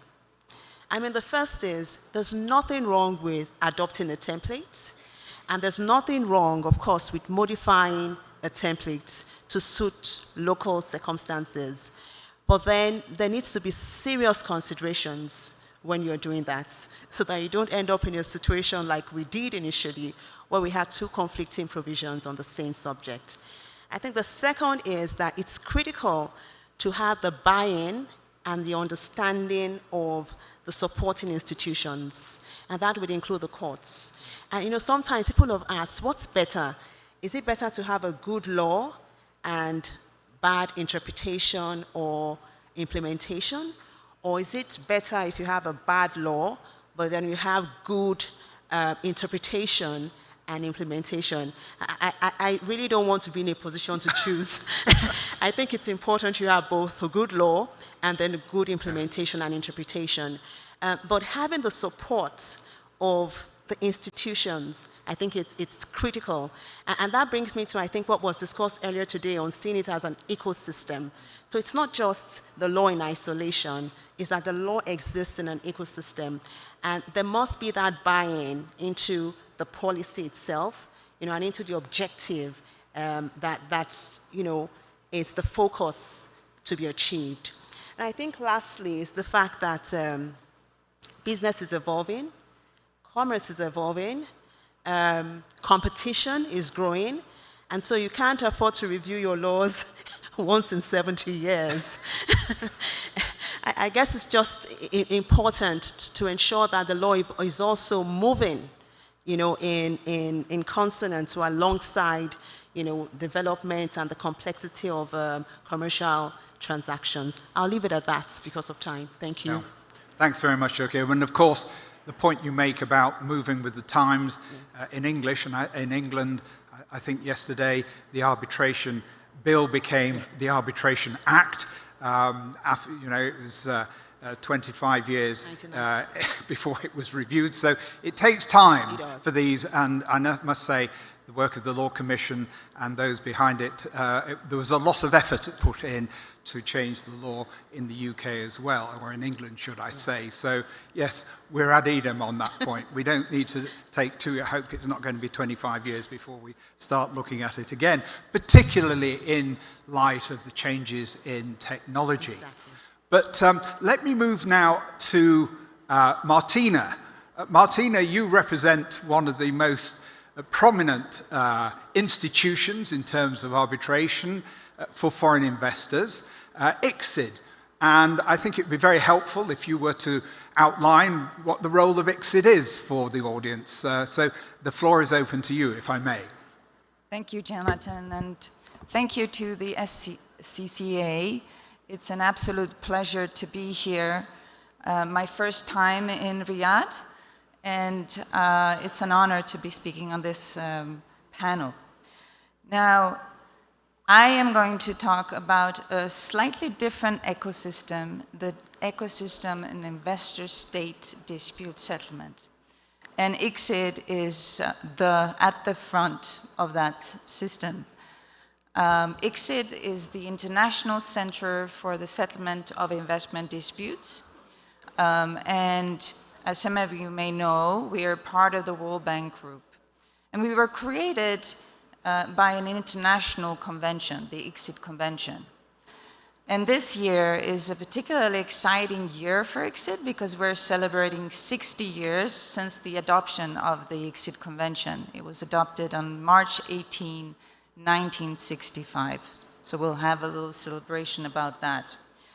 Now, the purpose of the convention was to create facilities for the resolution of these investor-state disputes, and with the ultimate goal of promoting foreign investment. So there was a thought behind it, and that is to promote private sector investment flows into countries who wanted to be part of this system. And so you always have an investor on one side and a state or a state agency on the other side, and it has to concern an investment. Now, the idea arose in part because in the 1950s and 60s, the president of the World Bank was sometimes called on to help assist with resolving investment disputes. And one notable example that concerns this region was the nationalization of the Suez Canal in the 50s. After the Suez crisis, there was a dispute about the amount of compensation due to the expropriation of the canal that was due to the shareholders, the British and French shareholders. And so Egypt and the United Kingdom came to the World Bank and asked for assistance. And the president back then, Eugene Black, hosted them at the World Bank offices, and there was a settlement reached in 1958. And so the assistance of the World Bank helped to peacefully resolve the dispute. And as a result, the World Bank and states who were shareholders in the World Bank started to think about how can we use this dispute resolution for other purposes, not only for peaceful resolution, but also for economic development, and in particular for promotion of investment, for the very reasons that Stephen mentioned: predictability, the rule of law, and security, that if I invest abroad, my investment is protected. Now, there were some issues that needed to be addressed. In particular, when you have a dispute with a sovereign, there are issues of immunity of jurisdiction of that state. And the ICSID Convention addresses that issue because it allows direct access between the state and the investor. That was a major breakthrough back then. It may not be so now, but it was unique back then. And it's also unique because it has its own self-contained legal framework, and you don't see that in any other arbitration circumstances.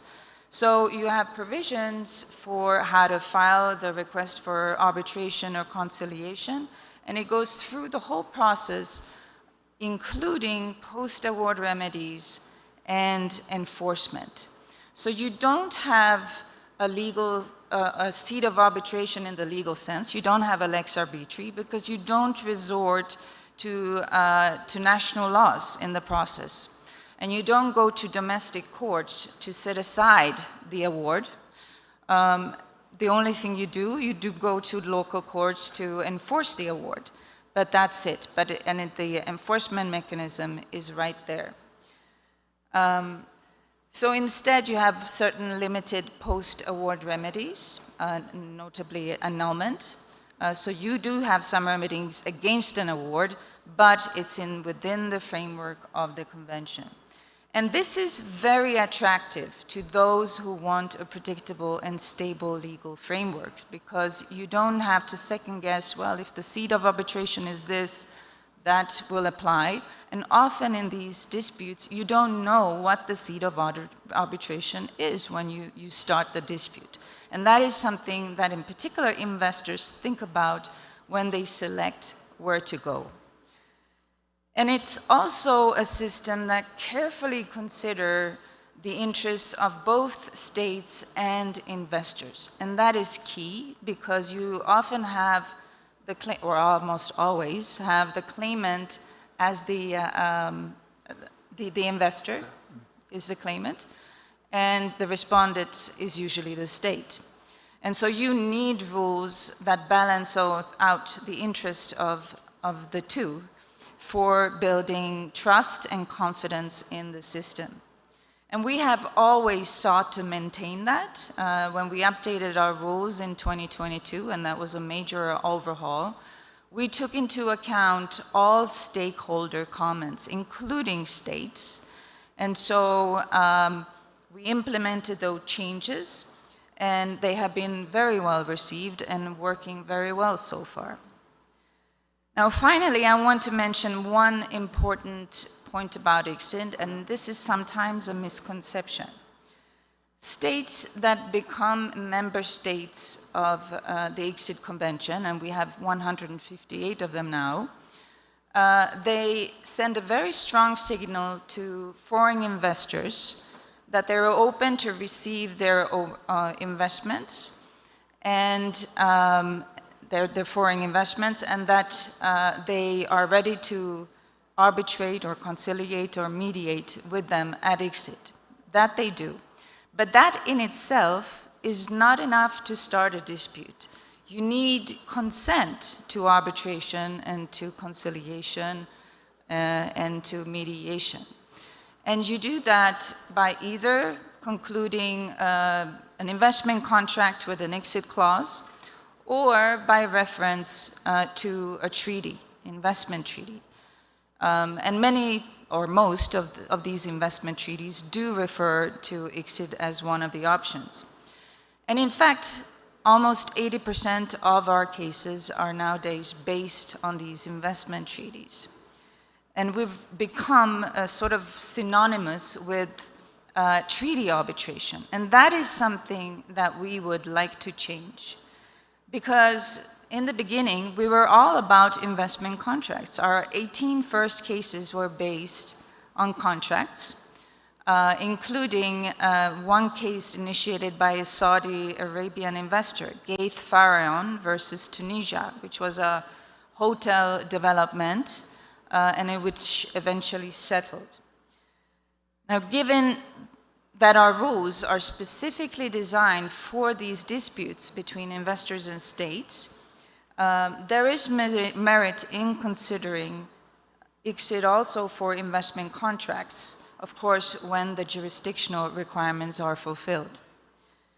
And we will be raising awareness about that, this option, with new model clauses and a background paper on our contract cases. And so we hope to be promoting our newly expedited arbitration rules also with this effort, which was specifically meant for contracts. Thank you. I think expedited arbitration is a sort of conference in its own right, because they're becoming more and more popular. As Abby said, time is money, so expedition is important in the context of arbitration. But there is one point I'd just like to ask you about. Abby has already referred to the New York Convention as a way of enforcing commercial arbitration awards. I think there's a distinction to be made for enforcement of awards under the ICSID regime. I wonder if you could just identify that distinction for us, please, Martina.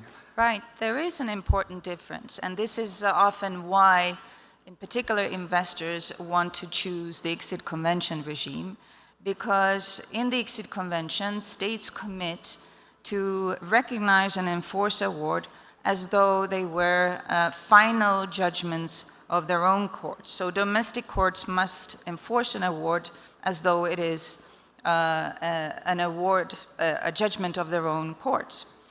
And unlike the New York Convention, the ICSID Convention does not provide any grounds for refusal of enforcement. So if you have an ICSID award, a certified ICSID award, you can go to any of the 158 member state courts and have it enforced in those courts.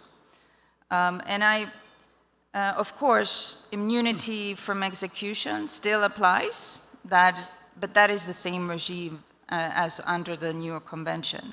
And that is even mentioned in the ICSID Convention, that you do have immunity from execution. Now, you may be interested to hear that last year we published a paper about surveying sort of the compliance and enforcement with ICSID awards. It's published on our website, and it does confirm that this regime works well. We looked at both compliance rates, and we saw a compliance and enforcement rate of approximately 70% of damages awards against states. So that's a fair number. And we also looked at how states have gone about in their enforcement efforts. And we saw that an overwhelming majority did enforce, and they do not review the merits or jurisdiction of the award and limit sovereign immunity defenses to the execution stage. Although I do think that there are more unpaid awards than there were when I started first dealing with these sorts of cases many years ago. I'm afraid there are plenty of unpaid awards. But what I'd just like to raise now is there has been disquiet about ISDS. And I just wondered what the mood is in Washington about this generally. Now, Abby, this is an area where you practice.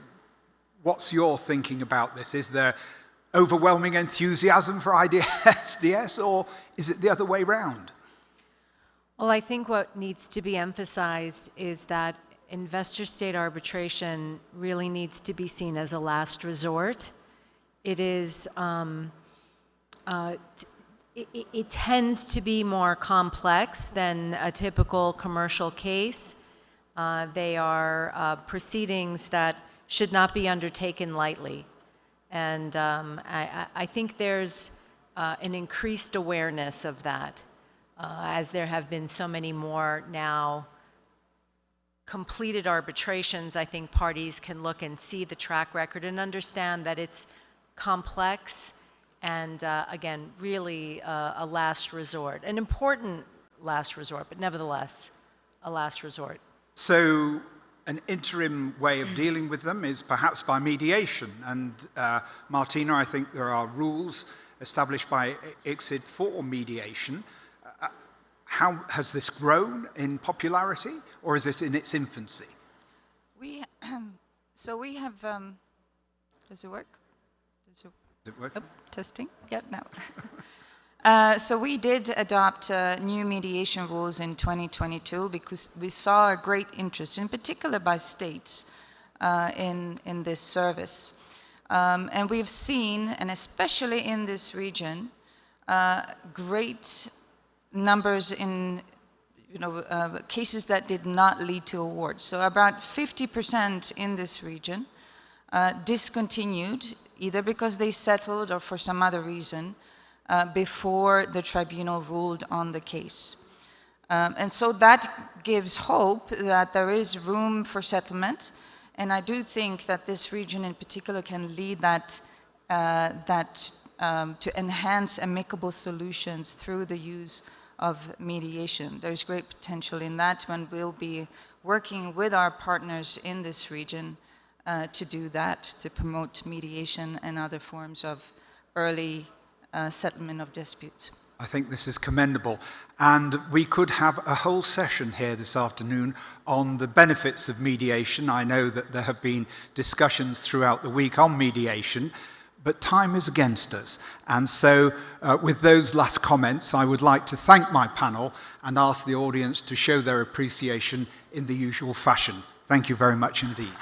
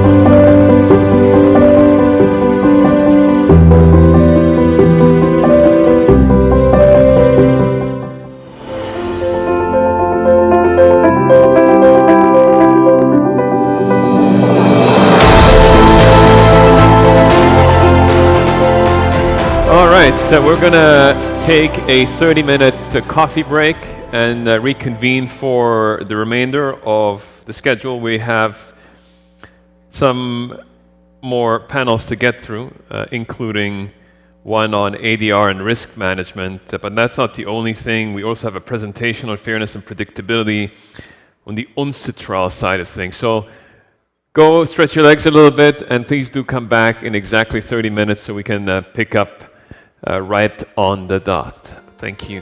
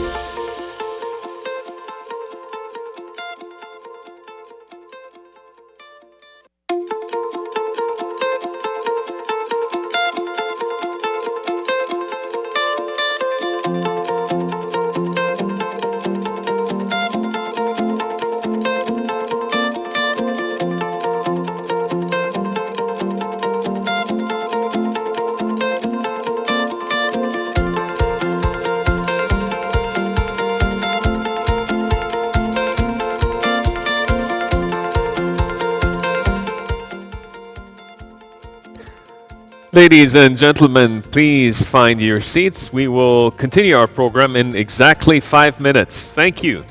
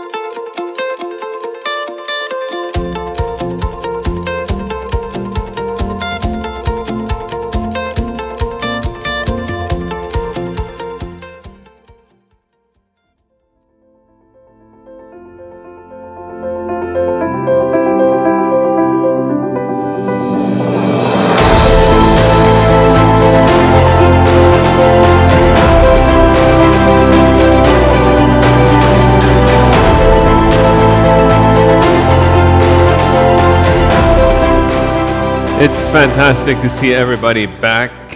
Now we're going to talk about how AI innovations are sort of shifting the landscape when it comes to ADR. I hear about all kinds of legal innovations when I sit down for dinner with my wife every evening, and basically she's the founder of a legal tech startup. And what I'm really looking forward to now is to hear more about how you can level the playing field. And Anup Kolanethu, the founder and CEO of CTRL AI, is going to do exactly that. Please give him a warm round of applause.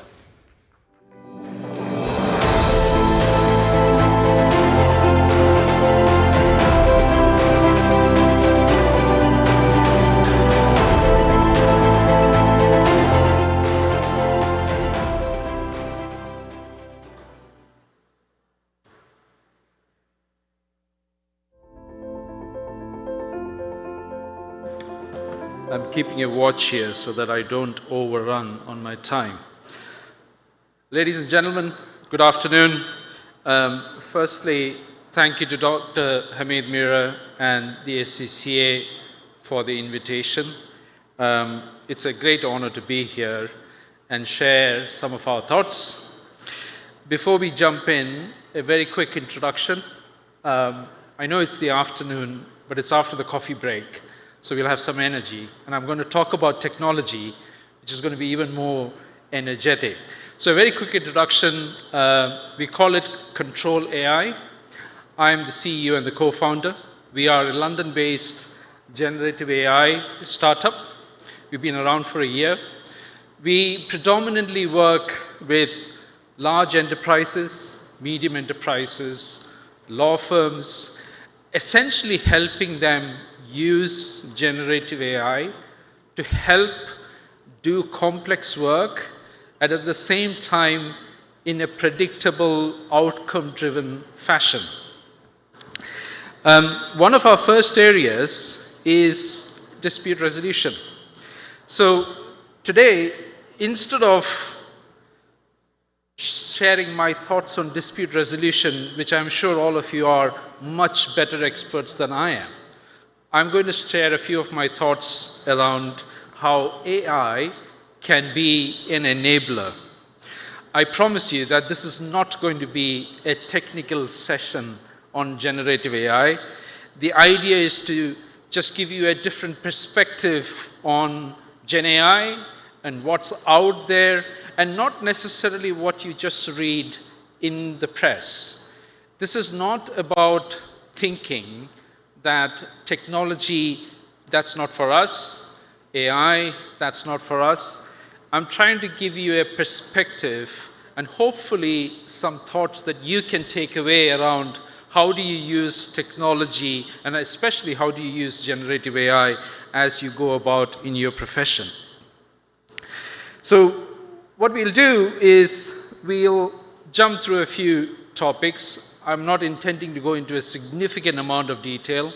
Talk to you a little bit about the current landscape, why innovation is important, or what is the promise of AI, and where is it that we think the barriers for adoption are, and what are the trends and opportunities ahead of us. So when I look at the room and when I look at the various participants from this event, I am very confident that AI is something that you are all familiar with. And whether it is in predictive analytics, whether it is in decision making, all of those things have been around for many, many years. But today, AI is starting to evolve. And especially when I talk about it from the generative AI lens. And one of the biggest differentiators is in dispute resolution, I kind of think about it as three dynamics. The intensive and expensive resources that are used, the data-intense landscape or ecosystem, and the very nuanced approach towards detail and reasoning. And that's where generative AI starts making it more interesting. However, The evolution in the last 2 years has meant that the traditional approach to generative AI has seen a step change. And you're going to ask me, how is that even possible? And the answer is not ChatGPT. This is where I'm going to introduce you to a concept called agentic AI. And I'm sure those of you who watched the legal tech press or observe what's happening in the legal tech industry are starting to hear a lot more about it. So think about it as agentic AI is the same as you mobilizing a team to start work on a new engagement or a new dispute. And typically what you would do is you would start identifying the right groups of people for their skill sets and get them to start organizing the workflow in such a way that it leads to the right outcome. Now, in today's context, agentic AI is nothing more than exactly that. All that you're doing is instead of creating teams that sit next to you, you are in addition to using your teams, you're in addition to that using agentic AI tools that the teams use so that they are able to use technology to help them do the work they need to do faster, safer, and more consistently. Someone today this afternoon or early in the morning said AI has no ego, which is true. It's never cranky. So you would ask me, what does that actually mean? So I'm going to lead this on to a very simple example. More often than not, we get asked the question, show me this in action. Now I'm going to give you a very simple illustration of one of our products. It is essentially a controls dispute product, as we call it, used by large enterprises and some law firms. And there are two levels to this product that I just want to leave behind with you to think about. Please remember, this is not about the product from Control AI. This is about the underlying technology and what it is actually doing in the legal workflow. So at the top, as you will see, there are what we call AI agents. It's very similar to actually having resources around you or experienced talent around you. One of them is a classification agent, the other is an analysis agent, then you have an assessment agent, and then you finally have a drafting agent. Simplified, I agree, but still, the idea behind it is that you've created AI agents who are trained to sit next to your teams to do these activities. And the way they are trained, and this is the most important aspect about the new version or the evolution of AI as we see it, is the cognitive frameworks. So we actually teach the AI agents to be able to do certain tasks so that when they are used by experienced legal professionals, they are able to go through those activities much faster and with much more accuracy and consistency than they were used to before. Which obviously leads us to that question of, in the legal sector, what are the big obstacles towards the adoption of AI? And as you would expect, there are fundamentally three big obstacles. In an environment where data is the core and center of every legal activity, the integration of data and the safety of data is a key hurdle to overcome. The second one, obviously, is building trust. And I always say AI is not about replacing the experienced human. It is actually assistive in nature. It is actually about making the human being or the experienced resource to do what they are meant to do faster, more productive, and more efficiently. So it's about them having to lean in on their expertise rather than having to do the things that typically they shouldn't have to do. And finally, is related to that second point, It is about change management, and I'm sure you're all very familiar with it. Change is very difficult, but it is inevitable, and especially in today's context, it needs to happen much faster because technology is changing much faster.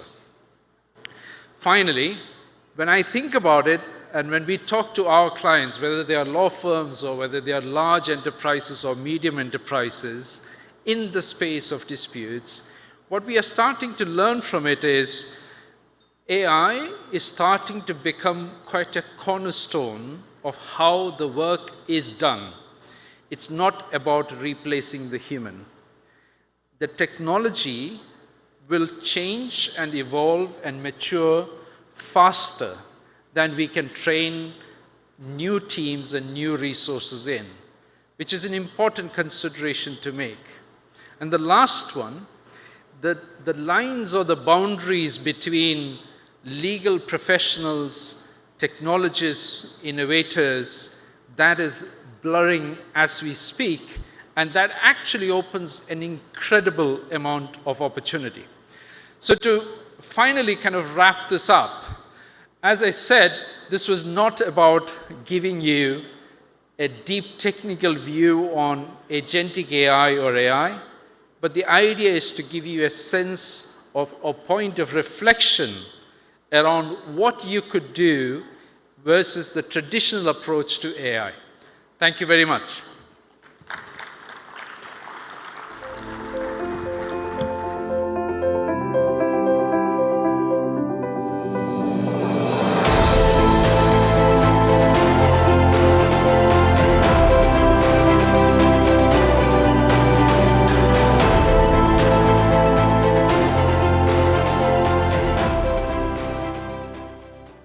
In a fast-moving world, legal certainty is key.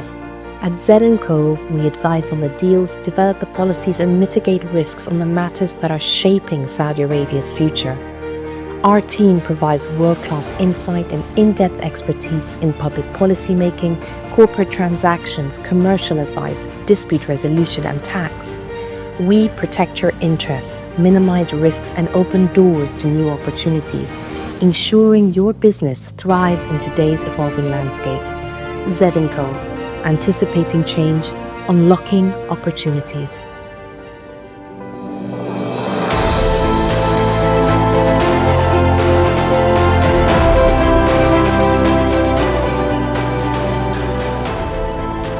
We're celebrating a birthday, and it's UNCITRAL's 40th birthday.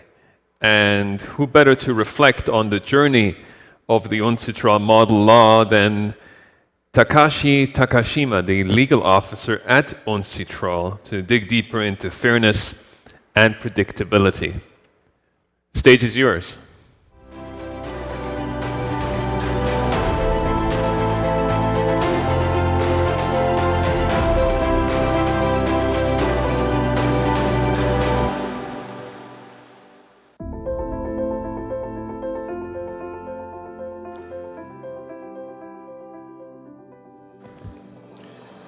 Thank you for the introduction, and a big thank you to the organizers for having me.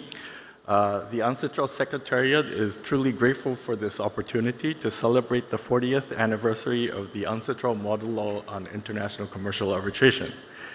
We are particularly grateful for SCCA for reminding us that this year indeed is the 40th anniversary. UNCITRAL is a legislative body in the field of international trade law established within the UN by the UN General Assembly back in 1966. And you might think, aha, as 2026 marks the 60th anniversary of UNCITRAL, the 40th anniversary of the model law is at times overlooked, which we think should not be the case given its significance. The mandate of UNCITRAL is to promote the progressive harmonization and unification of the law of international trade. This mandate can be broken down into two. One is to develop norms and the other to promote them.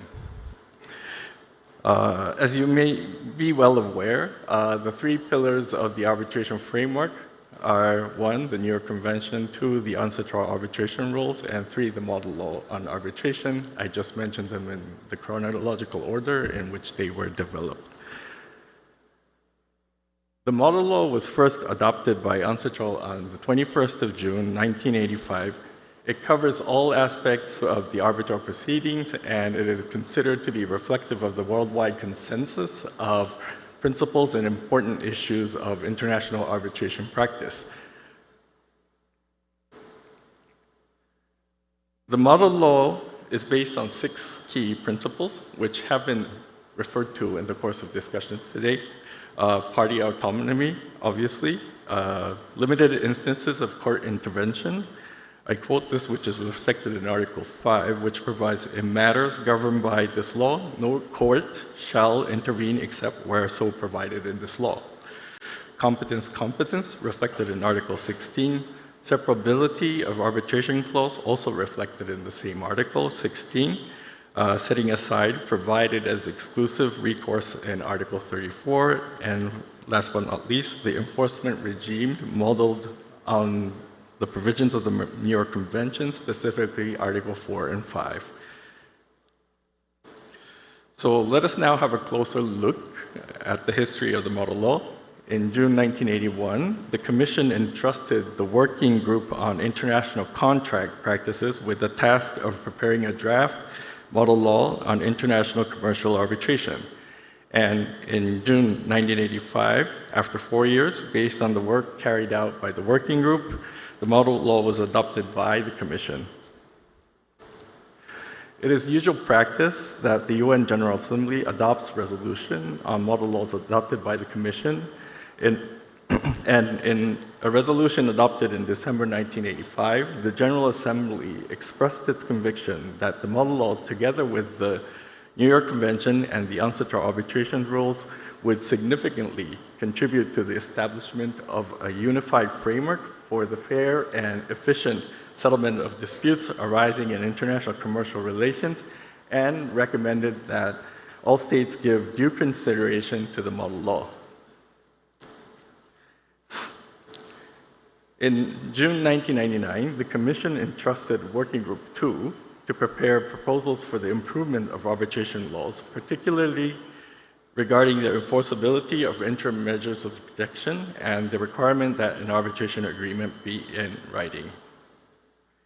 In July 2006, which is after 21 years after the adoption of the 1985 model law, the Commission adopted the legislative provisions on interim measures reflected in Chapter 4A and the form of arbitration agreements reflected in Article 7.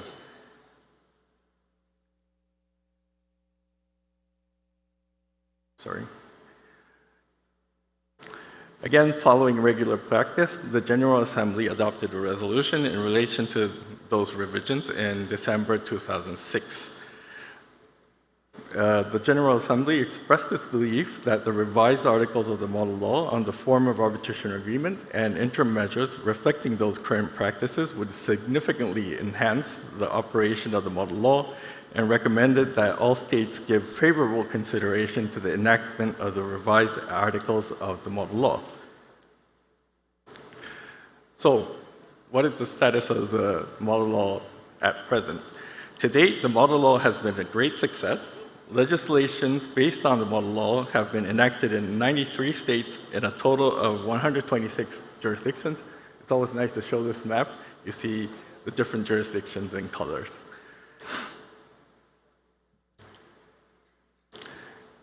Now we turn to what the future looks like for the model law.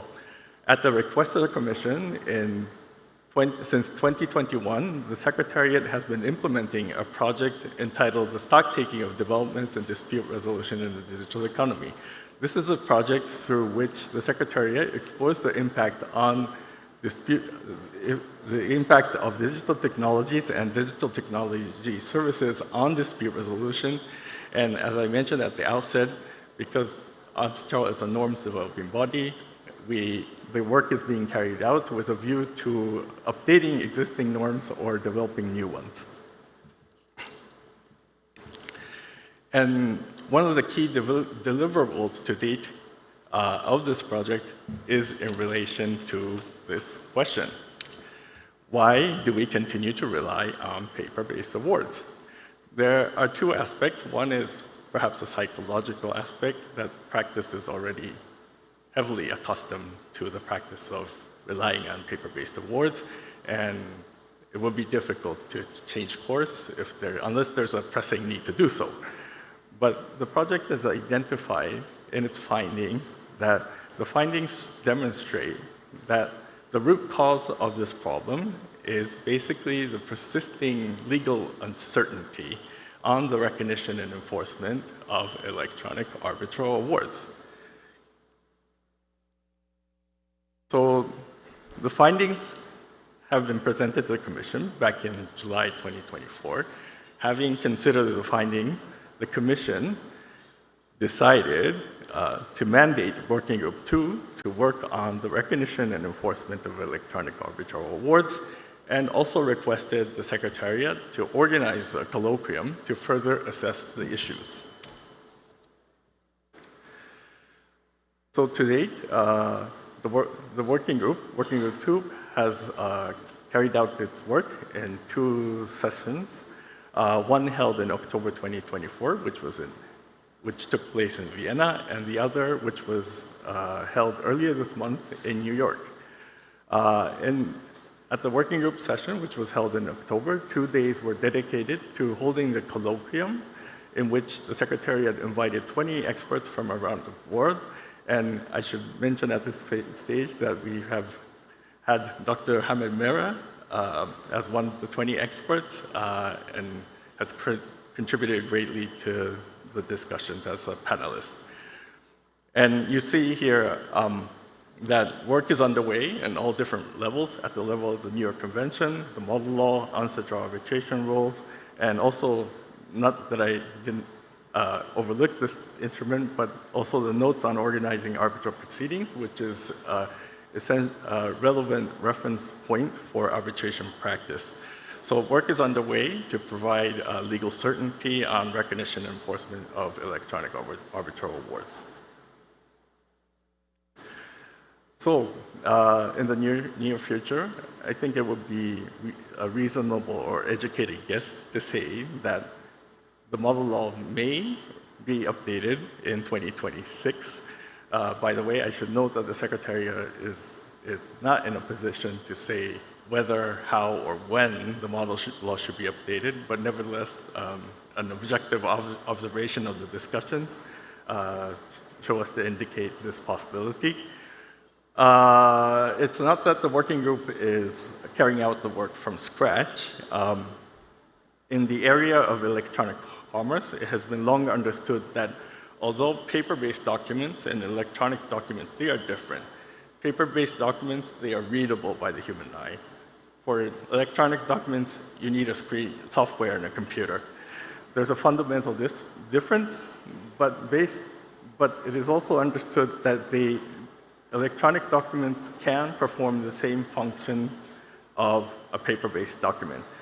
And based on this understanding, in the field of electronic commerce, there have been principles and rules being developed. One is the non-discrimination rules, which stipulate that information in electronic form should not be denied validity, enforceability solely on the ground that it is in electronic form.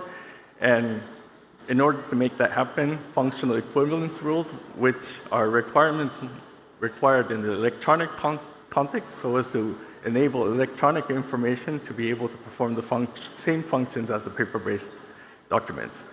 So the question before the working group is to basically integrate whether and to what extent to integrate those norms that have been developed in electronic commerce is the question at the work at hand.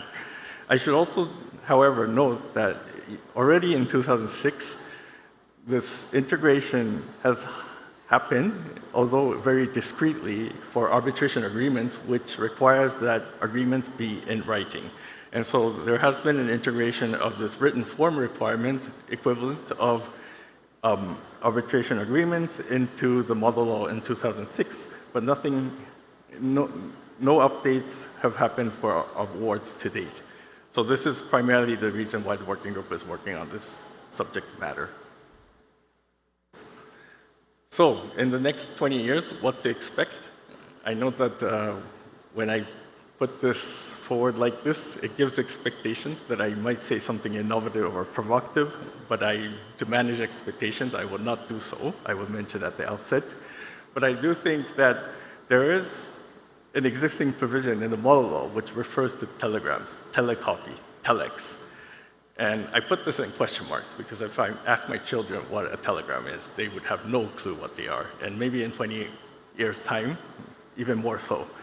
So I think there is a hook or something that attracts maybe people in the future to think about a further update of the model law, maybe, maybe not. And also, frequently mentioned in the discussions today is the topic of AI. I don't want to confine the subject matter just to AI, considering the rapid speed of development, but AI is something that we also have in mind in our work and is representative of the ever-changing world that we live in today. So these are some suggestive or the issues or the catalysts for maybe possible future updates of the model law. But having said that, we believe that the model law would be a solid and a very trustworthy foundation for many more years to come. And with that, I conclude my presentation. Thank you very much.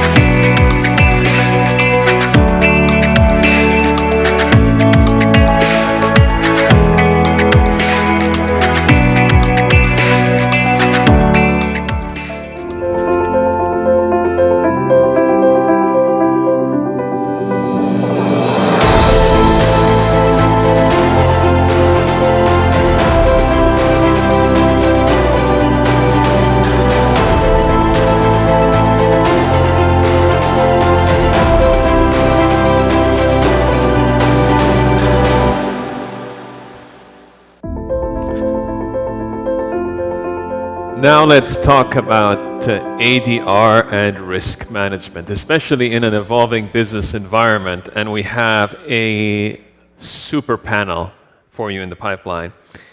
Moderating this session is going to be Joza Rashid, she's managing partner Herbert Smith Freehills. And on the panel is going to be Dr. Abdullah Al-Ghamdi, the Vice President and Associate General Counsel, Saudi Aramco. Dr. Sanjeev Gemawat, Group GC at SR, Gao Huandong, Vice President and Deputy General Counsel at the Lenovo Group and General Counsel at Lenovo China, Catherine Karakatsanis, President FIDIC, and Diane Weiss, Global General Counsel at PwC. Wow, what a lineup. Please give them a warm round of applause.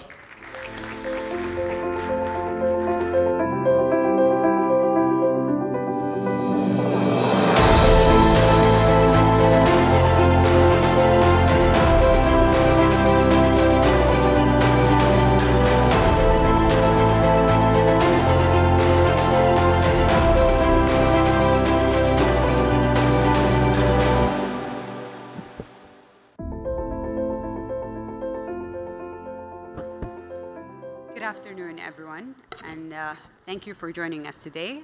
I'm Joza Al-Rashid, Managing Partner of Herbert Smith.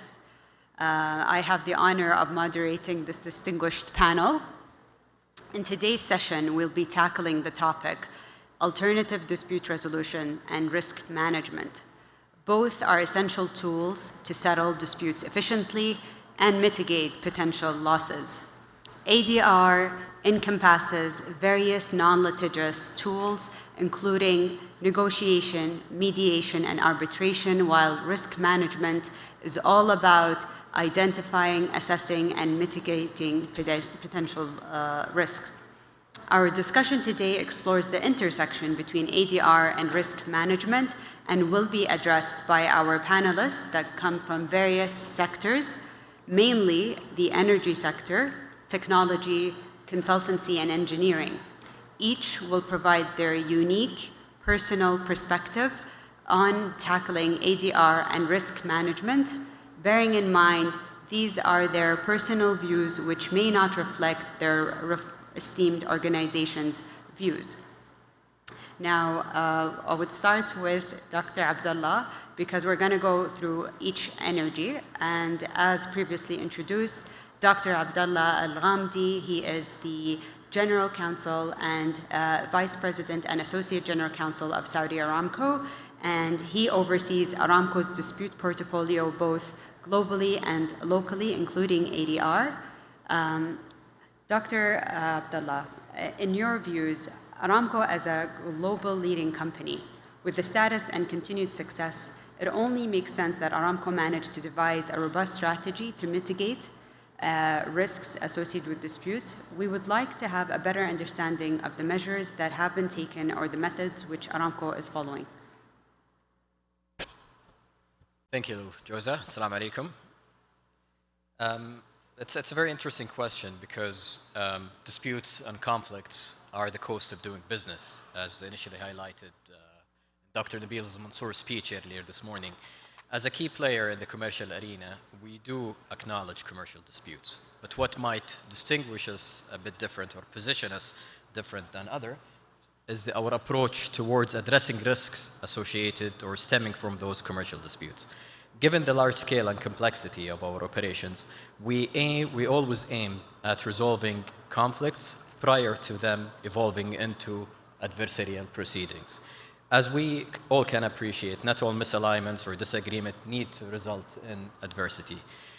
This is especially the case when there is alignment at the commercial level between the parties. We do take that into consideration whenever we structure and develop our dispute resolution clauses in our various agreements.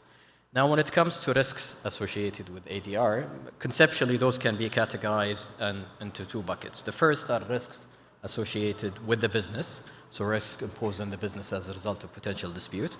And the other category are risks associated with the actual proceedings or the legal proceedings of the disputes.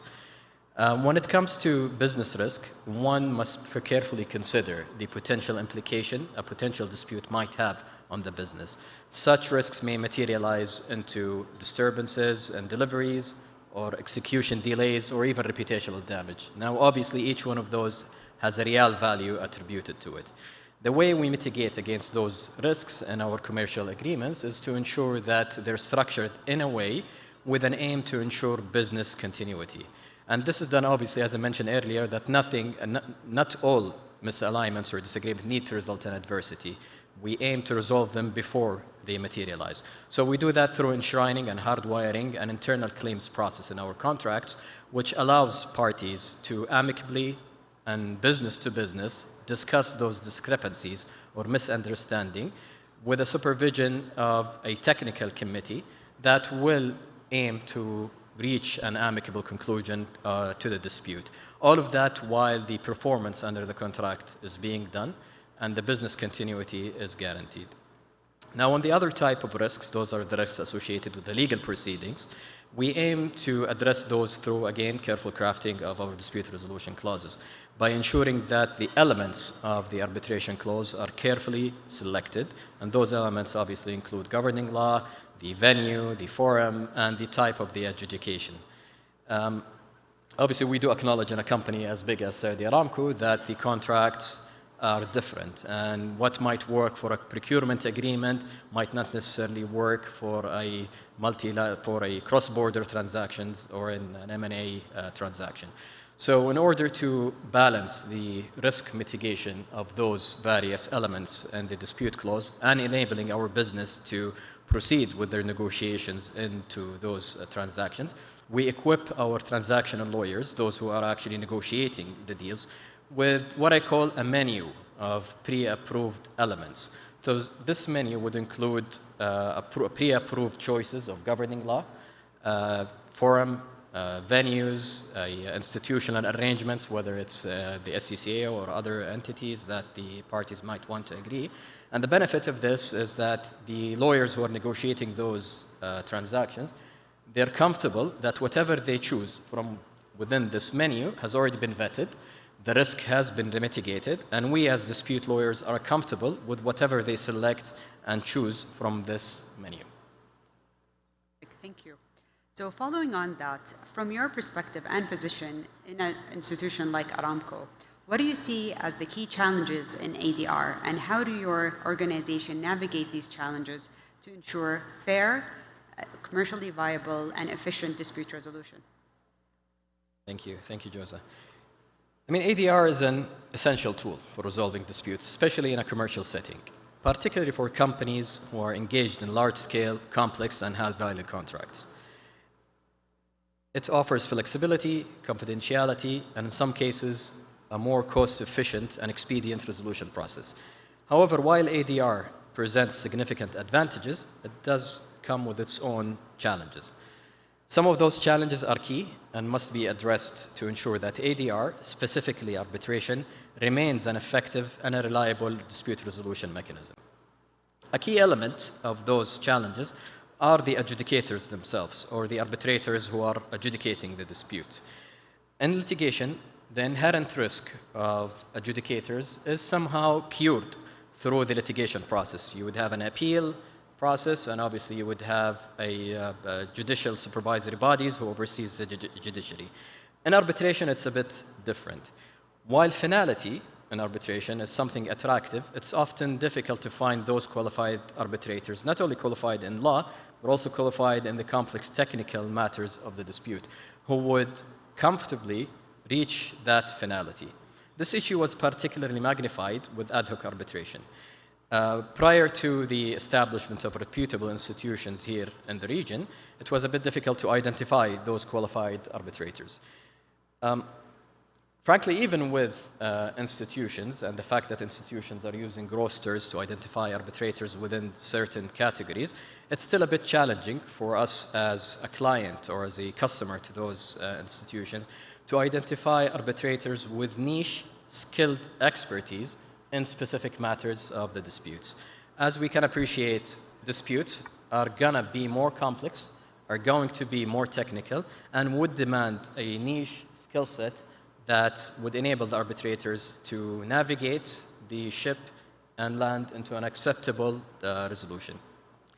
I'm cognizant of the time, but I would like to note that such matters could be mitigated, coupled with the institutional processes that the various institutions do offer, such as the SCCA. We do take into account the qualifications of the arbitrators. So in our arbitration clauses, in addition to identifying the typical or the quintessential elements of the arbitration clauses, those are the governing laws and the other elements, we do somehow require certain expertise or experiences in our arbitration clauses when it comes to selection of arbitrators. Those include specific expertise when it comes to technical matters, expertise with certain governing laws, even language expertise depending on the language of the contract itself, in addition to other bespoke requirements depending on the technical nature of the agreement itself. Thank you very much. That's very helpful. And now we move over to Dr. Sanjeev Gimawat, who currently serves as the Managing Director and Group General Counsel at ISAR Group. For all of you, ISAR is one of India's largest multinational conglomerates operating across energy, infrastructure, metal and mining, and technology, among other sectors. Dr. Sanjeev has nearly 3 decades of legal experience and is widely respected in the legal field, and he has been named in very prestigious lists, including Forbes India, to name a few. Thank you for joining us. In your experience as Group General Counsel of a diversified, multi-jurisdictional business group, what, in your view, are the various legal and regulatory risks which business deal with, and what risks assessment and mitigation strategies need to be followed by the group? Thank you, Zosa. Thanks, SCCA, for inviting me to share my views here. Well, so in an organization, the groups which are operating in multiple geographies, multiple jurisdictions with diversified businesses, risks are manifold, because we have different jurisdictions, different cultures, different way of interpretation of contracts. But then if I broadly divide my major risk, I think largely they are anything which is leading to my business disruption, that is a risk. Anything which leads to any financial obligations, that is a risk.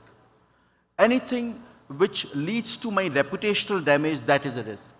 Now, these three risks basically arise out of the way in which, or the areas, or the location, or jurisdictions in which we operate, and of course, the industry, of course, the nature of contract.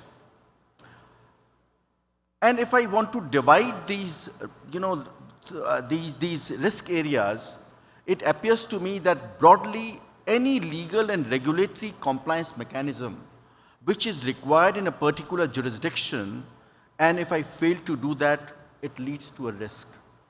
If I am not having a contract or the commercial understanding structured properly and in a contract, provided in a contract, there is a risk.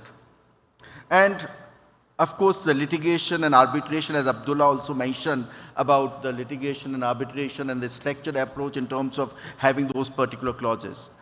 Now, let me give you some examples here, and which will give you the perspective how this happens. Environmental issues are the major issues in all jurisdictions. In one pretext or the other, even the procedural non-compliance on environmental issues that may lead to disruption of your business. The contract gets breached. And why the contract gets breached? Because at times, the understanding about the contract, the inferences or the interpretation of the contract might be different. People read it differently because people are coming from a different, diverse background.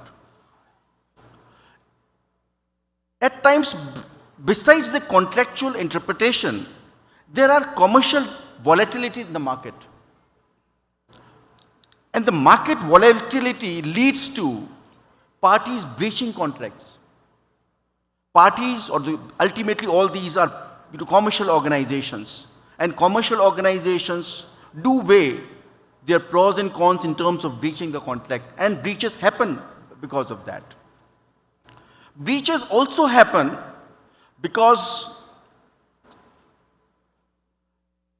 parties at times have emotional issues. I will teach you a lesson. Now, that teaching you a lesson leads to disputes. Litigations gets enhanced because of teaching you a lesson. Now, in this backdrop, we need to see that how these risks evolve and how you address those risks. I was, listening the uncitrul Mr. Takadi before this conference.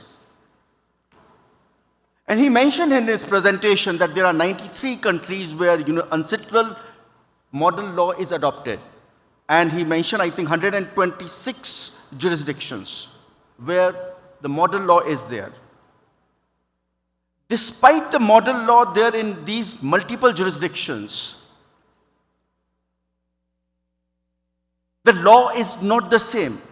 Abdullah mentioned about his structured approach in terms of providing in a contract the governing law or the law leading to the seat of the arbitration. And of course, you will be putting all these safeguards in terms of the governing law is important, the seat of the arbitration is important, enforceability of a contract or enforceability of award is important. Despite of acceptance of the model law, the local practices are different. Take example of liquidated damages. Under English law, the way in which the liquidated damages would be treated is not the same in many other common law jurisdictions. The same liquidated damages can be treated as penalty. Practices are different. And if you're operating in civil law countries or common law systems where the common law system is adopted, the way in which you are reading a contract is very different when a lawyer from a civil law jurisdiction would be reading it. You might have structured the contract in terms of your understanding, but the risk which lies ahead is how the other parties, how the other system is interpreting the contract. So I think the way in which I look at it is risks are manifold, multiple geographies, multiple jurisdictions, and all these things may lead to your business disruption, your reputational damage, and your financial obligations. Now, what is important is that somewhere we need to identify, assess, and mitigate this risk. It's not impossible, as Abdullah also mentioned. It's not impossible. You need to somewhere mitigate your risk in terms of structuring the contract, and it cannot be the fit for all kind of situation. Depending upon the jurisdictions, you will have to change that. Harmonization of contract or the consistency of contract is important because one organization, for example, if I talk about the energy sector, you cannot have the multiple contract of one particular industry in various jurisdictions. You will have to ultimately follow the same kind of contract. Or so is the case that if you are having a diverse businesses in one particular jurisdiction, you as an organization, you cannot have different sets of agreements. Somewhere you need to have harmonization and consistency. But despite that, somewhere we need to be taking into consideration those kinds of elements which may lead to disputes and which may lead to obligation or the higher level of risk in terms of disruptions and reputation and so on. And for that, what I would suggest is that yes, once you identify, assess and the risk, then you will have to structure your contract, your compliance mechanism accordingly. And I think that a structured approach in terms of the compliance system, a structured approach in terms of the contract execution and contract drafting perhaps might help in terms of addressing this. Yeah. Thank you, Dr. Sanjeev. I think to wrap up, to combine both Aramco and SR energy powerhouses have the same approach in terms of risk mitigation. I think Dr. Sanjeev, you stressed about the interpretation of contracts, which I would like to further address down the road with Ms. Catherine when I get to you about the interpretation and contract drafting. But now I would like to move to Mr. Huandong Gao, who is the Vice President, Deputy General Counsel of Lenovo Group. So we're moving away from the energy and now we're touching across the technology sector. Dr. Gao is in charge of the Legal and Compliance Department, including ESG at Lenovo, but not only that, he is an arbitrator of Beijing Arbitrator Commission, Beijing International Arbitration, Shenzhen Court of International Arbitration. So thank you for joining us. Dr. Gao, given the fast-changing geopolitical landscape and complex US and China relationship, as the General Counsel of Lenovo China, what is the risk that you see as the biggest risk from a legal and compliance perspective? Thank you, Java. It's a great pleasure and honor to be here and attend this panel with our distinguished guests. When we're talking about the risks, we are talking about the strategic risks for the company here. From my perspective, Lenovo as a technology company, we are definitely have our special situations in these fast changing and complex geopolitical situations. I put it as 4 categories of different types of risks. I think number 1 is the risks caused by geopolitical situation and the tension between China and the United States. And this well relates to different type of risks. One is we believe it's international trade compliance related. covering trade compliance and economic sanctions, and also very clearly targeted on semiconductor industry and AI industry. So this is something that if we don't manage this kind of compliance risk from a regulatory perspective, it will bring disaster to the company in the global operation. And I think the second type of risk caused by also the geopolitical situation is the so-called data sovereignty and the data security issue. Most of you know, in today's world, the data cross-border transfer has been caused the concern from many countries. I still remember one interesting example. One time, the United States government requesting companies from China to providing convincing evidence proving that we don't use the raw material and the labor forces from New Frontier province or Uyghur province.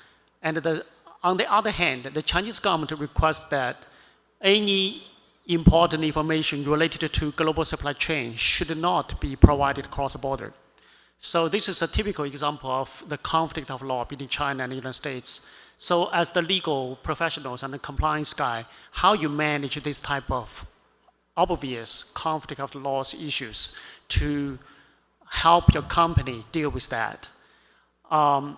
So this is kind of geopolitical cost risks has now becoming our day job for legal and the compliance team. And I think the second type of risks is industry specific. For our high-tech companies, I think IP-related risks, especially the so-called ACEP, standard essential patent disputes, have become the one of the top priority risks for companies like Lenovo. So in this particular area, we have many disputes with different companies like, you know, probably I cannot name the names of the company, but in this area, for ACP risks, we have to use maybe all kinds of dispute resolution mechanisms, including court or arbitration or mediation, or sometimes it's a combination of three of them. And I think the last category of risks we also are dealing with now is because of China as a national strategy, many Chinese companies go invest outbound. Saudi Arabia is a typical and very hard topic and very attractive, you know, destiny for many Chinese companies. So for a company like Lenovo and other companies like Huawei or ZTE, we have to also conduct the country-specific due diligence to understand the culture, the history, the social value, and the legal framework in that particular country. In that way, we can avoid many risks from beforehand. I would just stop here for, you know, in terms of the mapping the histories or do the risk assessment for the company like Lenovo. Thank you. Thank you, and I commend you, Lenovo, for investing in Saudi a quite sizable amount and for taking these considerations before. I think it's a very useful and efficient way to avoid any, sure, you know. I would like to ask you a second follow-up question. I've heard that there is a recent trend of mediation as one of the ADR mechanisms in China. So can you tell us a bit or shine upon the developments on mediation and how is it being tackled in China? Yeah. You know, mediation has been increasingly becoming more and more important in Chinese companies to deal with the different types of risks. Traditionally, Chinese people will, on the company, go to the court and also maybe choose arbitration. But now, in maybe the last 5 years, we see the trend very clear. Mediation has become more and more popular and chosen by different clients and companies. Why? It's very simple. Because the market economy has developed in China and the size of the economy has increasing, and more cases and disputes are coming out. The court in China has too, overloaded with cases. And also, the cost issue is another consideration. Probably another consideration is the culture background. Traditionally, the countries in East Asia prefer mediation and friendly settlement versus arbitration or court litigation. And it's another interesting point I want to make is that we notice that in China now, many companies choose mediation, and because of mediation, some colleagues think it lacks enforcement capability, or normally it's non-binding. So many clients and Chinese companies now, they tend to negotiate and settle and sign a mediation settlement agreement, and then they will, beforehand, they will choose another arbitration organization to formalize this settlement agreement and enable it has legal enforcement capability. So that's the kind of maybe a creative solution for dispute resolution. Thank you. So much. That's very helpful. And now we move on to Ms. Catherine Karakatsinasas. Ms. Catherine is an award-winning structural engineer and is the president of the International Federation of Consulting Engineers, known as FIDEC, and also is the president of the Canadian Academy of Engineering and a board member of the Canadian Council of Academics. She has received various awards, and namely, she was named Canada's Top 100 Most Powerful Women Hall, among others. So very honored to be here with you. And I wanted to kind of ask you, given your dual roles, the unique kind of roles, being the president of FIDEC and being at the forefront of the Council of Engineering, could you please share with us what are the strides that both institutions has done to navigate the disputes and to mitigate such risks, if any? Thank you. I want to first start out by saying what a pleasure and honor it is to be here. It's my first time, and I'm really impressed, and I want to congratulate the event organizers for a very impressive conference. As you said, I'm a structural engineer, and I've worked in the consulting engineering industry for 30 years. Started out as a structural engineer. I've done project management, construction management, litigation, testimony, and ended up being the chief operating officer of a multidisciplinary consulting engineering firm. So I sort of live day in and day out with the challenge of delivering projects successfully and navigating the risks associated with them. In addition, as you said, I'm also chair of the board of FIDEC, which is the International Federation of Consulting Engineers. We represent the consulting engineering industry around the world. That includes about 100 countries, including Saudi Arabia. We met with the Saudi Council of Engineers yesterday. And that, really represents 1.5 million engineers around the world. So FIDEC, the International Federation, is known for its contracts. We do a lot more than that, we advocate. But our contracts really take arbitration and dispute avoidance very seriously for a lot of good reasons, and some of them have been mentioned today and discussed today. Really, obviously, dispute avoidance is very critical in ensuring that we deliver successful projects. As a consulting engineer, though, I first try and address the risks by training the engineers, the project managers, our management team, in really analyzing the contracts that we're entering into. And so we do training about acceptable clauses, non-acceptable clauses. We escalate the review if an engineer or manager is coming across clauses that are not typical or acceptable. We'll escalate the review, we'll get legal review, management review, and we'll often turn down work if we find the risk of the contractual clauses are unacceptable. The other thing we do is we train our team on how to keep clean files. So to make sure that they document the appropriate things, that they realize that their email messages, their text messages are now all discoverable. I recently had a very lengthy, many multi-million-dollar arbitration, and 7 years of emails, files, minutes of meetings, texts of hundreds of participants didn't lead to one instance where we had misspoken or misstepped. And part of that was because we also, once we realized that the atmosphere was not as amicable and collaborative as we liked, we brought in our lawyers to help us navigate through all the risks that arose. We also make sure that we do have the resources to deliver the scope of work. In the schedule, we make sure we have the fee that we can deliver the work and the contingency.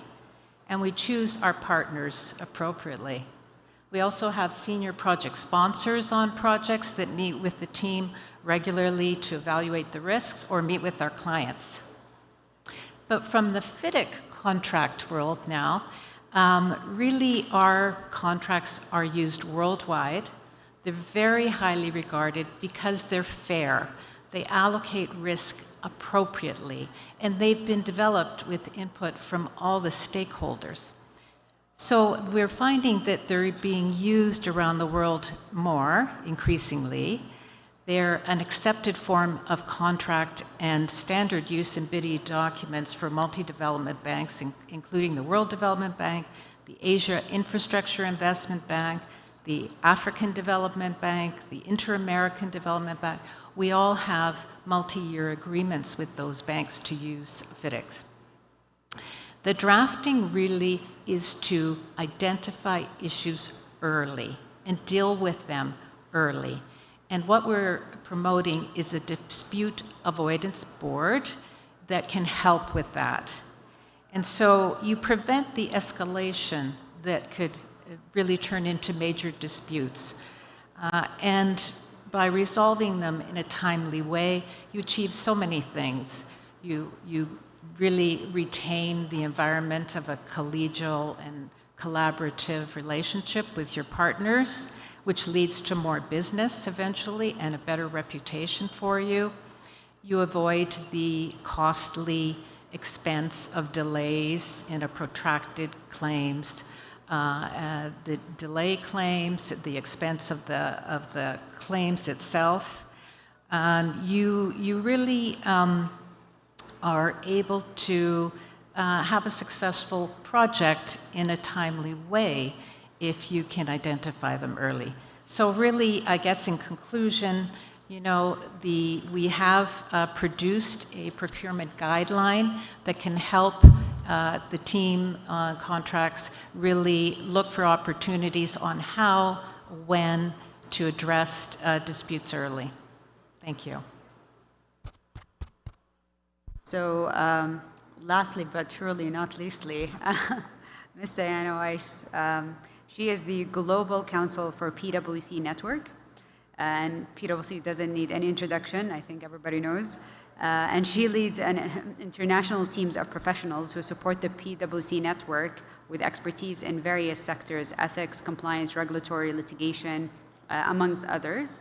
And prior to joining PwC in 2012, Diana was a partner at the esteemed law firm King & Spalding, and she had a leading practice that is mixed between litigation and regulatory, and she represented a wide range of clients. We're very happy to have you here, and I just wanted to kind of pick your brain. As a professional service firm, such as PwC, how do you think about ADR in the context of managing risks? You've heard the other panelists. I just want to see how you compare and contrast between them. Thank you. Yes, thank you. Is this working? Because there's no light on. Yeah, great, great. My first question back. So I just first want to say thank you. The presence of the SCCA says a lot about Saudi and what you're trying to do commercially, developing a reliable and stable and accepted means to resolve disputes where they occur, And promoting mediation, as I understand you are, is obviously critical to attracting capital and having businesses feel like they can safely take risks and do work where you are. So very happy to be here. So as mentioned, PwC is ubiquitous, essentially. We are in 156 countries. And one of the risks that we have to manage that is most important to our brand is association risk. Essentially, our brand becomes associated very quickly with anyone who we do business with. We are the auditors for some companies on this stage, and we do significant consulting work and other types of work for probably many of the businesses in this room. And I'm quite certain that you count on our reputation certainly not making yours worse. At the same time, when we think about how to manage risk, we have to think about, first and foremost, are the people that we're doing business with the kind of people who we think we can resolve problems with when they arise. And that starts hopefully way earlier than having an actual dispute. So I would just echo the sentiments from all the industries represented on the panel about clarity of roles, understanding responsibilities, understanding where you're doing business, and investing time in who you're doing business with as the best way to manage risk. You know, a dispute, a real dispute with a client is a failure before you have even set out to figure out how to resolve it, right? Second thing I would say about our profession uniquely is that we cannot plan for contractually for the resolution of many of the disputes that we end up with because of our client portfolio. If a client of ours has a significant problem, say loses a sizable amount of its market cap, and we're its auditor, we will be exposed to potential claims from parties who we don't do business with.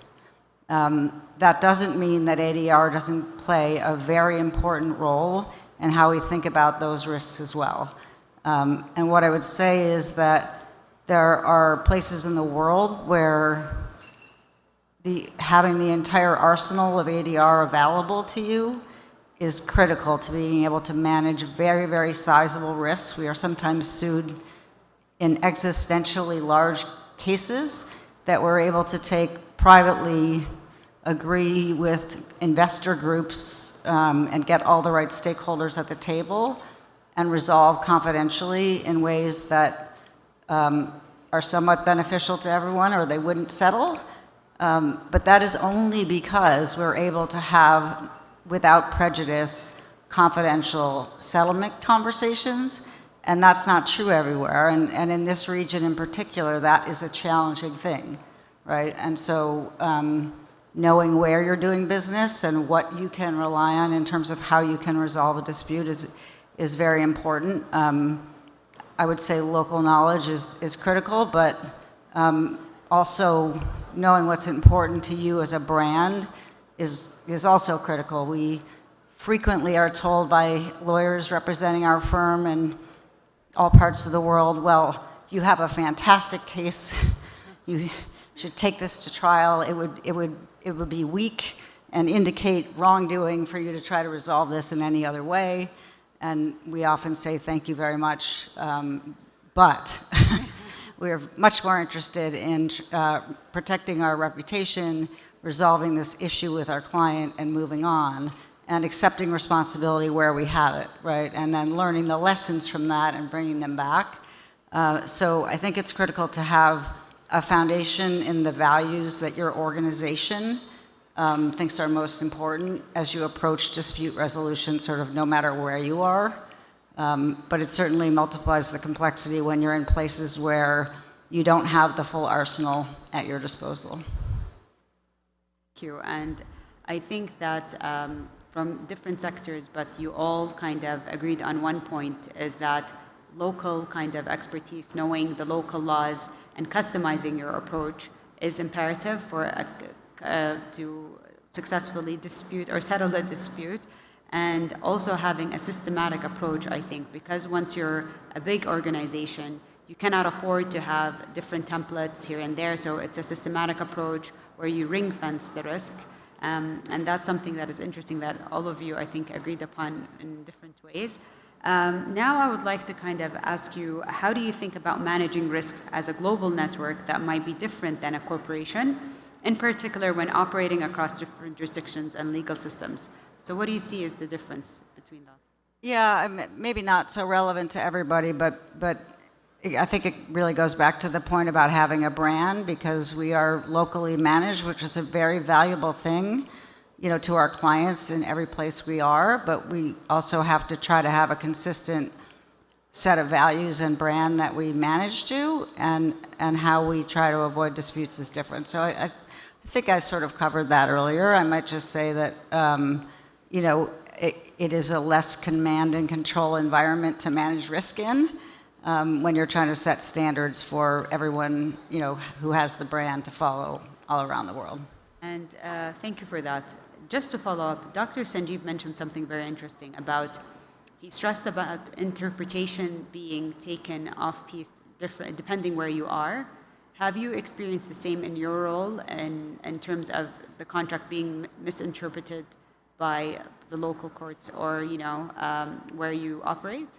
Yes, absolutely. And if you just take the United States as an example, we have had the very same arbitration clause calling for certain types of selection of private arbitrators, et cetera, interpreted completely differently in different states, and respected or not respected. And then we don't use the same arbitration provisions all around the world, of course. We try to tailor them to the local jurisdiction as appropriate, but absolutely have had situations where in liquidation, for example, which is a critical time to have an arbitration provision enforced, because you're dealing with a party who is not necessarily commercially motivated on the other side of the case, we can have them respected in one jurisdiction, ignored in other jurisdictions, interpreted very differently, all the same words. So I'm going to circle back to Ms. Catherine. Just in terms of contract drafting, what are the kind of keynotes or advice you would give anybody? Because you mentioned discovery, and this is something that resonates well with my disputes team, that you need to prepare ahead of time, have, you know, proper filing of everything throughout the project, because if a dispute happens, proper filing kind of streamlines the whole kind of fishing through hundreds of emails and try to prove that you said this and that. So what are other things that you think that the audience would kind of benefit from your experience? Me? I think, as I mentioned, training is important. Oversight by senior management, help when you need it from lawyers. But FIDIC, if you do get in on a project, though, and have a dispute avoidance board, that's also very helpful on a very complex project, because the guideline that we produced actually helps them to create a collaborative environment so that you can bring up the issues easily. And the document really also gives some advice as when, how to do it, how to bring it up, how to deal with it. So you can do as much as you can to avoid in preparation, like I mentioned, with the staff. But once you're on the project, issues do come up. And then, you know, having a tiered approach, which FIDIC contracts also have, so you start, you know, to deal with it at the project level. If that doesn't work, the next tier, the next, until hopefully you avoid arbitration, because it is very costly. It's distracting. Like, when staff are preparing to defend themselves, they're not working on the project. It's very stressful, very distracting. I've had engineers and architects who have come crying. You know, they work so hard to do the best they can, maybe give up weekends and nights, and then they're having to sit there and defend the great work they've done. It's very stressful.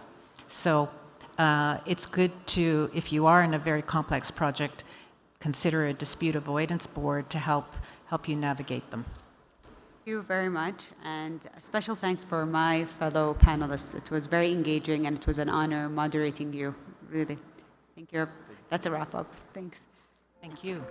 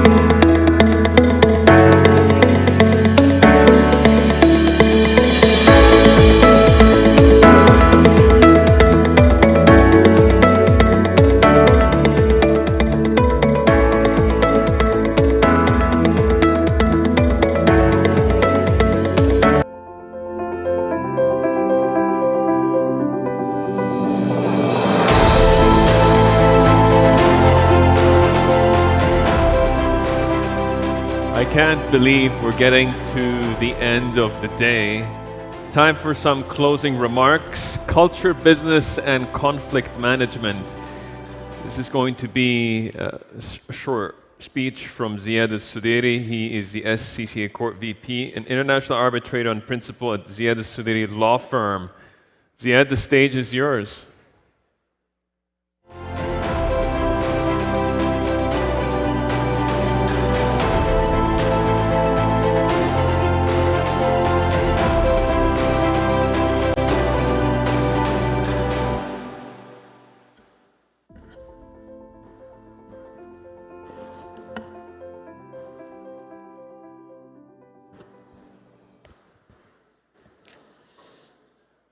Bismillah ar-Rahman ar-Rahim. Ladies and gentlemen, it is a privilege to address you today and to present to you on a subject that lies at the heart of arbitration. These remarks come at the end of a long day, rich in stimulating ideas from distinguished speakers and panelists with much to offer. I therefore will strive to be brief. I am reminded of the supplication attributed to a famous Umayyad Caliph. May God have mercy on the person who knows their place. The topic I wish to address today is the common practice of parties to arbitral disputes appointing their respective arbitrators, who in turn attempt to agree on the third arbitrator, failing of which agreement, a court or arbitration center makes the final decision on the appointment of the chairman of the tribunal.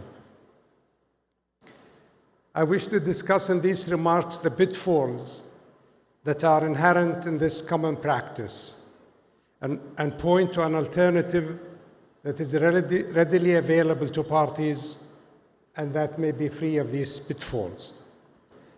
Arbitration as an alternative to litigation is valued for its perceived flexibility, efficiency, and ability to provide neutral and specialized adjudication, and the common practice of allowing parties to directly appoint arbitrators is said to be consistent with the fundamental principle of arbitration, namely party autonomy.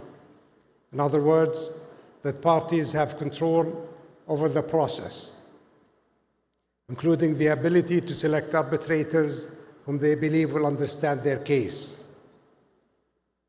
But direct party appointment of arbitrators presents challenges that put into question whether it truly delivers on the sought-after party autonomy.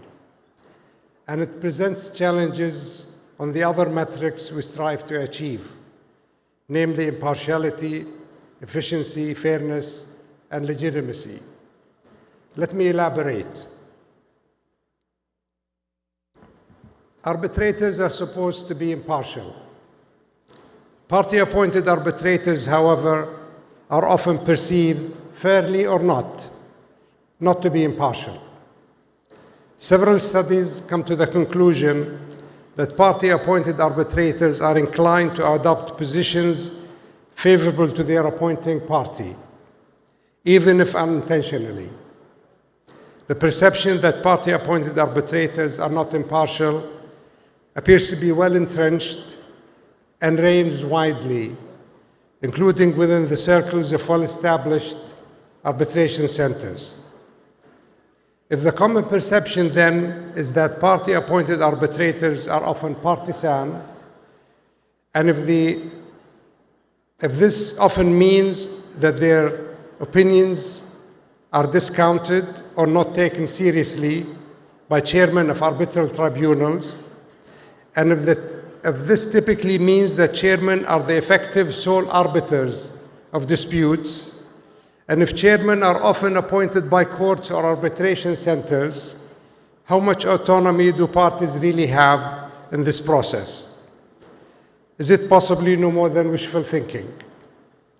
And if we look beyond the issue of party autonomy, which appears to be in question, how does the practice of party-appointed arbitrators fare on the other metrics? Does it promote trust in arbitration, or does it undermine it? The record appears to suggest that it often permits parties to engage in undesirable practices that do not serve justice or efficiency, including gaming the system or deliberately delaying appointing an arbitrator, thereby creating inefficiencies that frustrate the process and precipitate deadlocks requiring judicial or institutional intervention to complete the composition of a tribunal. The practice also appears to favor more powerful parties or those with greater familiarity with arbitration, thereby giving them an advantage in selecting more favorable arbitrators to their interests. Less experienced parties may struggle to identify and secure competent arbitrators. And it appears to promote the dissenting arbitrator syndrome, the tendency of party-appointed arbitrators to take positions that favor their appointing party, often resulting in dissents that reflect partisan reasoning rather than objective dispute resolution. All of this does not appear to serve the objective of promoting confidence in arbitration, but possibly to its erosion. The practice of party-appointed arbitrators appear to raise questions on all metrics, including impartiality, party autonomy, efficiency, fairness, and legitimacy. One, of course, may counter with the Churchillian retort. Yes, the practice of party-appointed arbitrators is the worst form of arbitration except for all the other forms. But is it so? For the sake of brevity and the chance of garnering some mercy, I shall refrain from surveying all potential alternatives to party-appointed arbitrators that the literature dwells on, and settle for highlighting one such alternative that is available to parties in many institutional arbitrations, and that may deserve special consideration. Before doing so, however, let me point out that parties may, of course, always opt for a sole arbitrator, which in reality is what they often end up with under the current common practice. And by doing so, they may save on the cost of the often perceived second tier of advocates. But if parties desire to have a tribunal with 3 arbitrators, why not strive to have such a tribunal in reality, not just in appearance? Why not have a genuinely deliberative body comprised of neutral arbitrators who are free from the cloud of suspicion of partiality that afflicts party-appointed arbitrators? One possible alternative approach that is available to parties is institutional appointment of all arbitrators, the list method. Under this method, the institution concerned provide parties to a dispute with a list of potential arbitrators selected for their qualifications and expertise in the subject matter of the dispute at hand. And the parties rank their preferences while striking names they find unacceptable. To avoid delays caused by both parties rejecting multiple nominees, the institution may limit the number of rejections or require parties to provide reasons for rejections. The arbitrators with the highest mutual ranking are appointed. This method appears to permit meaningful party involvement in the process, while ensuring that there is a measure of neutrality in the appointed arbitrators, in the sense that they would not feel beholden to one party or the other. It is a process that promises to enhance the credibility of all three appointed arbitrators, and thus promotes a more meaningful deliberative process that better serves the interests of all concerned. It also promises to prevent or reduce incidences of strategic appointments and delay tactics, thereby enhancing the perception of fairness and the legitimacy of the arbitral process. This method, the list method, is available to parties under the arbitration rules of the Saudi Center for Commercial Arbitration and under the rules of other institutions. Typically, the list method is offered as an option. Some may argue that the list method limits party autonomy. Does it? Aside from the fact that parties in international arbitration will continue to enjoy autonomy over choice of law, over the place of arbitration, over rules of arbitration, and over the choice of institution and whose auspices that the arbitration would be conducted if they choose to do so, they will continue to have a meaningful say in the choice of arbitrators from amongst the list of qualified candidates with expertise in the subject of their dispute. In other words, arbitration would continue to afford parties autonomies on all fronts that matter to them, compared to court litigation, including over the choice of arbitrators. Some may argue that the proposed alternative approach may create concerns over transparency in how institutions select arbitrators. True, but perhaps these concerns may be ameliorated by the institution pre-approving and pre-publishing its lists of arbitrators in various fields of dispute resolution. And the institution can enhance the credibility of its selection process by being transparent and outlining the criteria for this process. Institutions have an incentive to promote their credibility and legitimacy by observing high standards in the approval and selection processes, failing of which threatens the viability of the institution as a going concern. Of course, if an arbitration center lacks sufficient resources or processes to appoint arbitrators quickly, this could lead to delays in proceedings. And if an arbitration center relies on a small or rigid list of arbitrators, parties may not always get the most suitable arbitrators for their dispute. But the aforementioned concerns apply equally, whether the institution is called upon to appoint a third arbitrator or all three of them. The ultimate viability of the alternative approach, however, is of course dependent on the willingness of parties and practitioners to adopt it and make use of it. In conclusion, there is of course no perfect solution, but the common practice of favoring party-appointed arbitrators may be due for some reconsideration. As I have outlined in these remarks, reliance on party-appointed arbitrators present challenges that can undermine the legitimacy of arbitration. And the alternative I have pointed to appears to offer a better way on all important metrics, including impartiality, efficiency, and fairness, while balancing party autonomy. The key is to ensure that arbitration continues to be trusted, credible, and effective. For this to be the case, arbitration must evolve to maintain its role as a premier dispute resolution method in international and commercial disputes. As we move forward, arbitration centers, practitioners, and users must work together to refine selection mechanisms that enhance neutrality without sacrificing efficiency or party engagement. Thank you.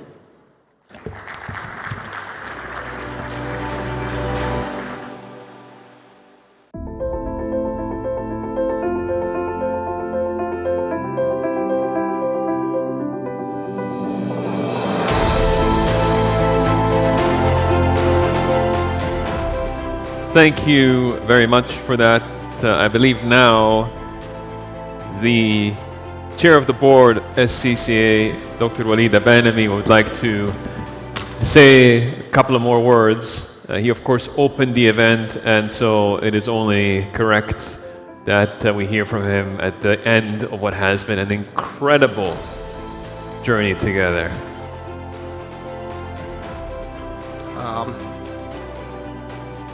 We are concluding our SCCA 4th International Conference. We would like to thank the 1,300 participants, the speakers, supporters, and sponsors. And we would be looking forward to seeing you next year in the 3rd edition of Riyadh International Dispute Week, RIDO 2026. Thank you all. Thank you.